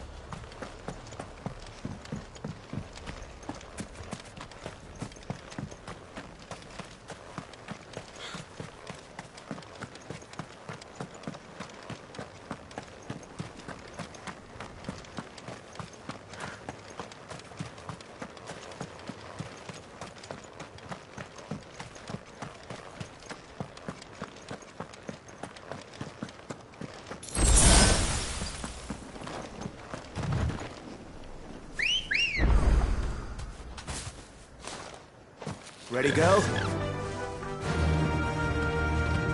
Faster!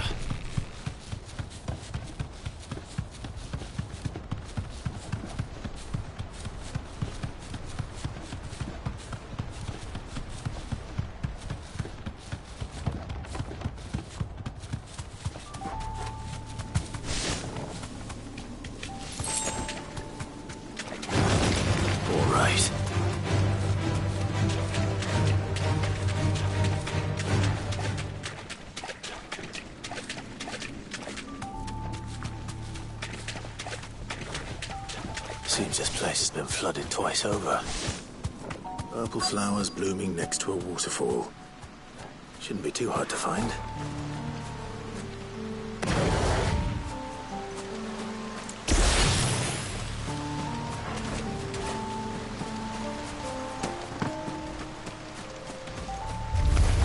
No holding back.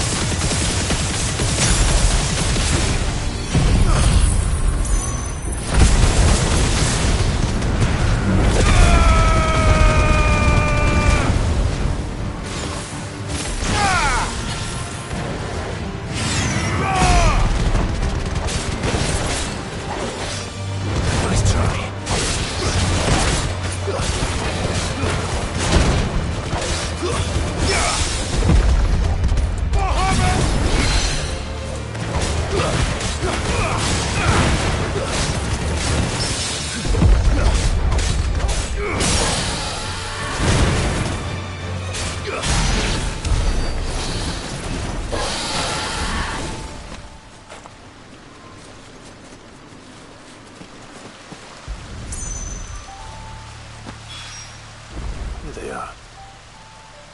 Might as well pick enough for a bunch, I suppose.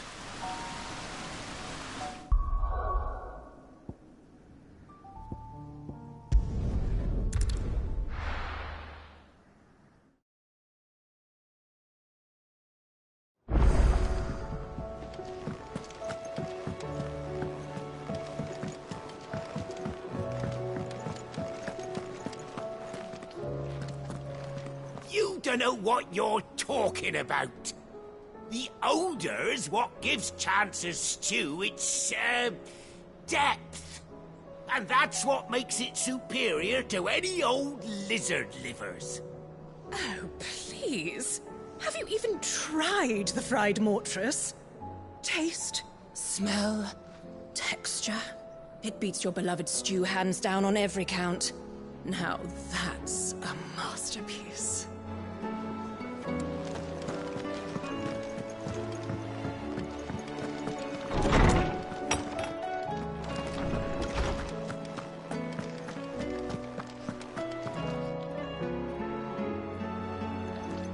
Oarsman, I found the flowers you were looking for. You did? I think I did.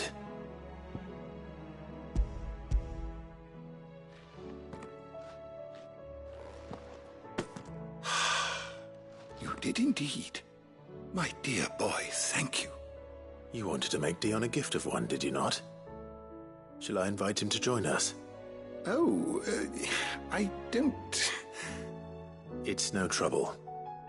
I'll go and fetch him.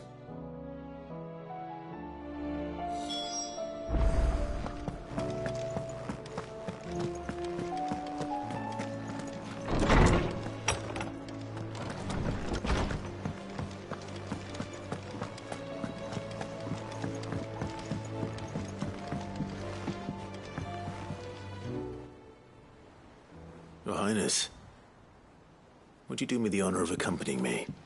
No. It is time, then. No. Only to the shelves. Our lawsman has something he'd like to give you. Master Harpocrates? No. I dare not show my face before him.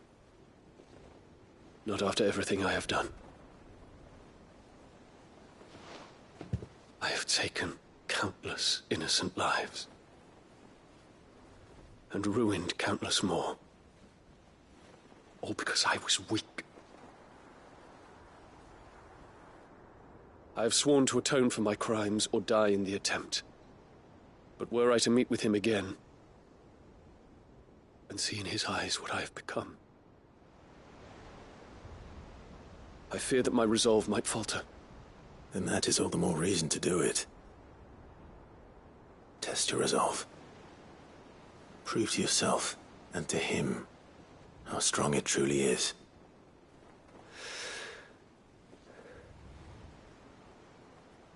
You are right. I must, at the very least, offer him my gratitude.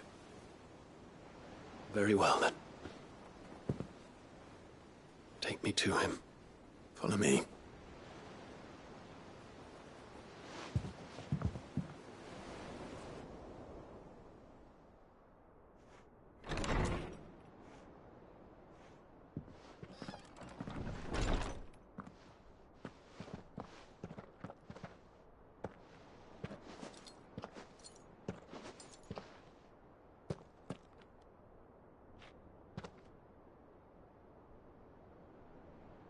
Even now, I hesitate to approach him. What must he think of me? You'd be surprised.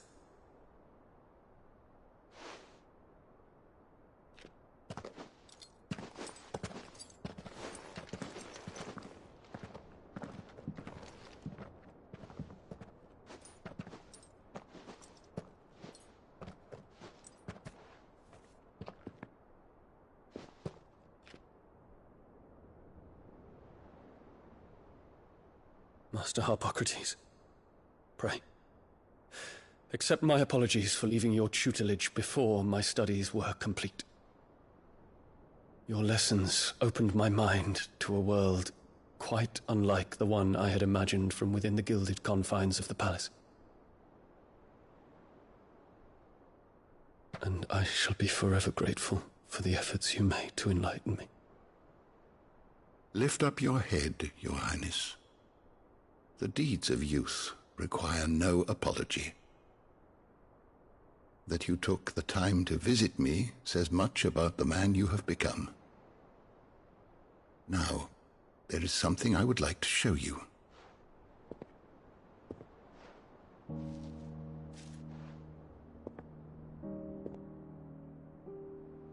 Is that a wyvern tail? The color is unfamiliar to me.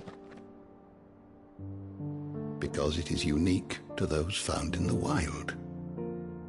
Something in the harsh environments in which they grow lends them this striking hue. Their roots are indistinguishable from those of their hothouse cousins, but once they bloom, the difference is immediately apparent. In this flower, I see you, Your Highness. Its roots were the roots of a wyvern tail, with all that implies. But they do not define it, just as yours do not define you. I want you to have it, that it might remind you of this truth.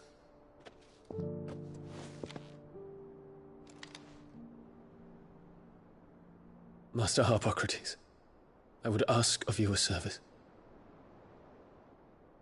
Keep your gift until I have fulfilled my duty to the realm, for only then shall I be deserving of it.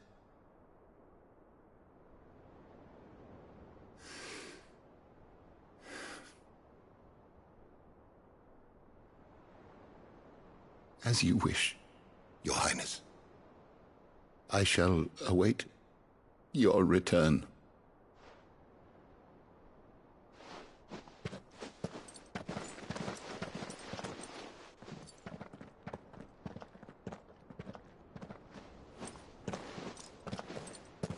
Our roots do not define us. No wonder my stepmother didn't like him. For reuniting me with memories I had thought long lost.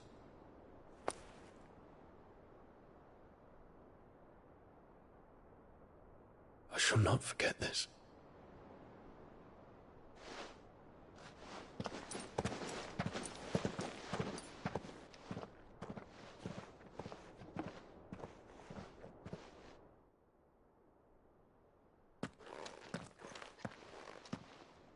Thank you, Clive. Were it not for you, I fear I might never have found the right moment to speak with him. Not to mention the wyvern tales. I shall plant their seeds, that I might not disappoint His Highness upon his return. I hope the soil in the hideaway is to their liking. Why, these flowers bloomed in the bleak, black wastes of Waloed. I'm sure Nigel's yard will suit them to a T.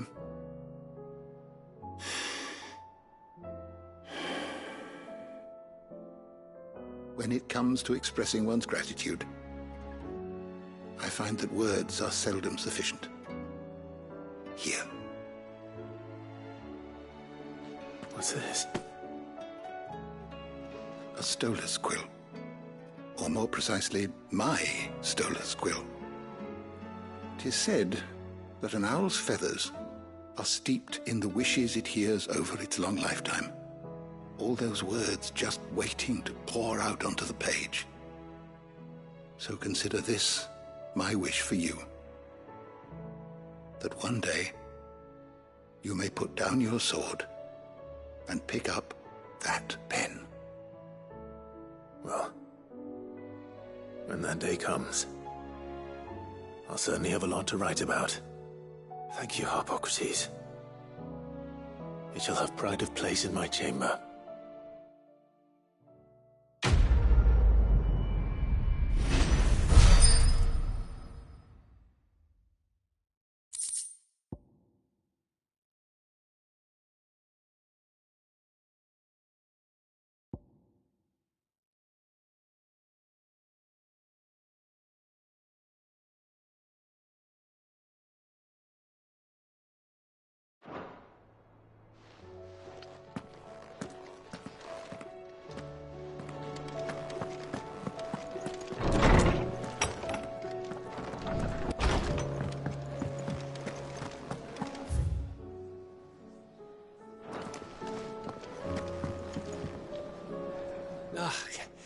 You all right? About that.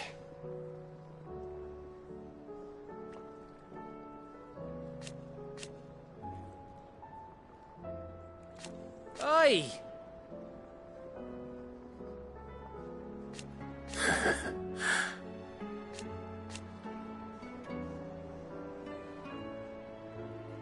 Let's see.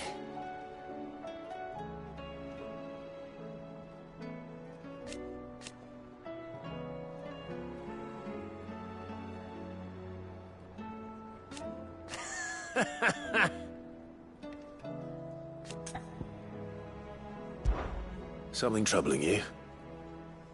No more than usual. It's just... Eda's baby will be coming soon, and I wanted to make something for it. I'm sure she'd like that. Back in the north, families would always make gifts when a bairn was on the way. Yeah, I'll let the little tykes know they were welcome in their new homes, like. So, what's the problem? Well, the problem is that Eda's due any day now, and I don't know if I'll be ready in time. Is there anything I can do to help? You know, there just might be. All right, then. What exactly are we making? A good luck charm. But not just any good luck charm. Not just any. No. One made from the feather of a silver chocobo. There's naught luckier in all the realm, or so we used to say back home anyway. Thing is, they're hard to come by. Had Otto and Karen check with their suppliers, but nothing. try and track one down myself, only... Only the big day is fast approaching. And that's all you need, a feather. That, or the bird whose horse it's attached to, aye. I was gonna start by asking around with travelling traders plying the northern borders. Well, there's no shortage of those passing through Martha's. I think I might make that my first port of call. I'll let you know if I find anything. You're a good friend, Clive. I won't forget this.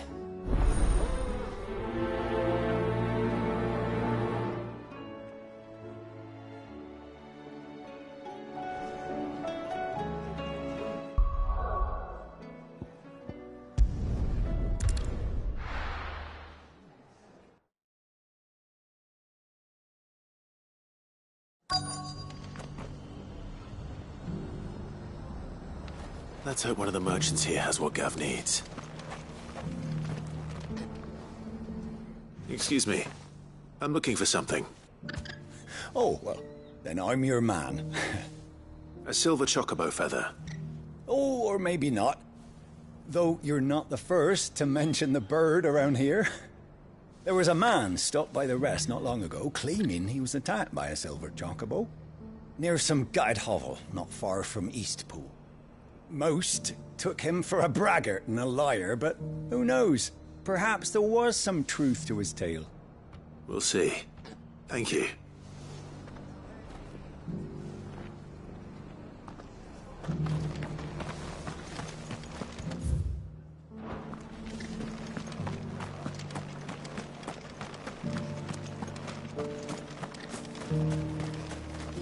What are you after?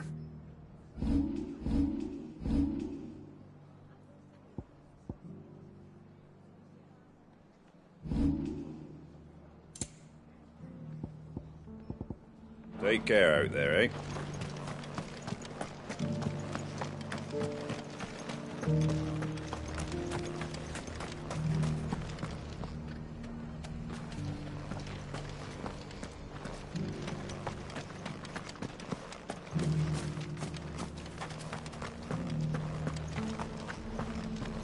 We've got a few rooms going spare. I'll build a barricade so sturdy, even a bandit.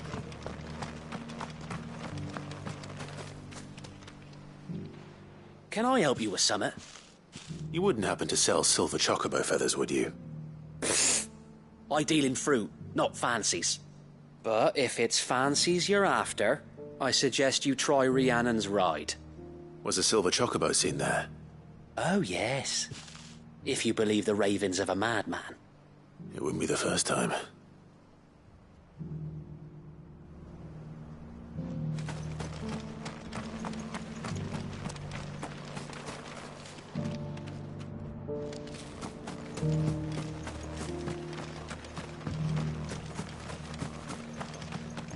It doesn't still hurt, does it?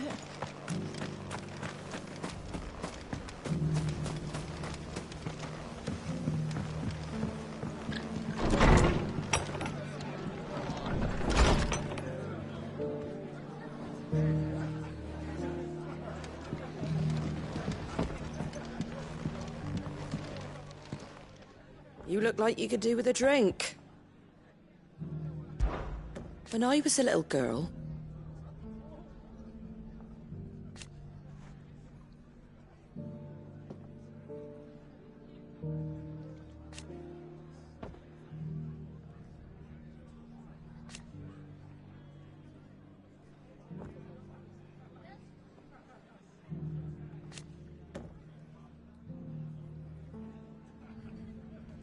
My grandmother.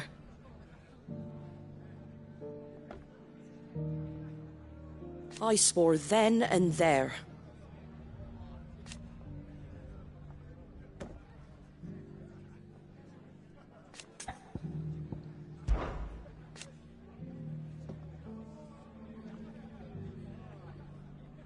Put the wind right up us.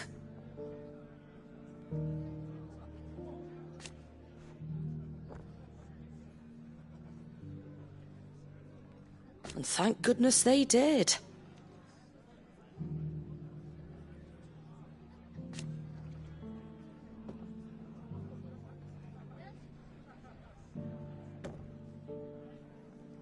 Like being back in the glory days. Half of me wishes they hadn't left.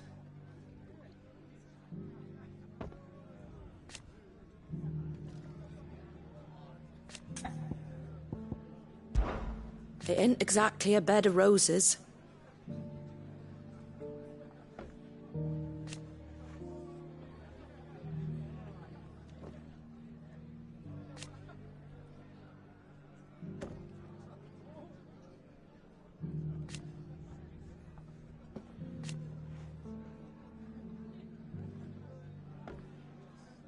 And that's just a start.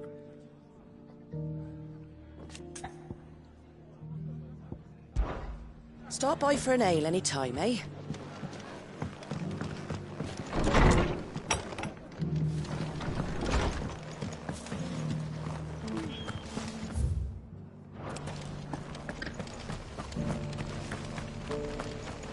Look, Daddy. It's shining so brightly. Isn't it pretty? Whoever's idea it was to take those bearers away.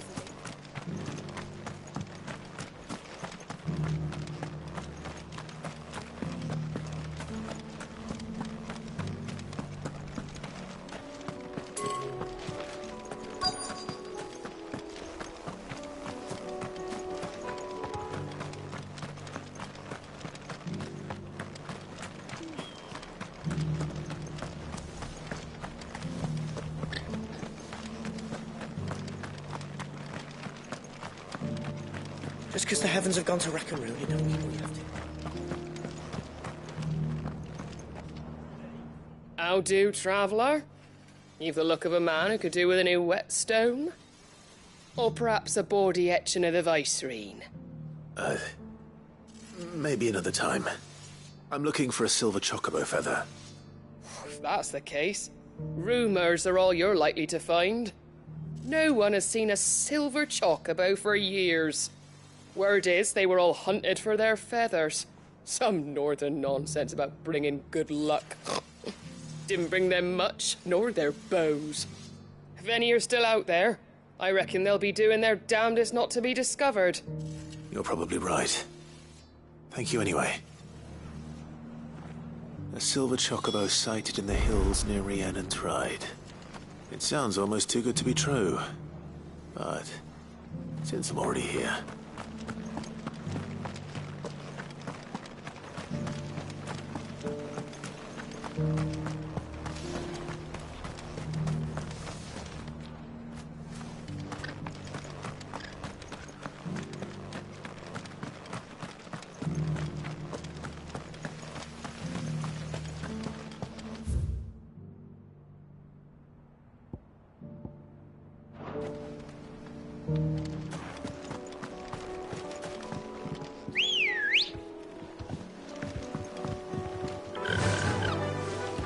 Fly, Ambrosia!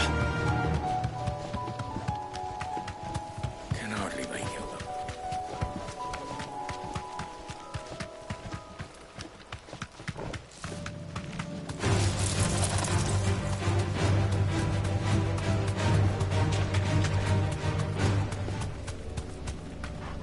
Thanks, Gal.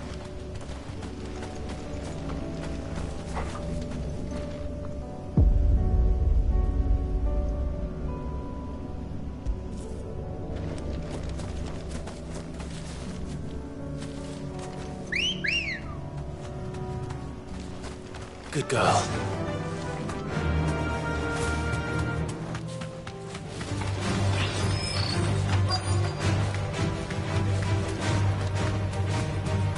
Drax. You're left by bandits for a change. You deserve a rest.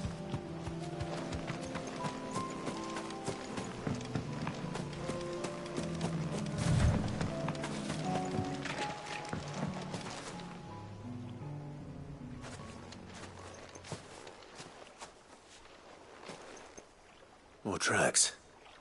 And these look fresh. A chocobo was here. And recently. Perhaps it still is.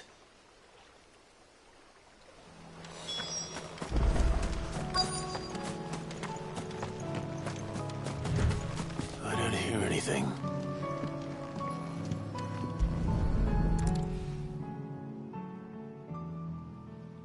be damned.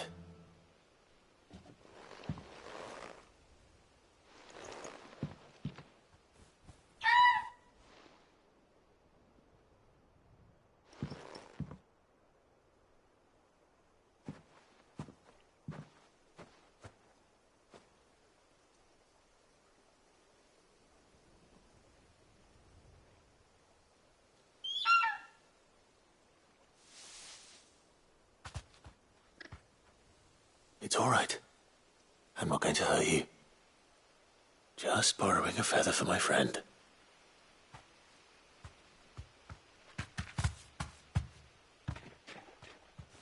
Thank you. Let's get this back to Gav before they change their minds.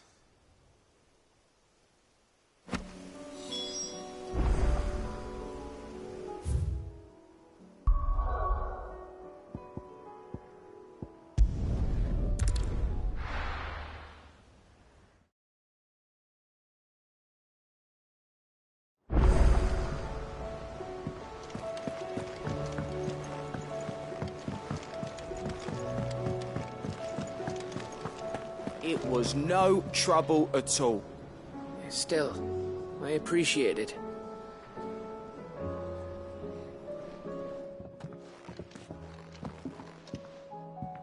Clive, you're back. How'd you get on? Any luck? Any luck, you say?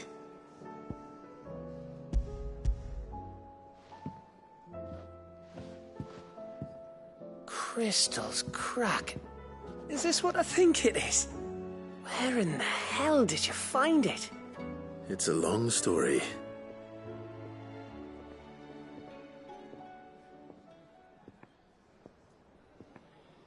Right there on the road to Eastpool. Who'd have thought it? Everything up there's been abandoned for years. The empty cabin made for the perfect shelter. Though I fear my presence may have forced the poor creatures to look elsewhere. Don't blame yourself, Clive. The Blight's right on Eastpool's doorstep. They'd have had to move on before long, even if you hadn't have turned up. They'll find a new home. Trust me. After all, that's what us endangered animals do. Anyway, what matters is, you managed to nick us one of their quills before they could run off. And now all that's left is to fix it to the carving. I didn't know you could carve. Reckon there's a lot you don't know about me.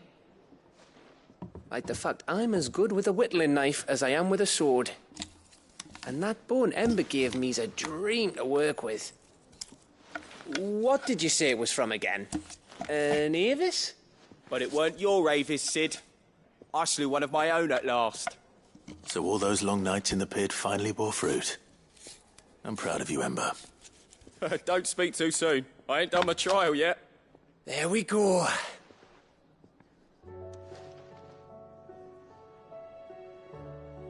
What do you think? I think if you ever hang up your scouting cap, you'll be able to make an honest living. Oh, will I? I should go and see if Ed is awake. Give it my best. You can give it to yourself. Come on.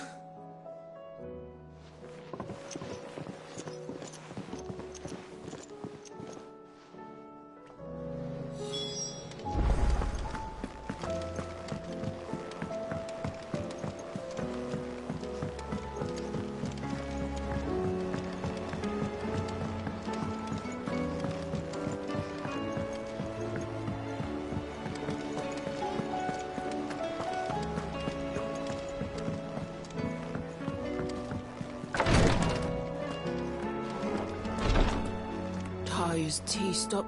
Clive, I wanted to give you something for the kindness you showed my mentor. What's this? A chest of all the medicines you're ever likely to need. Seeing as you're so reluctant to come to the infirmary, I thought you might as well take a part of the infirmary with you. I'm sure it will be very helpful indeed. And Taya, try not to work too hard. And work Rodrigue all the harder, you mean? He's a quick study, but he's got a long way to go yet. I'll take that particular piece of advice when you heed it yourself, thank you very much. Besides, Who else is going to see that your brother takes his medicine? Who indeed?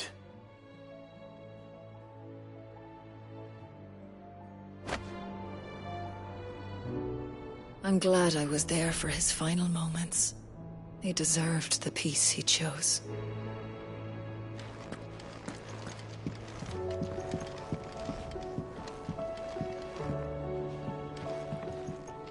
Greetings, Lord Marquis. His Grace and I.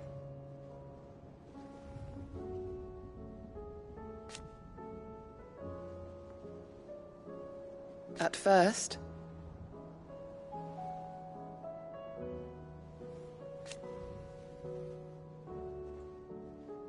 it was my duty to him.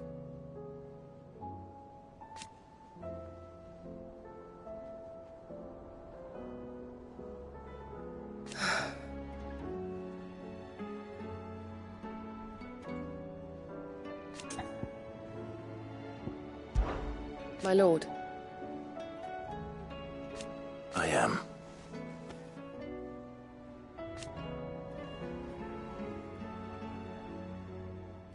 I do not doubt it.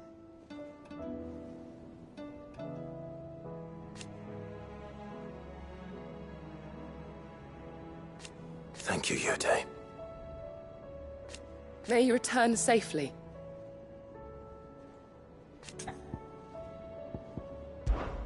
May the Firebird's flame burn ever in your heart. Ah, me lords. How are you feeling? Well, thank you. Is something wrong? Wrong? No, nothing like that. What it is... Go on, please.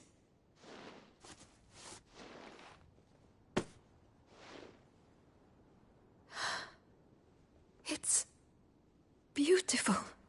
Did you make it? We did, aye. It's from all of us here at the Hideaway. Your new family, like. It's a good luck charm. We may come up north when a band's on the way. I mean a baby. To let him know that they're part of the family too. Oh, I hope you like it. I don't know what to say. I thank you, my lords, for everything. If there's anything you need, just let us know. I will. Clive, fancy a swift off? I'm thirsty. I could be convinced.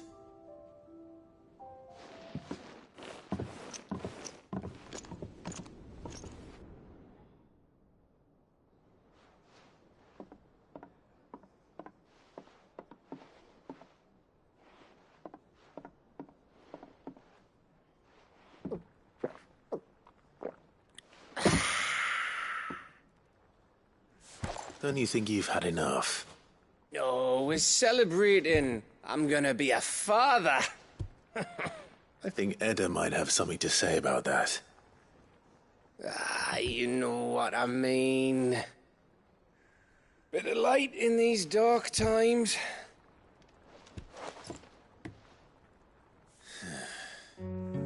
Wasn't long after me 10th name day. My mum told us she was with child again. I was over the fucking moon. I was looking forward to having a little one to lord it over. What with me being the runt of the litter. Thought I'd finally have a chance to prove to the world that I could be a big brother. Imperials came the day she went into labour. Had myself a baby sister. And then I didn't. Me whole family gone in a blink, while I hid in the cellar like the spineless little arsehole I was. Great brother I turned out to be.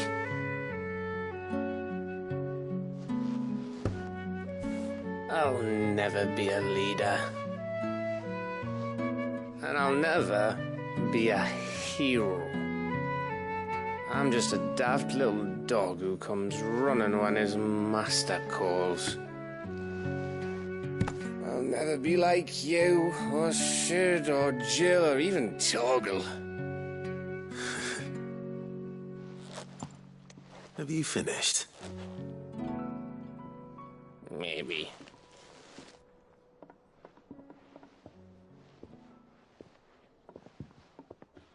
Do you know why you're our best scout? Yeah. Because you don't need anyone to hold your hand.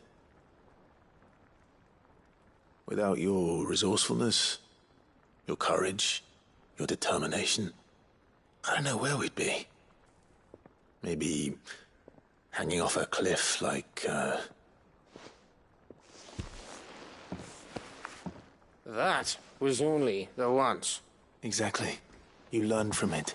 And here you are after Founder knows how many missions, stronger for everyone. And let's not forget Rosalith. Who was it who freed me from the dungeon? Who was it who ran to Jill's rescue? That would be me. Because you're our brother, Gav. My brother.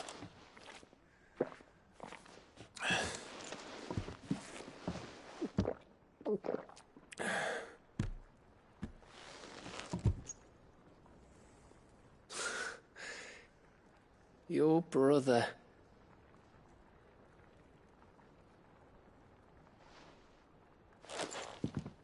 Which means that when the time comes, I get your room. And your sword.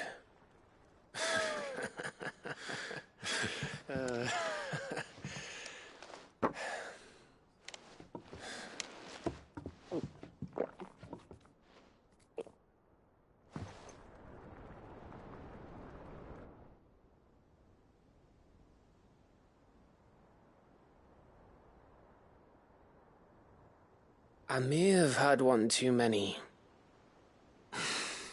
You may have had 10 too many. I said I was thirsty.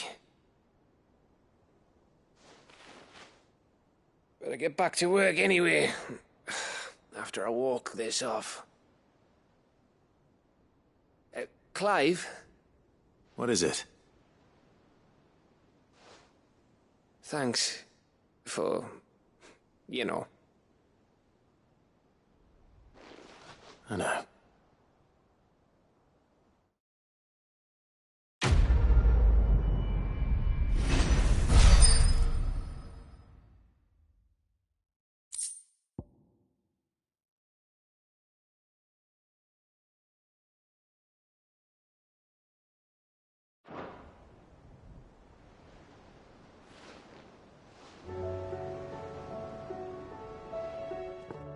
One of these days.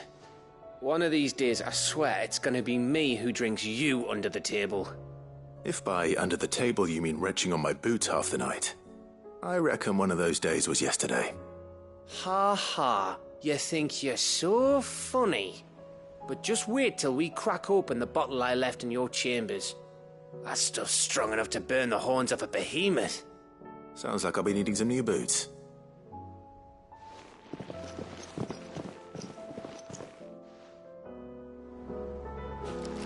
Do you think they'll come back?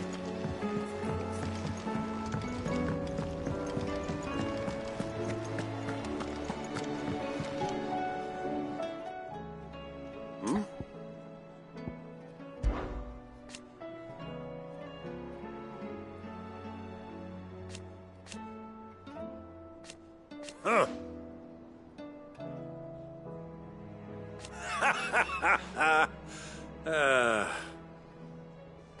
Thank you, Uncle. As for down here...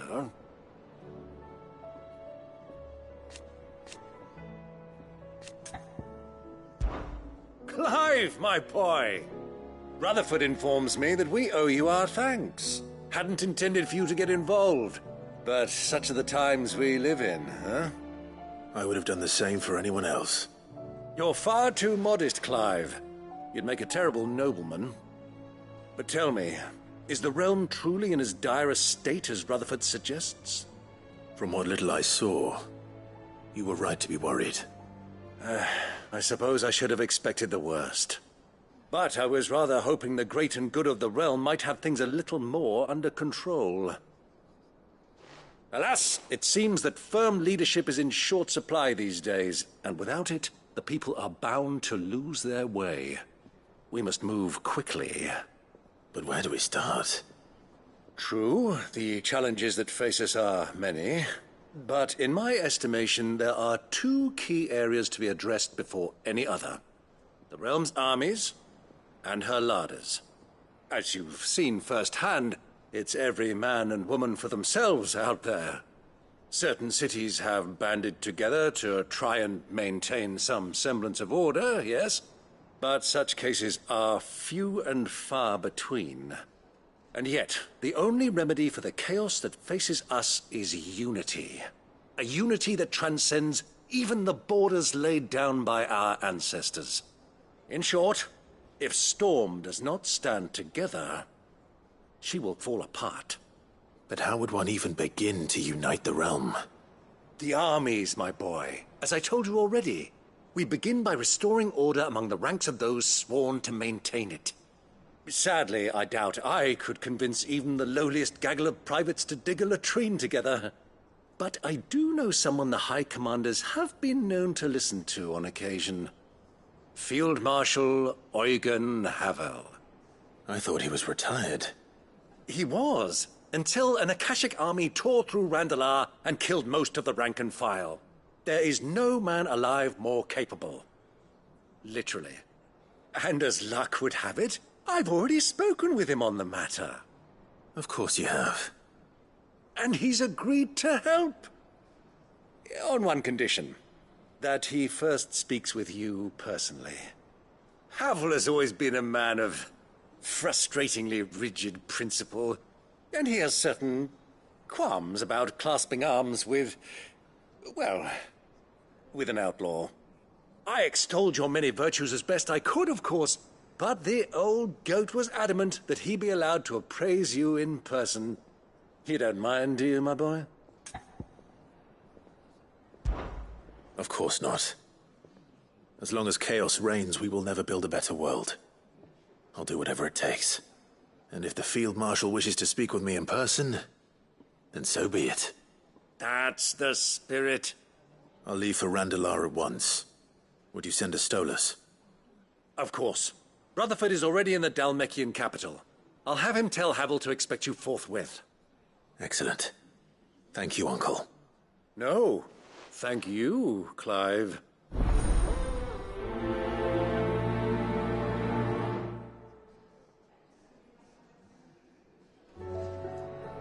Don't worry, my boy. Rutherford is in Randalar this very moment, singing your praises to all and sundry. They'll adore you.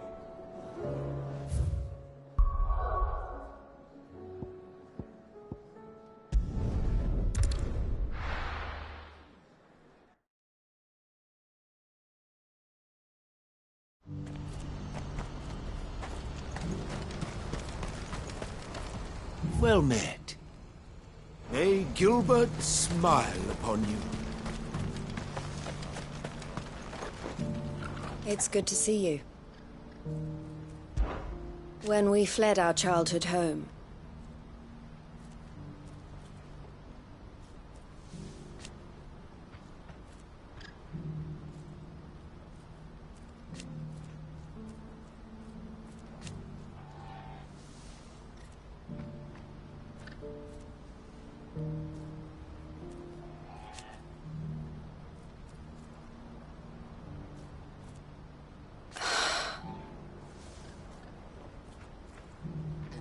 I loved him.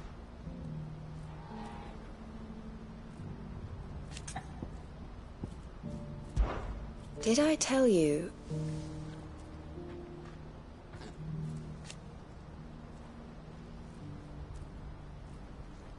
That was what he wanted.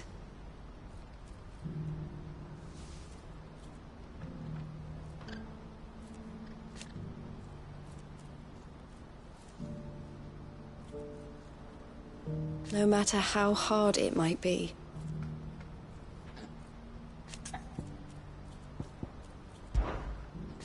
The Dominion has fallen.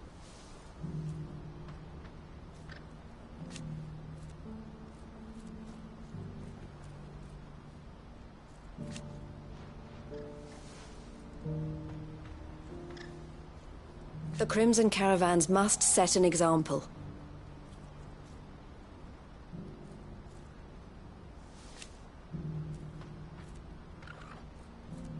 It is our job to keep the hope alive.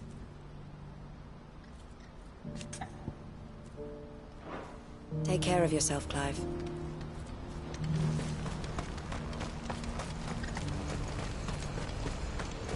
Do you see that too?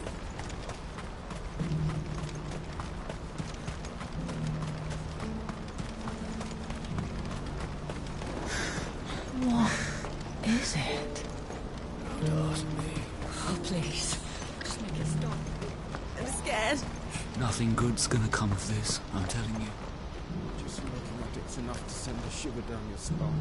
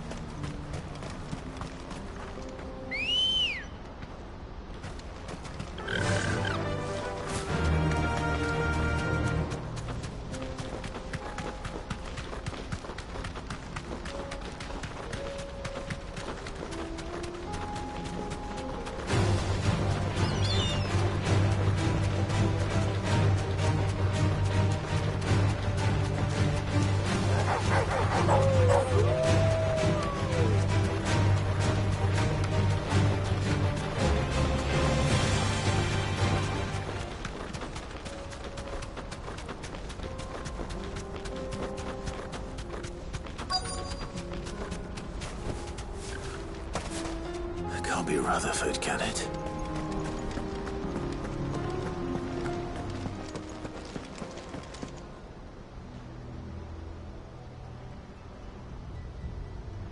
Turncoats and cowards, the lot of you!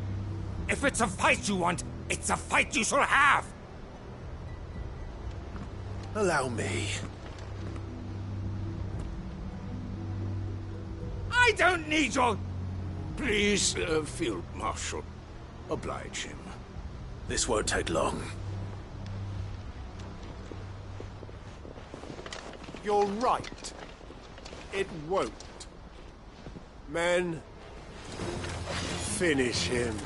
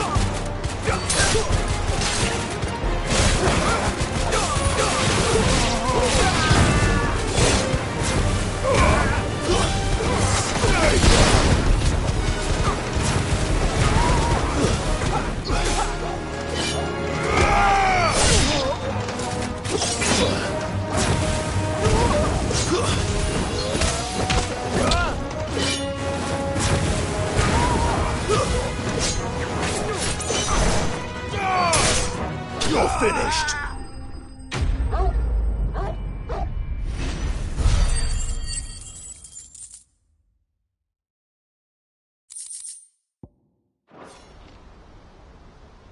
A little longer than I'd have liked.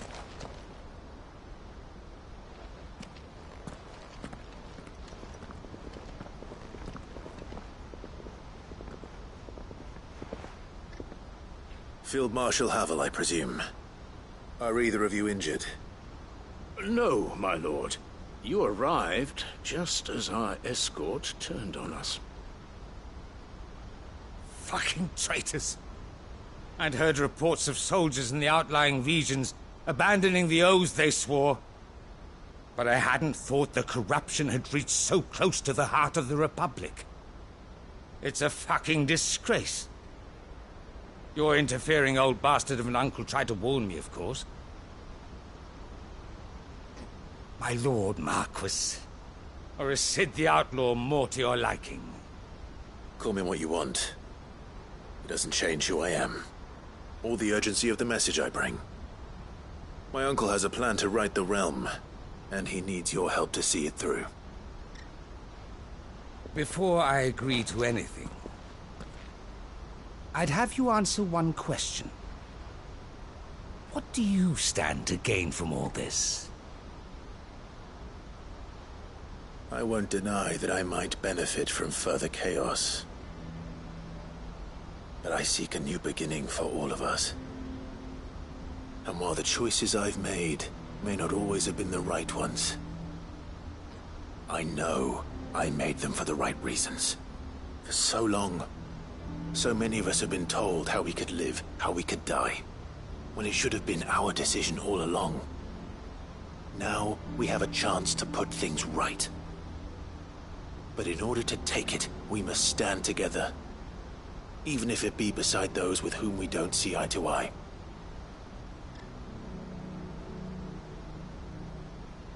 Certainly not the words I expected from an outlaw. But perhaps your uncle was right. You are no ordinary outlaw. I'll never hear the end of this. All right. I'll start by ordering my most trusted guard to bring the Dhalmekian fringes under control.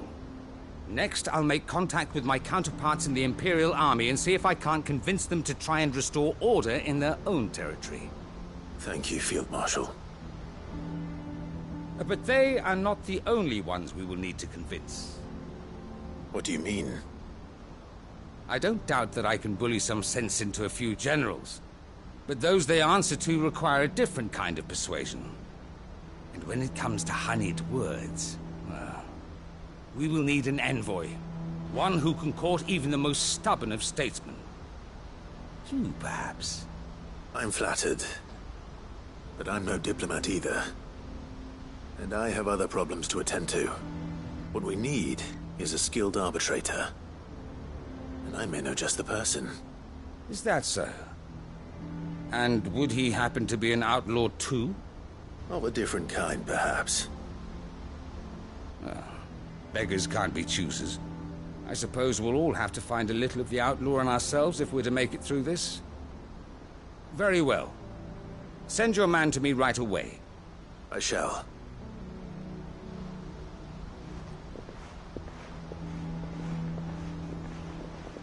My Lord Marquis.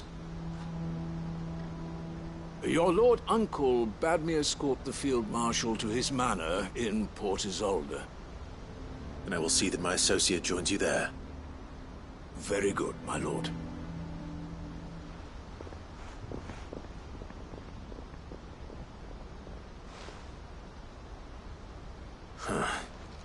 An envoy. I'm not sure I'm the man to talk anyone round. I can barely convince my brother to take his medicine. No. This is a job for someone with experience. Someone like Quentin. I hope I can convince him at least.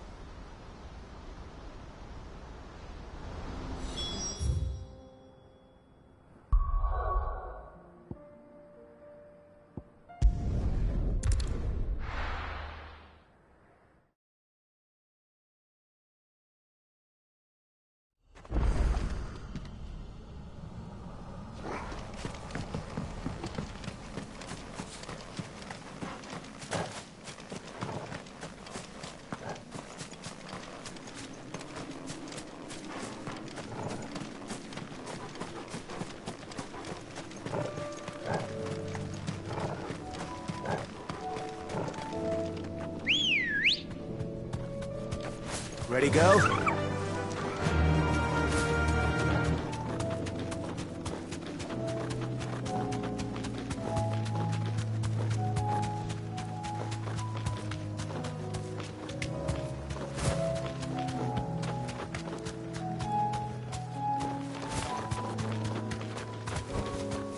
Back to the stables, girl.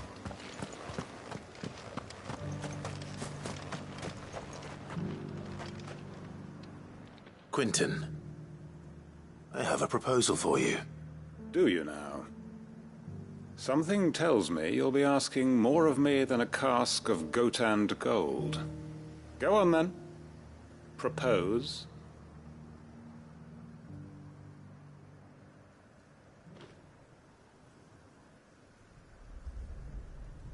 You'd have me convince the chiefs and chamberlains of the realm that they should simply swallow their pride and do the one thing that has proved impossible for thousands of years.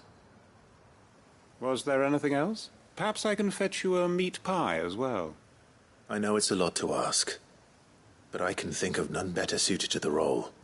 And you'd have me give up what little I have left to do it. I told you, Clive. The people of Lostwing are my family, and I cannot abandon them. You'll have to find someone else. I'm sorry to hear that. So am I. And why might that be? What he's asking. How's it any different to what you've done so far? They want you to speak for those who can't speak for themselves. That's what you do best. If it's the vineyard you're worried about, we'll see that the grapes are picked and the tons filled. You know we will. It's not that. Then what is it? You said yourself we're family. Don't you trust us? You know that's not what I'm... Then what are you saying? That only we are worth saving? Why turn your back on everyone else? You convinced us we could build new lives for ourselves, and if you can do that, who's to say you couldn't convince the entire realm? A stirring argument. I fear that any rejoinder I make might fall somewhat flat by comparison. So you'll join us? Where do you need me? Field Marshal Havel will want to speak with you in person. He's currently in Port Isolde. I can arrange for a party of Cursebreakers to accompany you there.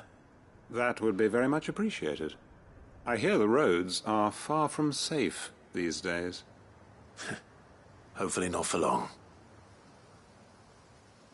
My uncle will want to know that his plan is taking shape.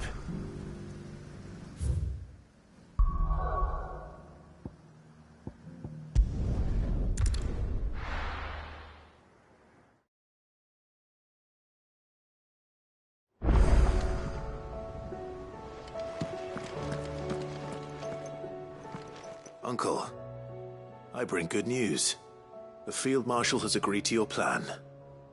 Ha! Of course he has. I didn't doubt you for a moment, dear boy. Rutherford is accompanying him back to your manor in Port Isolde as we speak. They will await your return there. As will one other. One other? Who, exactly? Lord Havel was concerned that even if he could get the realm's armies to agree to an accord, he might not be as successful in convincing those with political power. He asked if I might have a solution, and I suggested a certain Imperial Lord Magistrate turned Liberator. One of your co-conspirators? Master Quentin would probably call me one of his, but yes. Another outlaw, then. Just the thing we need to put these rotten politicos in their places. Good thinking, Clive. I'm glad you approve. The more the merrier, eh? Uncle, assuming Havel and Quentin can solve our problem with the armies, you still haven't mentioned how we might manage the grain shortages. Oh, don't you worry, my boy. The 7 high houses will be seeing to that. They have all agreed to make the most generous of donations. Oh, of course, it did take a little persuasion, but luckily I had some unexpected help. From who? Why, you, my boy. Rumor has it that you rescued the Lady Ariane's head steward Rockford from a horde of bloodthirsty bandits. It was more of a handful. Well, the old battle-axe was so pleased. She had a shipload of talents delivered to my private docks by the next new moon. And when the other houses saw the parsimonious old crone's purse strings finally loosen, they as good as tripped over themselves in the rush to follow suit. I'm happy to hear it. Now, I must be getting back to the manor. Join us there at your earliest convenience, would you? Of course, Uncle.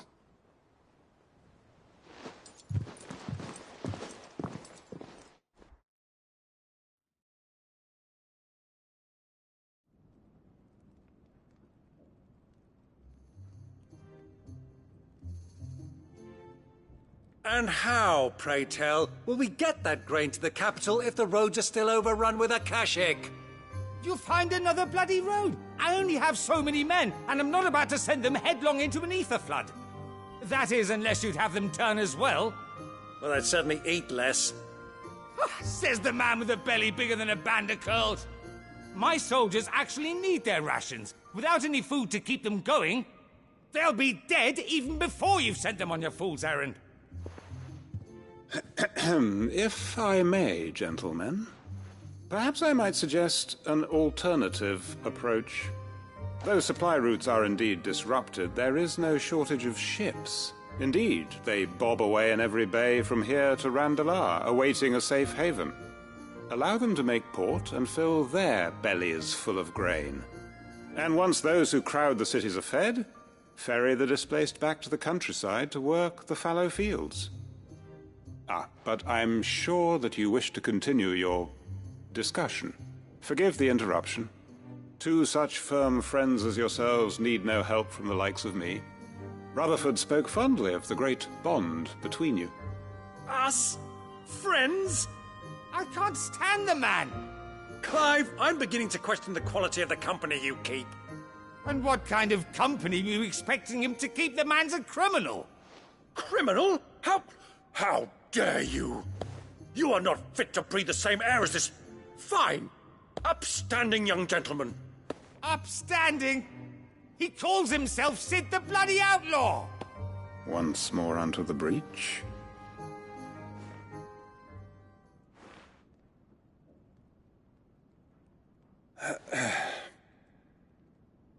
Shall we begin again? What we seek here is not to create a new nation, nor to claim the thrones of those that already exist. We wish simply to bring stability to the realm that mankind might weather the current storm. And to do that, we must convince those in power, the generals, the statesmen, the nobles, that our cause is just. There will be disagreements, yes, and I imagine some resistance, much resistance. But we cannot let that deter us. If we show them the path, show them that we walk it ourselves, then I am confident they will follow. The fate of the world lies in my nephew's hands, but the well-being of her people lies in ours. And we must not squander the chance that Clive has given us. Uncle Byron, Now, with that settled, let's move on to the signing of the Accord. For what great moment in history hasn't been accompanied by a little ceremony?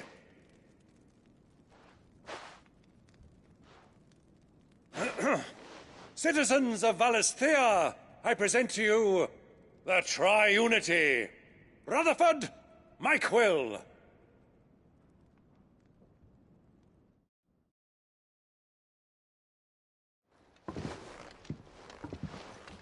Well, my boy, the stage is set. That it is.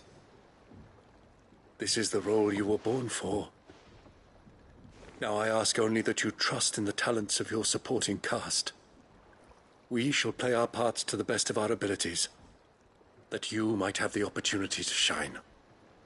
The realm needs its Sir Crandall. And there is no better Crandall than you, Clive. I want you to keep this signed accord as proof of our faith in you. I will. Thank you, Uncle.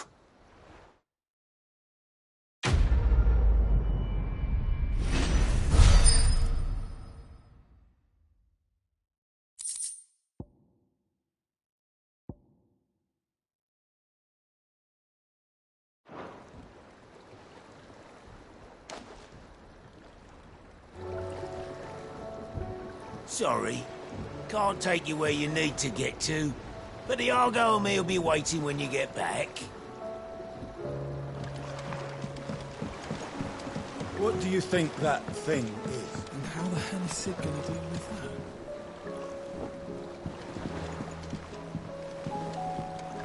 that? Sid!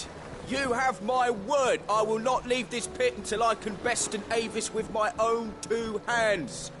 And a sword. I can use a sword, right? Gav uses a sword.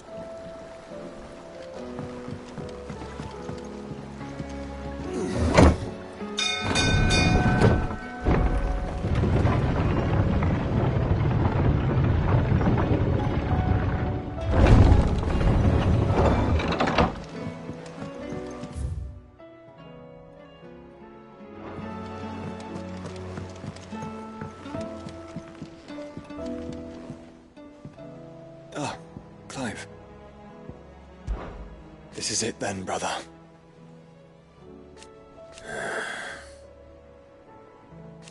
Indeed.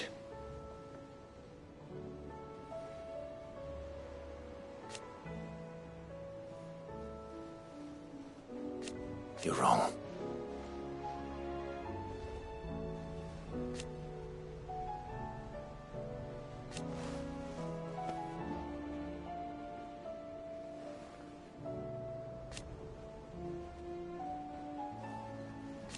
Of course.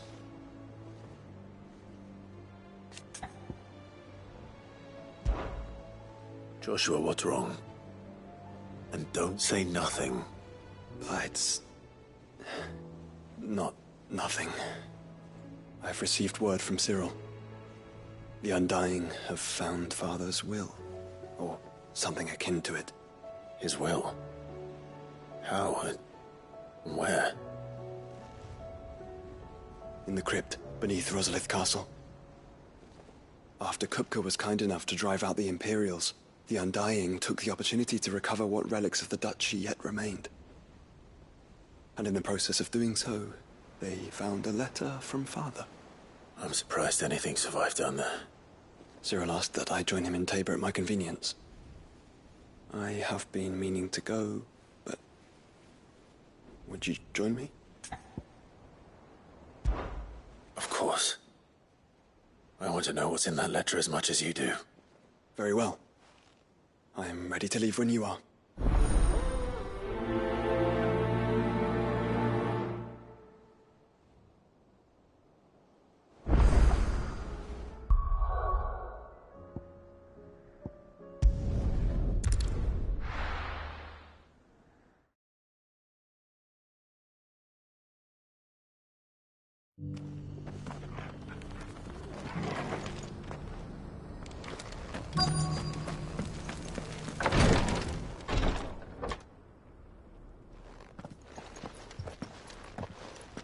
Your Grace, my lord, I trust your journey was not overly onerous.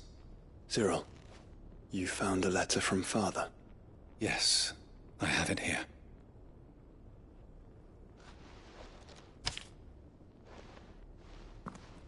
If you would do us the honor, my lord.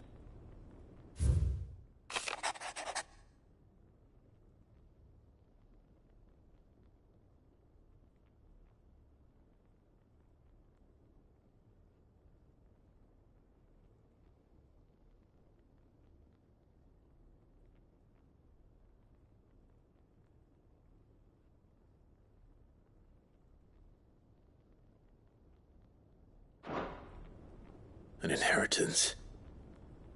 It would seem the late Archduke penned this missive shortly before his passing. The day before we left for Phoenix Gate. What are these plans he spoke of? His plans for the Duchy, Your Grace. Your father entrusted them to my predecessor, the former bearer of the Burning Quill, who entrusted them in turn to me. The complete emancipation of bearers is their stated aim. But your father's dream did not end there. His Grace also spoke of building hospices to care for those stricken by the curse, and the founding of a new university to further the development of non-magical technologies. With the blight spreading ever more widely across the twins, Archduke Elwyn saw this as the only means of securing Rosaria's survival. He wished to see men and bearers treated as equals. To see centuries of common wisdom overturned. Small wonder he did not think it achievable within his lifetime. But he thought it achievable nonetheless. Had he not, he would never have written this message. Nor would he have entrusted his vision to his most faithful aides, those who would have stood with you, shielded you from the machinations of the less benevolent personages at court. It's a pity only they are still with us. 'Tis true that those most loyal to your father were the first to suffer the Duchess's wrath. But one at least remains, and she has come bearing gifts. What do you mean? Mayhap it is better that she explain, my lord. After all, the duties entrusted to me by my predecessor extended only to recovering His Grace's will, and arranging a meeting with the one who might execute it, or a part of it, at least. And where is this woman? She awaits you in the archive, Your Grace. Thank you, Cyril. Shall we then?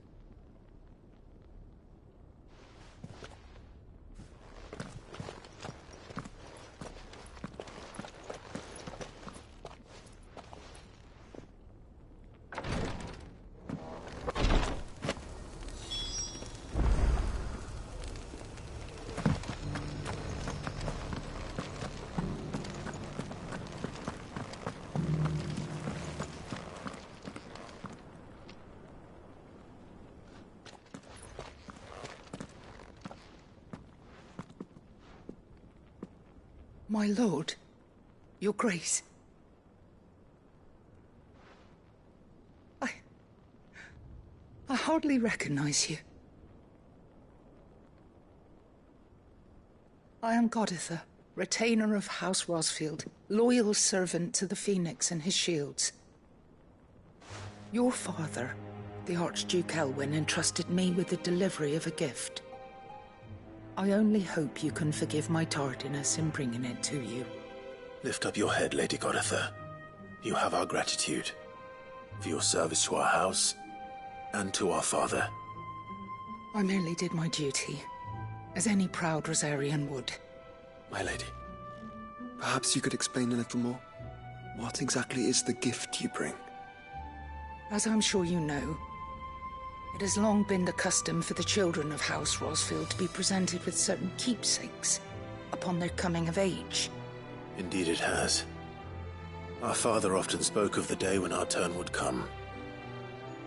And had he lived to see it, he would have presented you with the treasures I bear. Matching armbands for you both. Alas, he did not live. Indeed, he was taken from us even before they could be completed. He had intended to claim the Heartstone with which each armband was to be finished himself, but it was not to be. And his gifts remain incomplete. I see. It saddens me to bring them before you, as they are. It was your father's wish that you be presented with the finished articles, not these works in progress. But with His Grace long since gone, and the stone left unclaimed, I had little choice. You are grown men now, and his house is yours. And while I would not presume to insist upon your claiming the Heartstone in his stead, I know that nothing would have pleased him more than for you to do so. Thank you, Lady Goditha. What say you, Clive? What else? Of course, my lady. May our father's will be done. Oh, I am much obliged. Do you know where we might find this Heartstone, my lady? I do. Though it may be a matter of a good deal more than simply happening upon it. It is found in the bellies of elder griffins, you see. We do at least know where to find one. A certain specimen has made its nest in Titan's Wake, not far from here. A certain specimen? You are most perceptive, Your Grace. In answer to your unspoken question, yes. In fact, this is the very same beast your father meant to slay. I have been tracking its movements since you were but a boy. were you to slay it in his stead, as men of House Rosfield, it would surely make your father proud. What say you, Joshua? What else?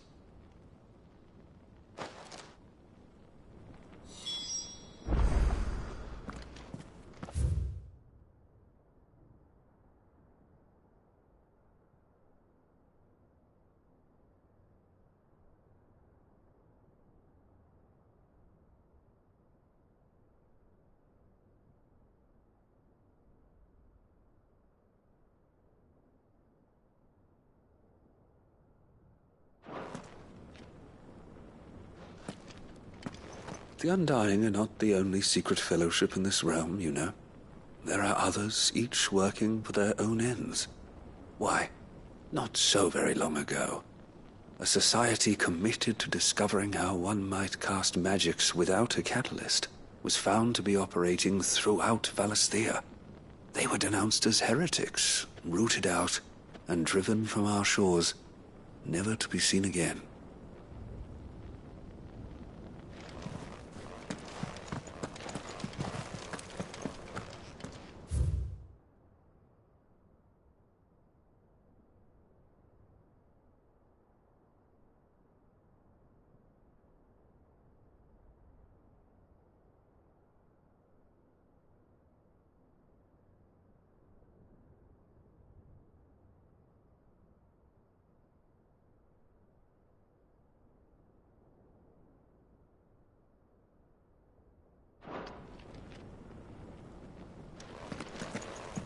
Titan's Wake is to the south of here. But we must not be hasty. The good lady has been disappointed once already.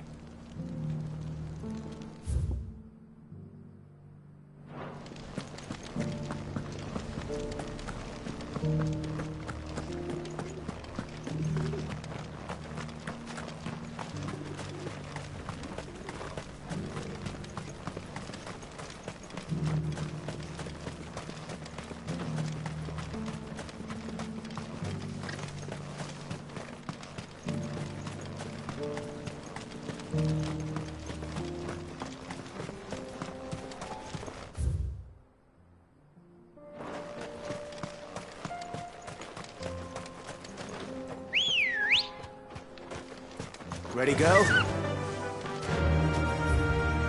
Fly, Ambrosia.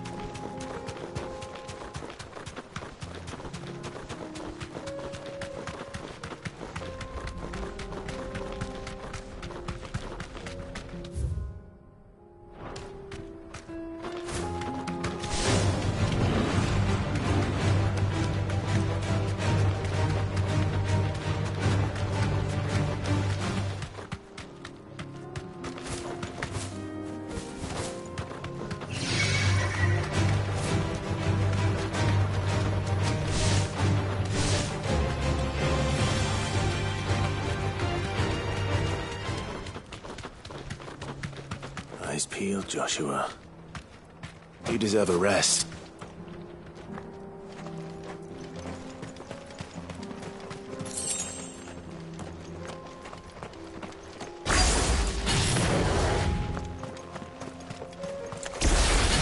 There it is. For House Rosfield.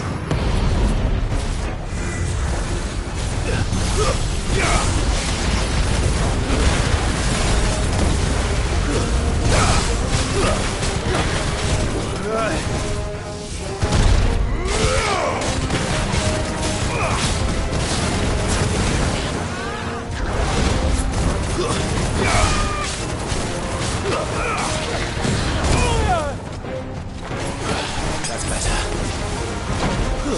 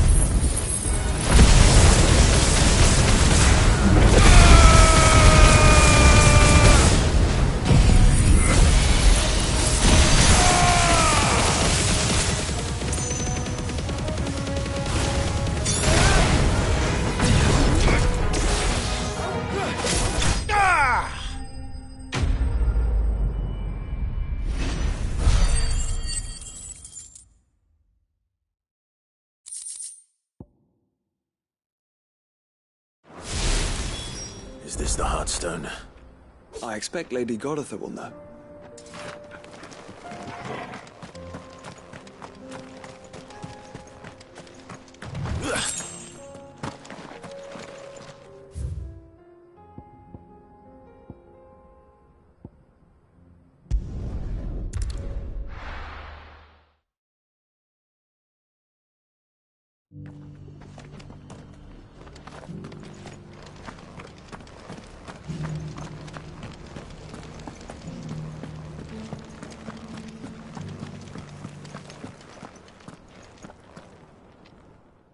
Thank the Founder you were safe.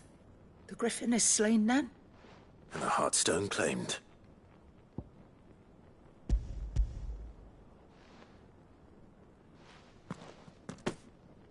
Yes. This radiant luster, like frozen flame, it is just as your father described it. Thank you, my lord. Your Grace.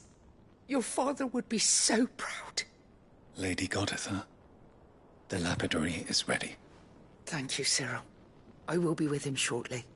If you would excuse me, I shall have the stone cut and set forthwith.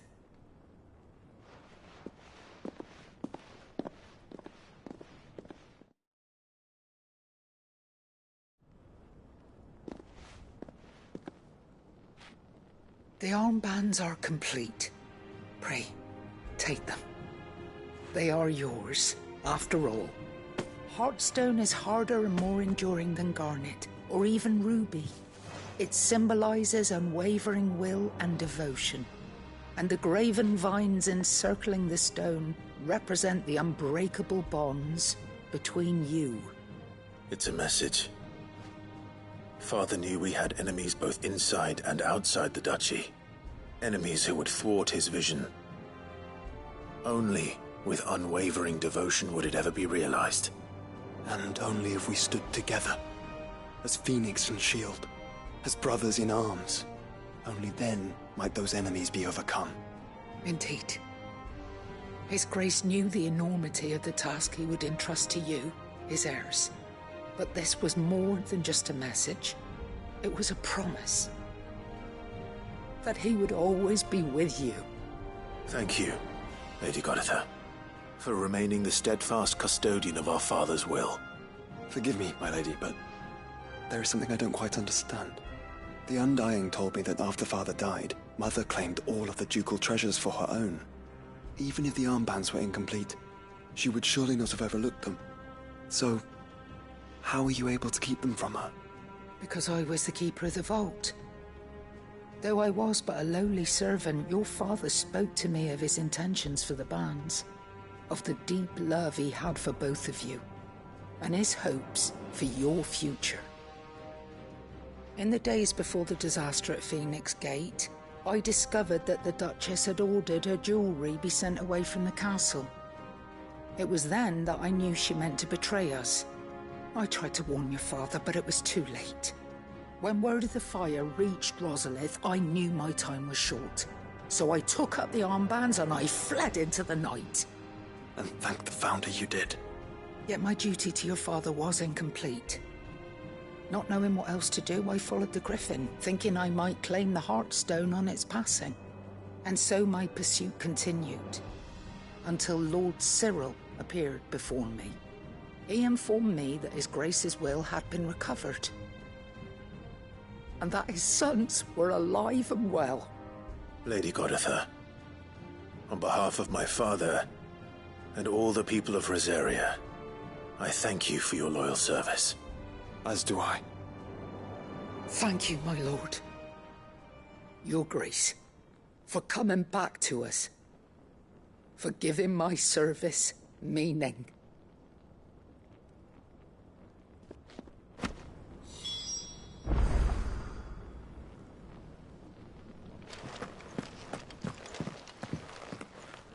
The bands suit you well. It must be gratifying to finally receive the inheritance that was denied you for so long. It is. And we thank you for the part you played, Cyril. If you would permit me to play my part a little longer, might I suggest that you make your way to your father's memorial atop Hawk's Cry Cliff. Let him see that you have received his blessing, and that his vision lives on in you. I suppose it would be churlish not to. What do you say, Clive? Shall we pay Father a visit? I think we should. I was hoping to be able to offer him my thanks before we left for Origin. Your father's helm is enshrined there. It has been since the day we recovered it from Phoenix Gate. I prithee claim it. For it too is a part of your inheritance, and I do not doubt that your father would prefer it in your hands than perched upon some lonely rock. Thank you, Cyril.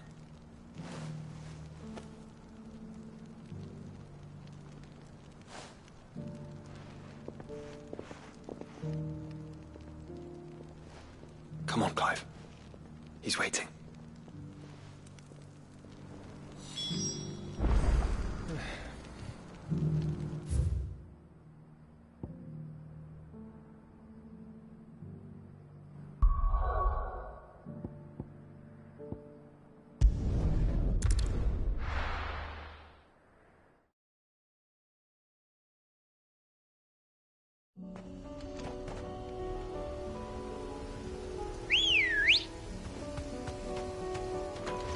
Good girl. Faster! Unwavering will and an unbreakable bond. Do you really think we're strong enough? Save the world? Of course. To have overcome Father's political enemies, that I'm less certain. Especially knowing what we know now. What Mother was truly capable of. Perhaps these bands would have helped. Knowing he was with us would have made all the difference.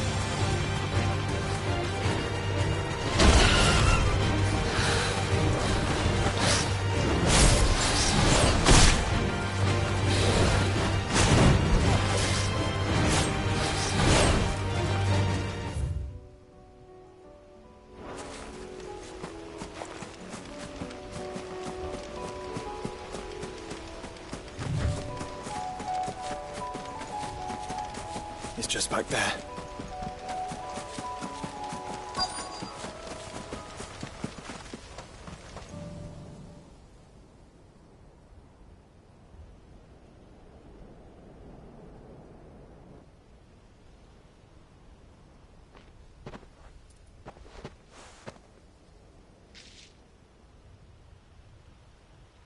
Father always fought for what he believed was right. It wasn't until that night at Phoenix Gate that I realized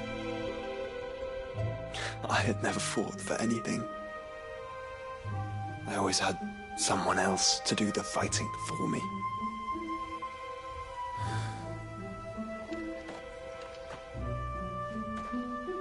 No matter how fate conspired against him, he never lost heart, never looked back, never stopped fighting.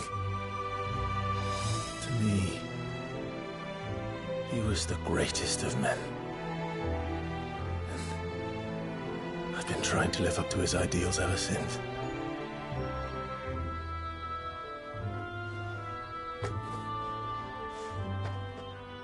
We all have, Clive. We all have. And we'll keep trying. Because that's what he would have wanted. What he would have done himself. Even if it meant standing against the very gods in the heavens. I shall be borrowing this, Father, if I may. That you might watch over us as we follow in your footsteps.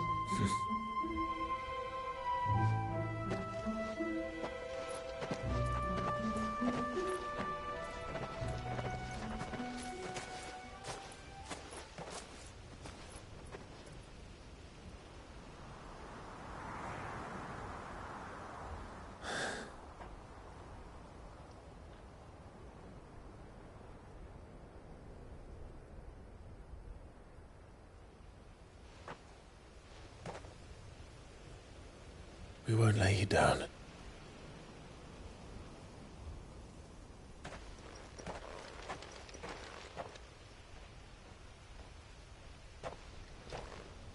Onward, then? Onward. To the end. And to a new beginning.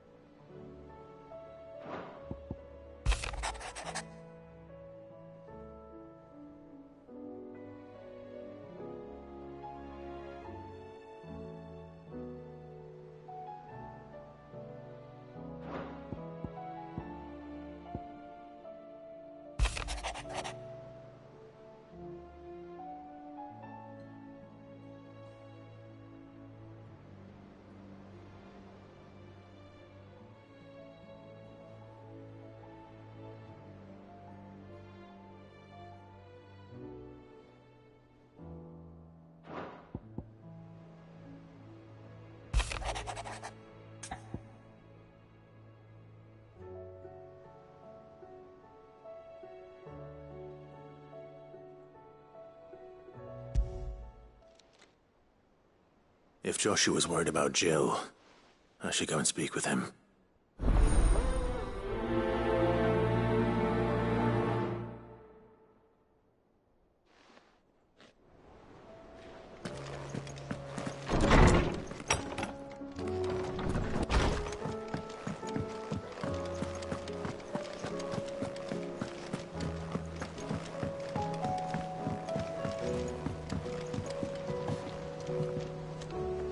Joshua, I read your message. You're right. Jill is different. I don't think I'd realized how different, but since we returned from Drake's spine, I've felt it more and more. I suppose it's not hard to imagine why. She doesn't think she belongs anymore. And that's why we need to remind her she is still one of us. To let her know that we still need her. Now more than ever. That you still need her. But how to do that? When last we were truly close, we were but children.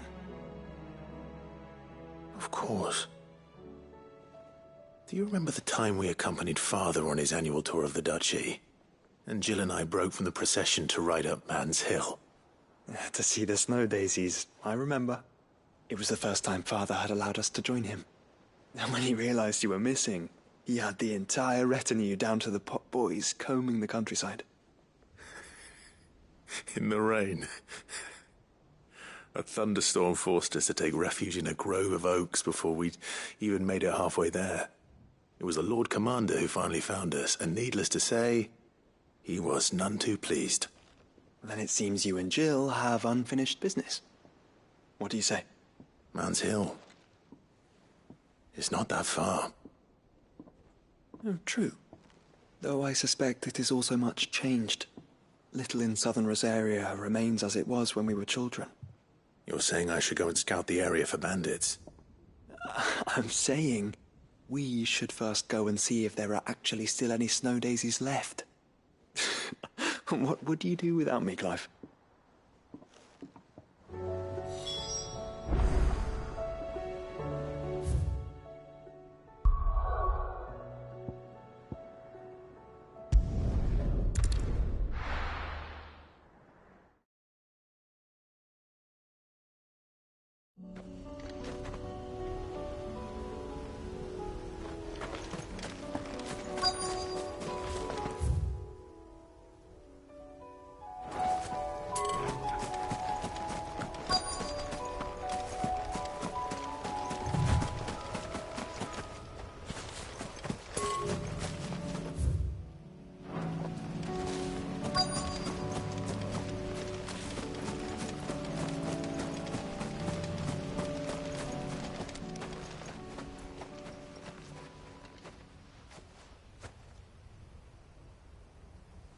This is the place, but... I'm sorry, Clive.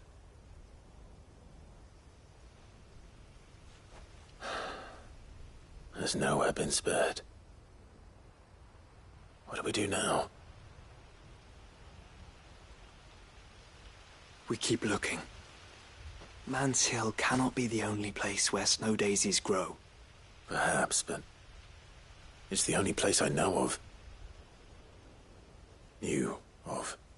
Then why not ask someone who might know of another? Someone in the backyard? To the hideaway, then.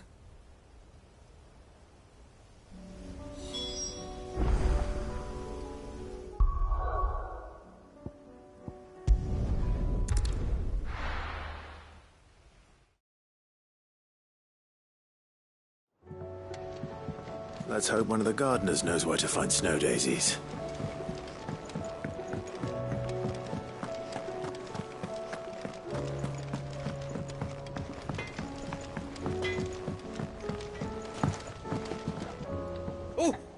Oh, what is it?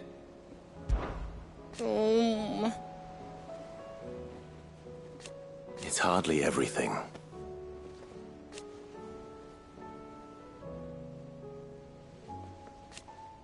And I will! I promise! You can count on me.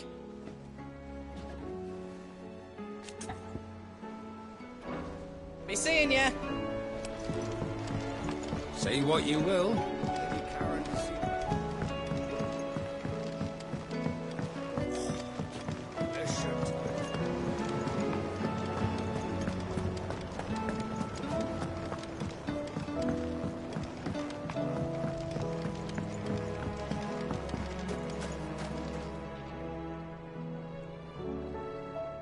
Oh. What brings you down from the heavens, Sid? I need your advice. Joshua and I are looking for a place where snow daisies grow. Preferably in abundance. Snow daisies. Then you'll want somewhere not too hot and not too cold. And where the winds are strong enough to carry the seeds. I reckon Man's Hill would be a good place to start. There in the Royal Meadows, perhaps? Both have similar climbs and the right elevation. If the Blight hasn't claimed them yet. Right. Thank you. Did you learn where we might find our flowers? The gardener here mentioned the Royal Meadows in Sambrak. Ah, the fields beyond Northreach. Well, if that's the case, then Yote was right. I recalled that she kept the record of our travels, you see.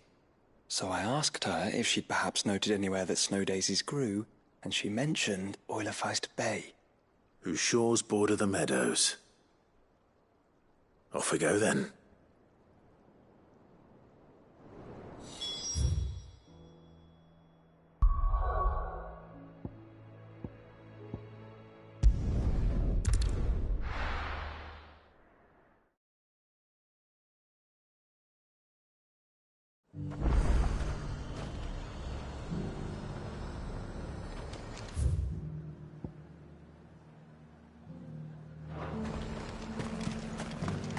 And how might I help the garrison today?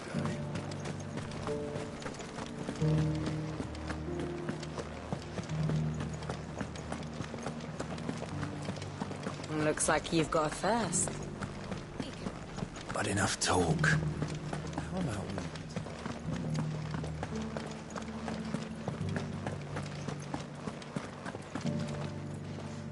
we... Northreach welcomes you, Clive.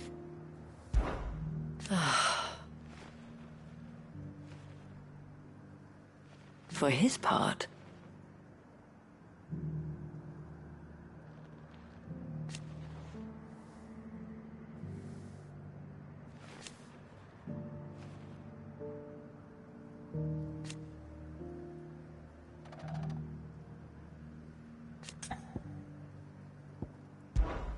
well,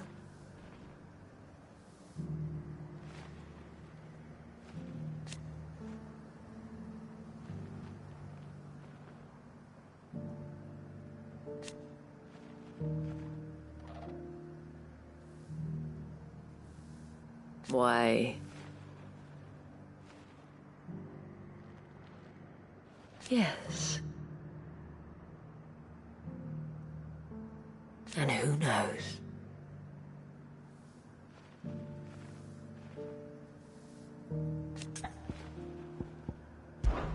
The last few years,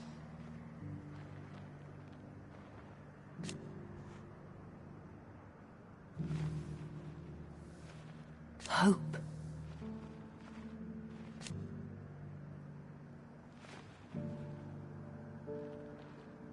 belief that we all matter.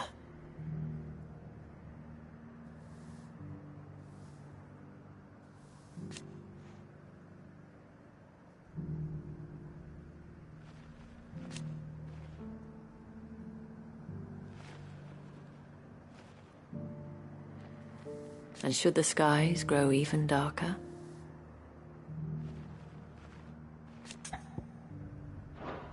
short and sweet then.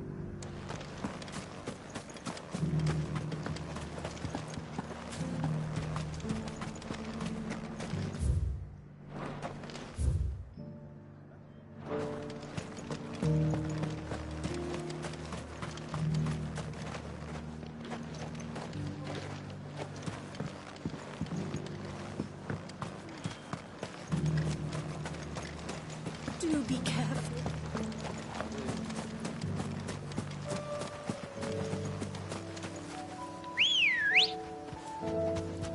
Come on. Faster!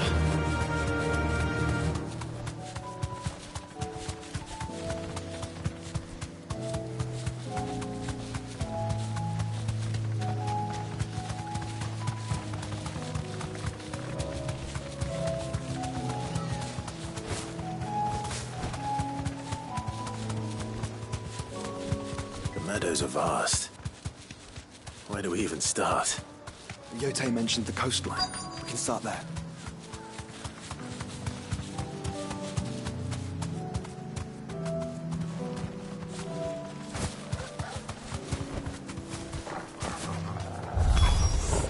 Look, brother. Do you see them?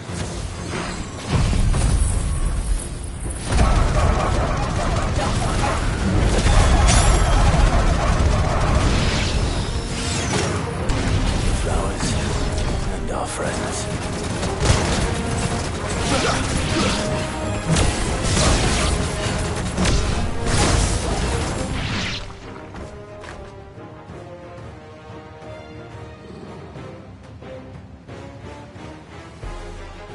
What do you see, boy?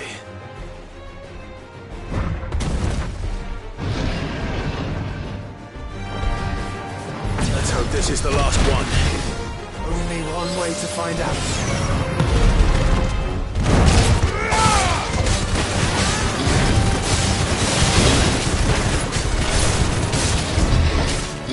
Nice try.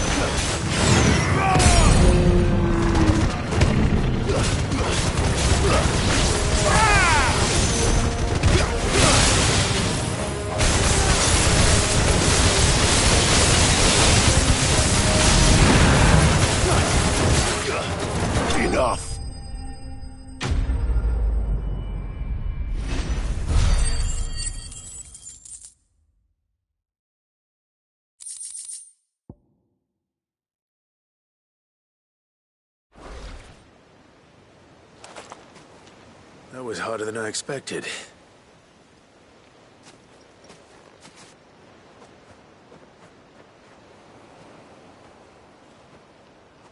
But found her. It was worth it. They're beautiful. Do you think Jill will like them?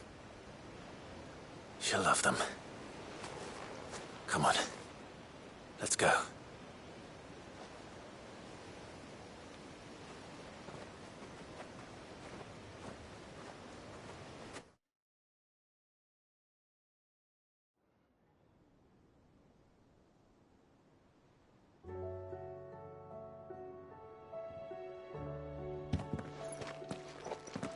It appears my work is done. The rest, as they say, is up to you. Well, you and the skies. We wouldn't want another thunderstorm now, would we?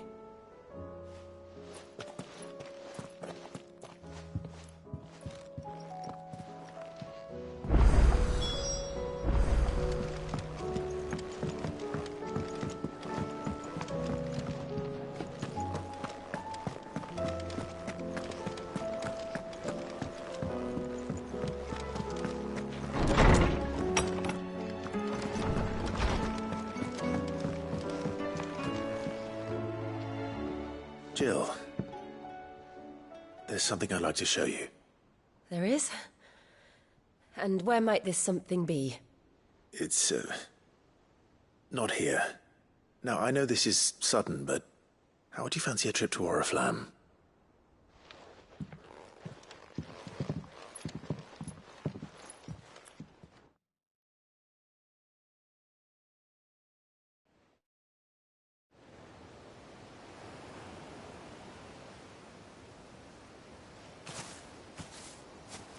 There are so many.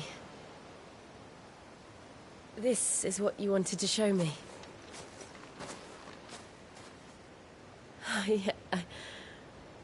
I don't know what to say. You don't need to say anything. The smile on your face is enough. We've been worried about you, Joshua and I. Do you remember when I took you to Man's Hill? Or tried to? How could I forget? You saw me crying and thought a change of scenery might lift my spirits. In the end, it earned me a nasty cough and a stern scolding from your mother. But I felt wonderful nonetheless. I'm sorry. I had no idea what I was getting us both into. But I couldn't bear to see you like that. Before we left, my chambermaid told me she'd overheard your mother talking about my marriage prospects with some of the noblewomen at court. They were debating whether it would be more profitable to marry me off to one of the high houses instead of saving me for the ducal line. No one thought to ask me what I wanted. I was nothing to them. A pawn at best. I felt so trapped, so lonely. I didn't know. But I wasn't alone. You were there. Your hand in mine as we ran for those oaks. And I knew then, no matter what happened, I would be all right. I'll never forget that feeling.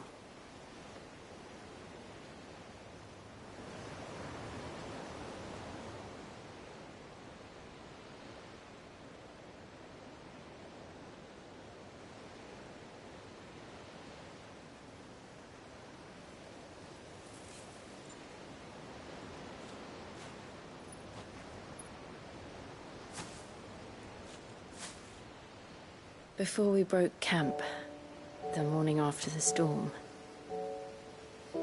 do you know what I did? No? What? I slipped away from my governess to climb the tor. And from there I saw a sea of petals, all reaching for the sun. And I realized that no matter how terrible the night, Dawn would always come.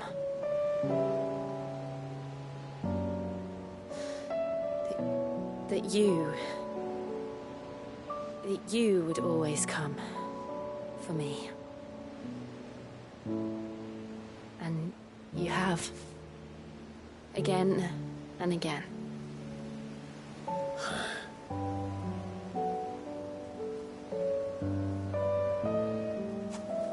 Where do you see us? When all this is over?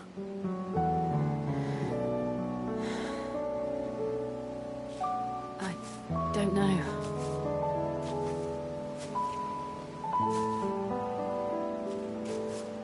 Not here, though. I think I've outgrown the twins. After everything we've been through, the realm just seems so small. I'll need some space to spread my wings. Then that's what you'll have. And I'll stop at nothing to see that you do.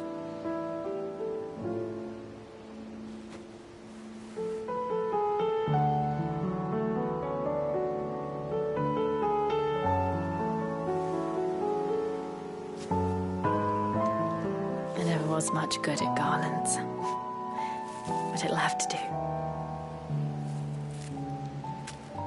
I'll treasure it forever. Thank you, Clive. For this, the flowers, for everything. It's exactly what I needed. You are my treasure.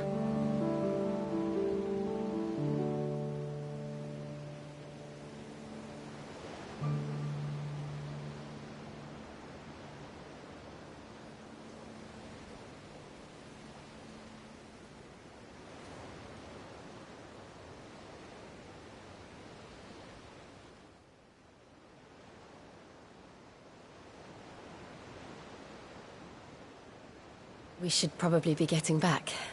I expect the others are wondering where we are. You're right. There's still much to do. And we'll do it together.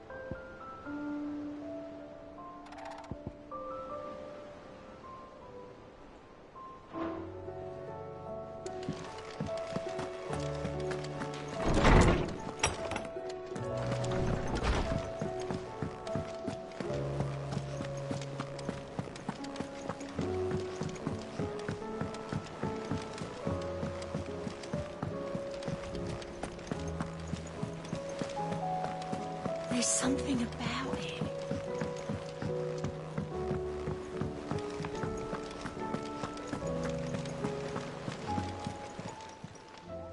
Oh, I wasn't expecting you back so soon. Is everything we've received and everything promised?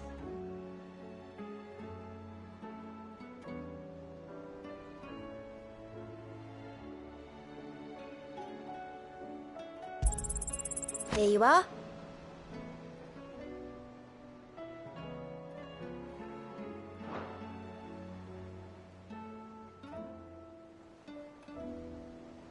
All done?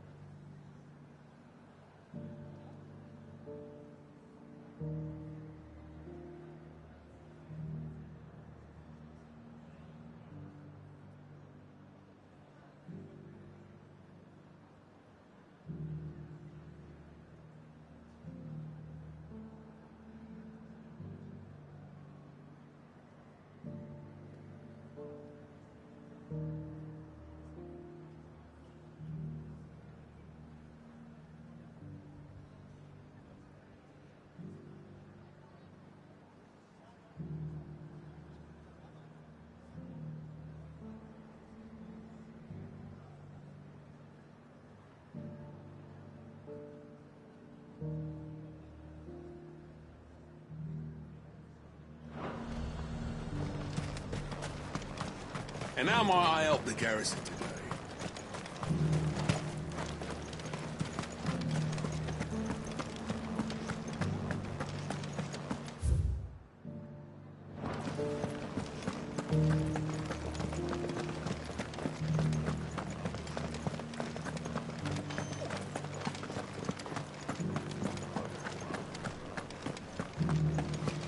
I haven't seen any of those beastly blue.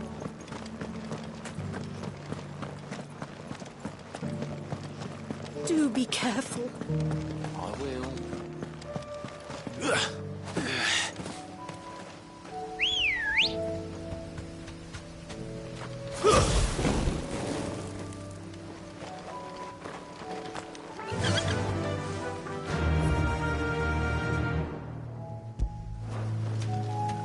Yeah!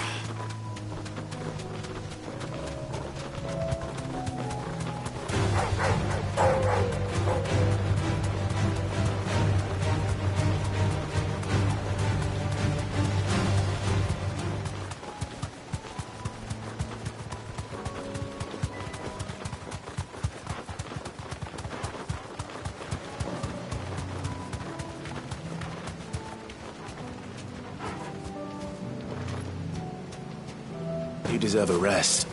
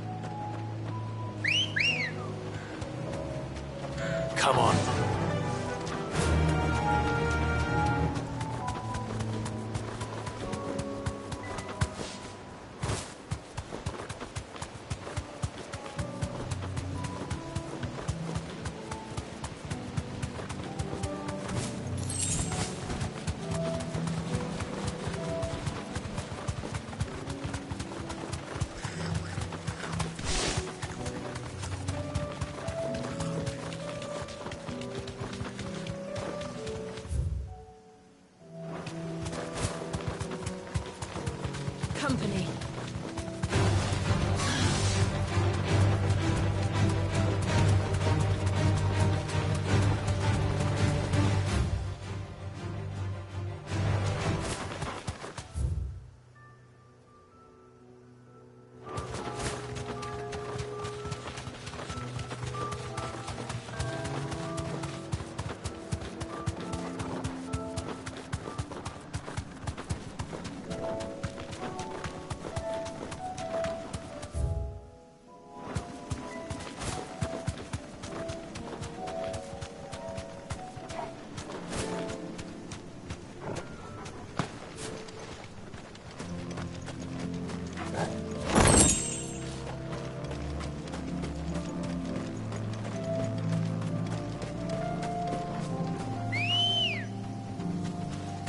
Good girl.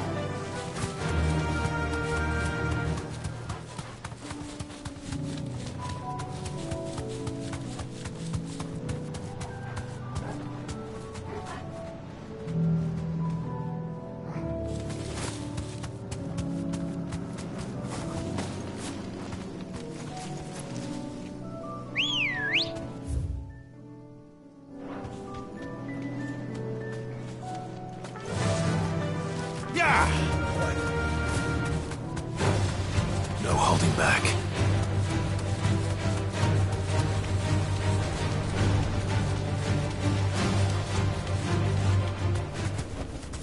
Thanks, Gal.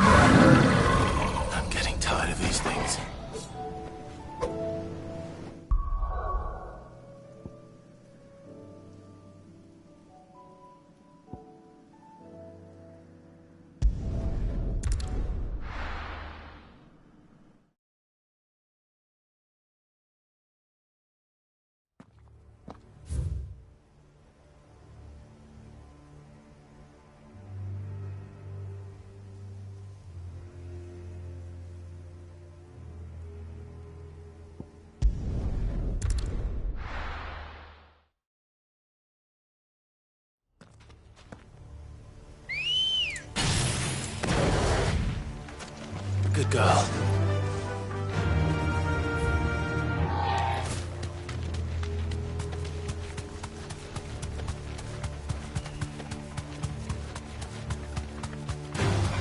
This might take a while.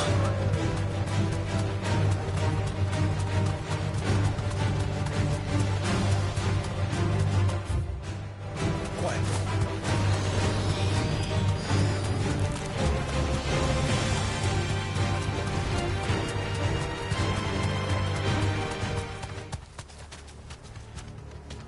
That'll do, girl.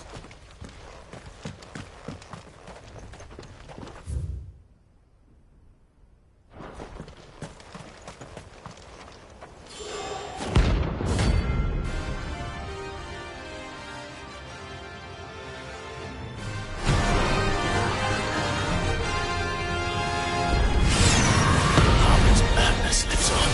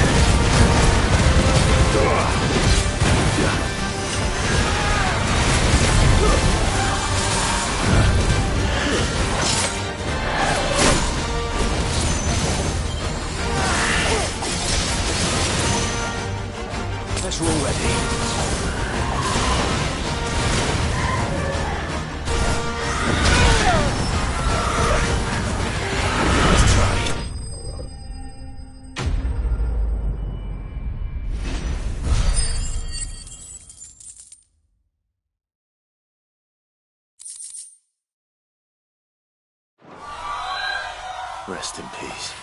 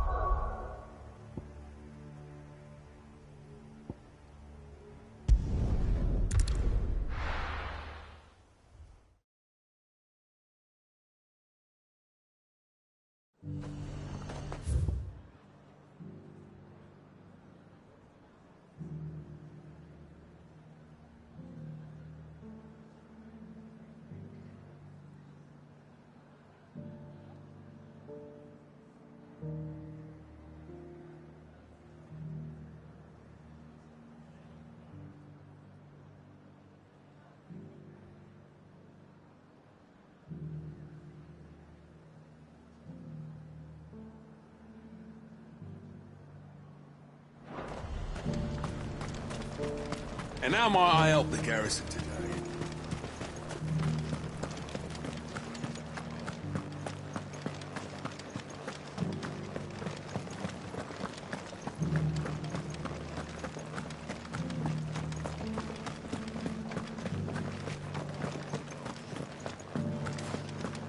Haven't seen any of those beastly blue eyes.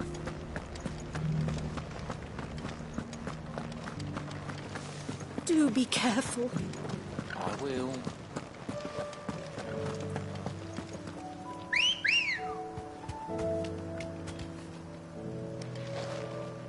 Come on. Yeah!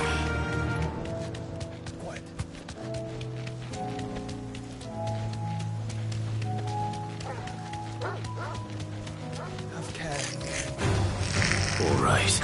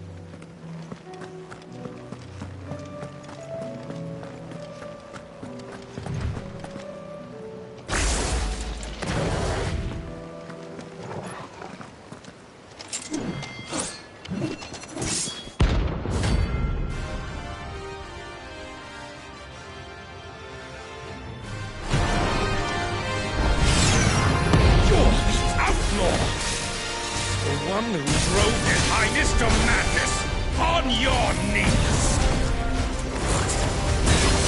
He hasn't heard. And he doesn't look like he's willing to listen. Let's try. Too slow. Your death will sound!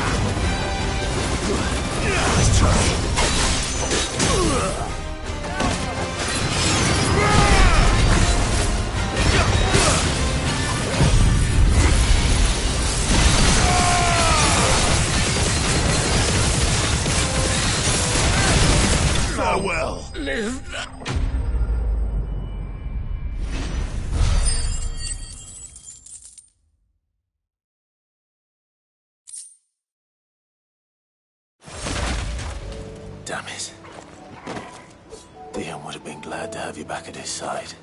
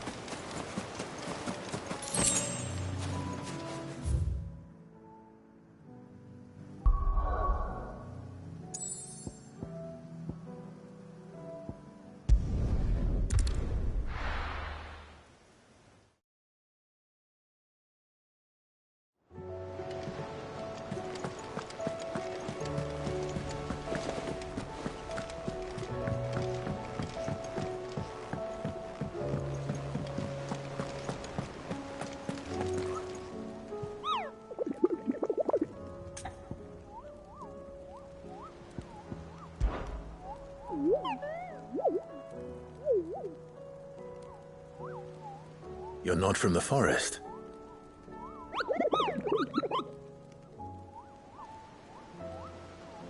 Well, which forest?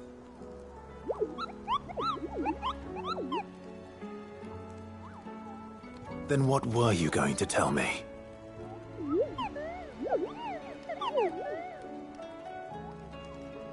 And if you had?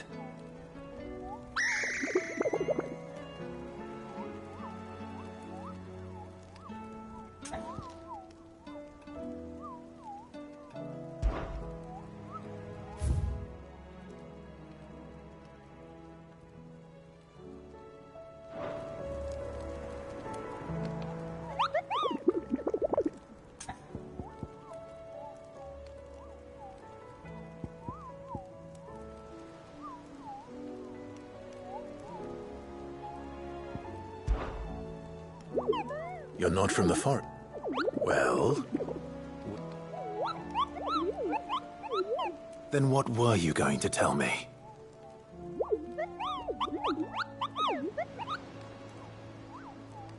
And if you had?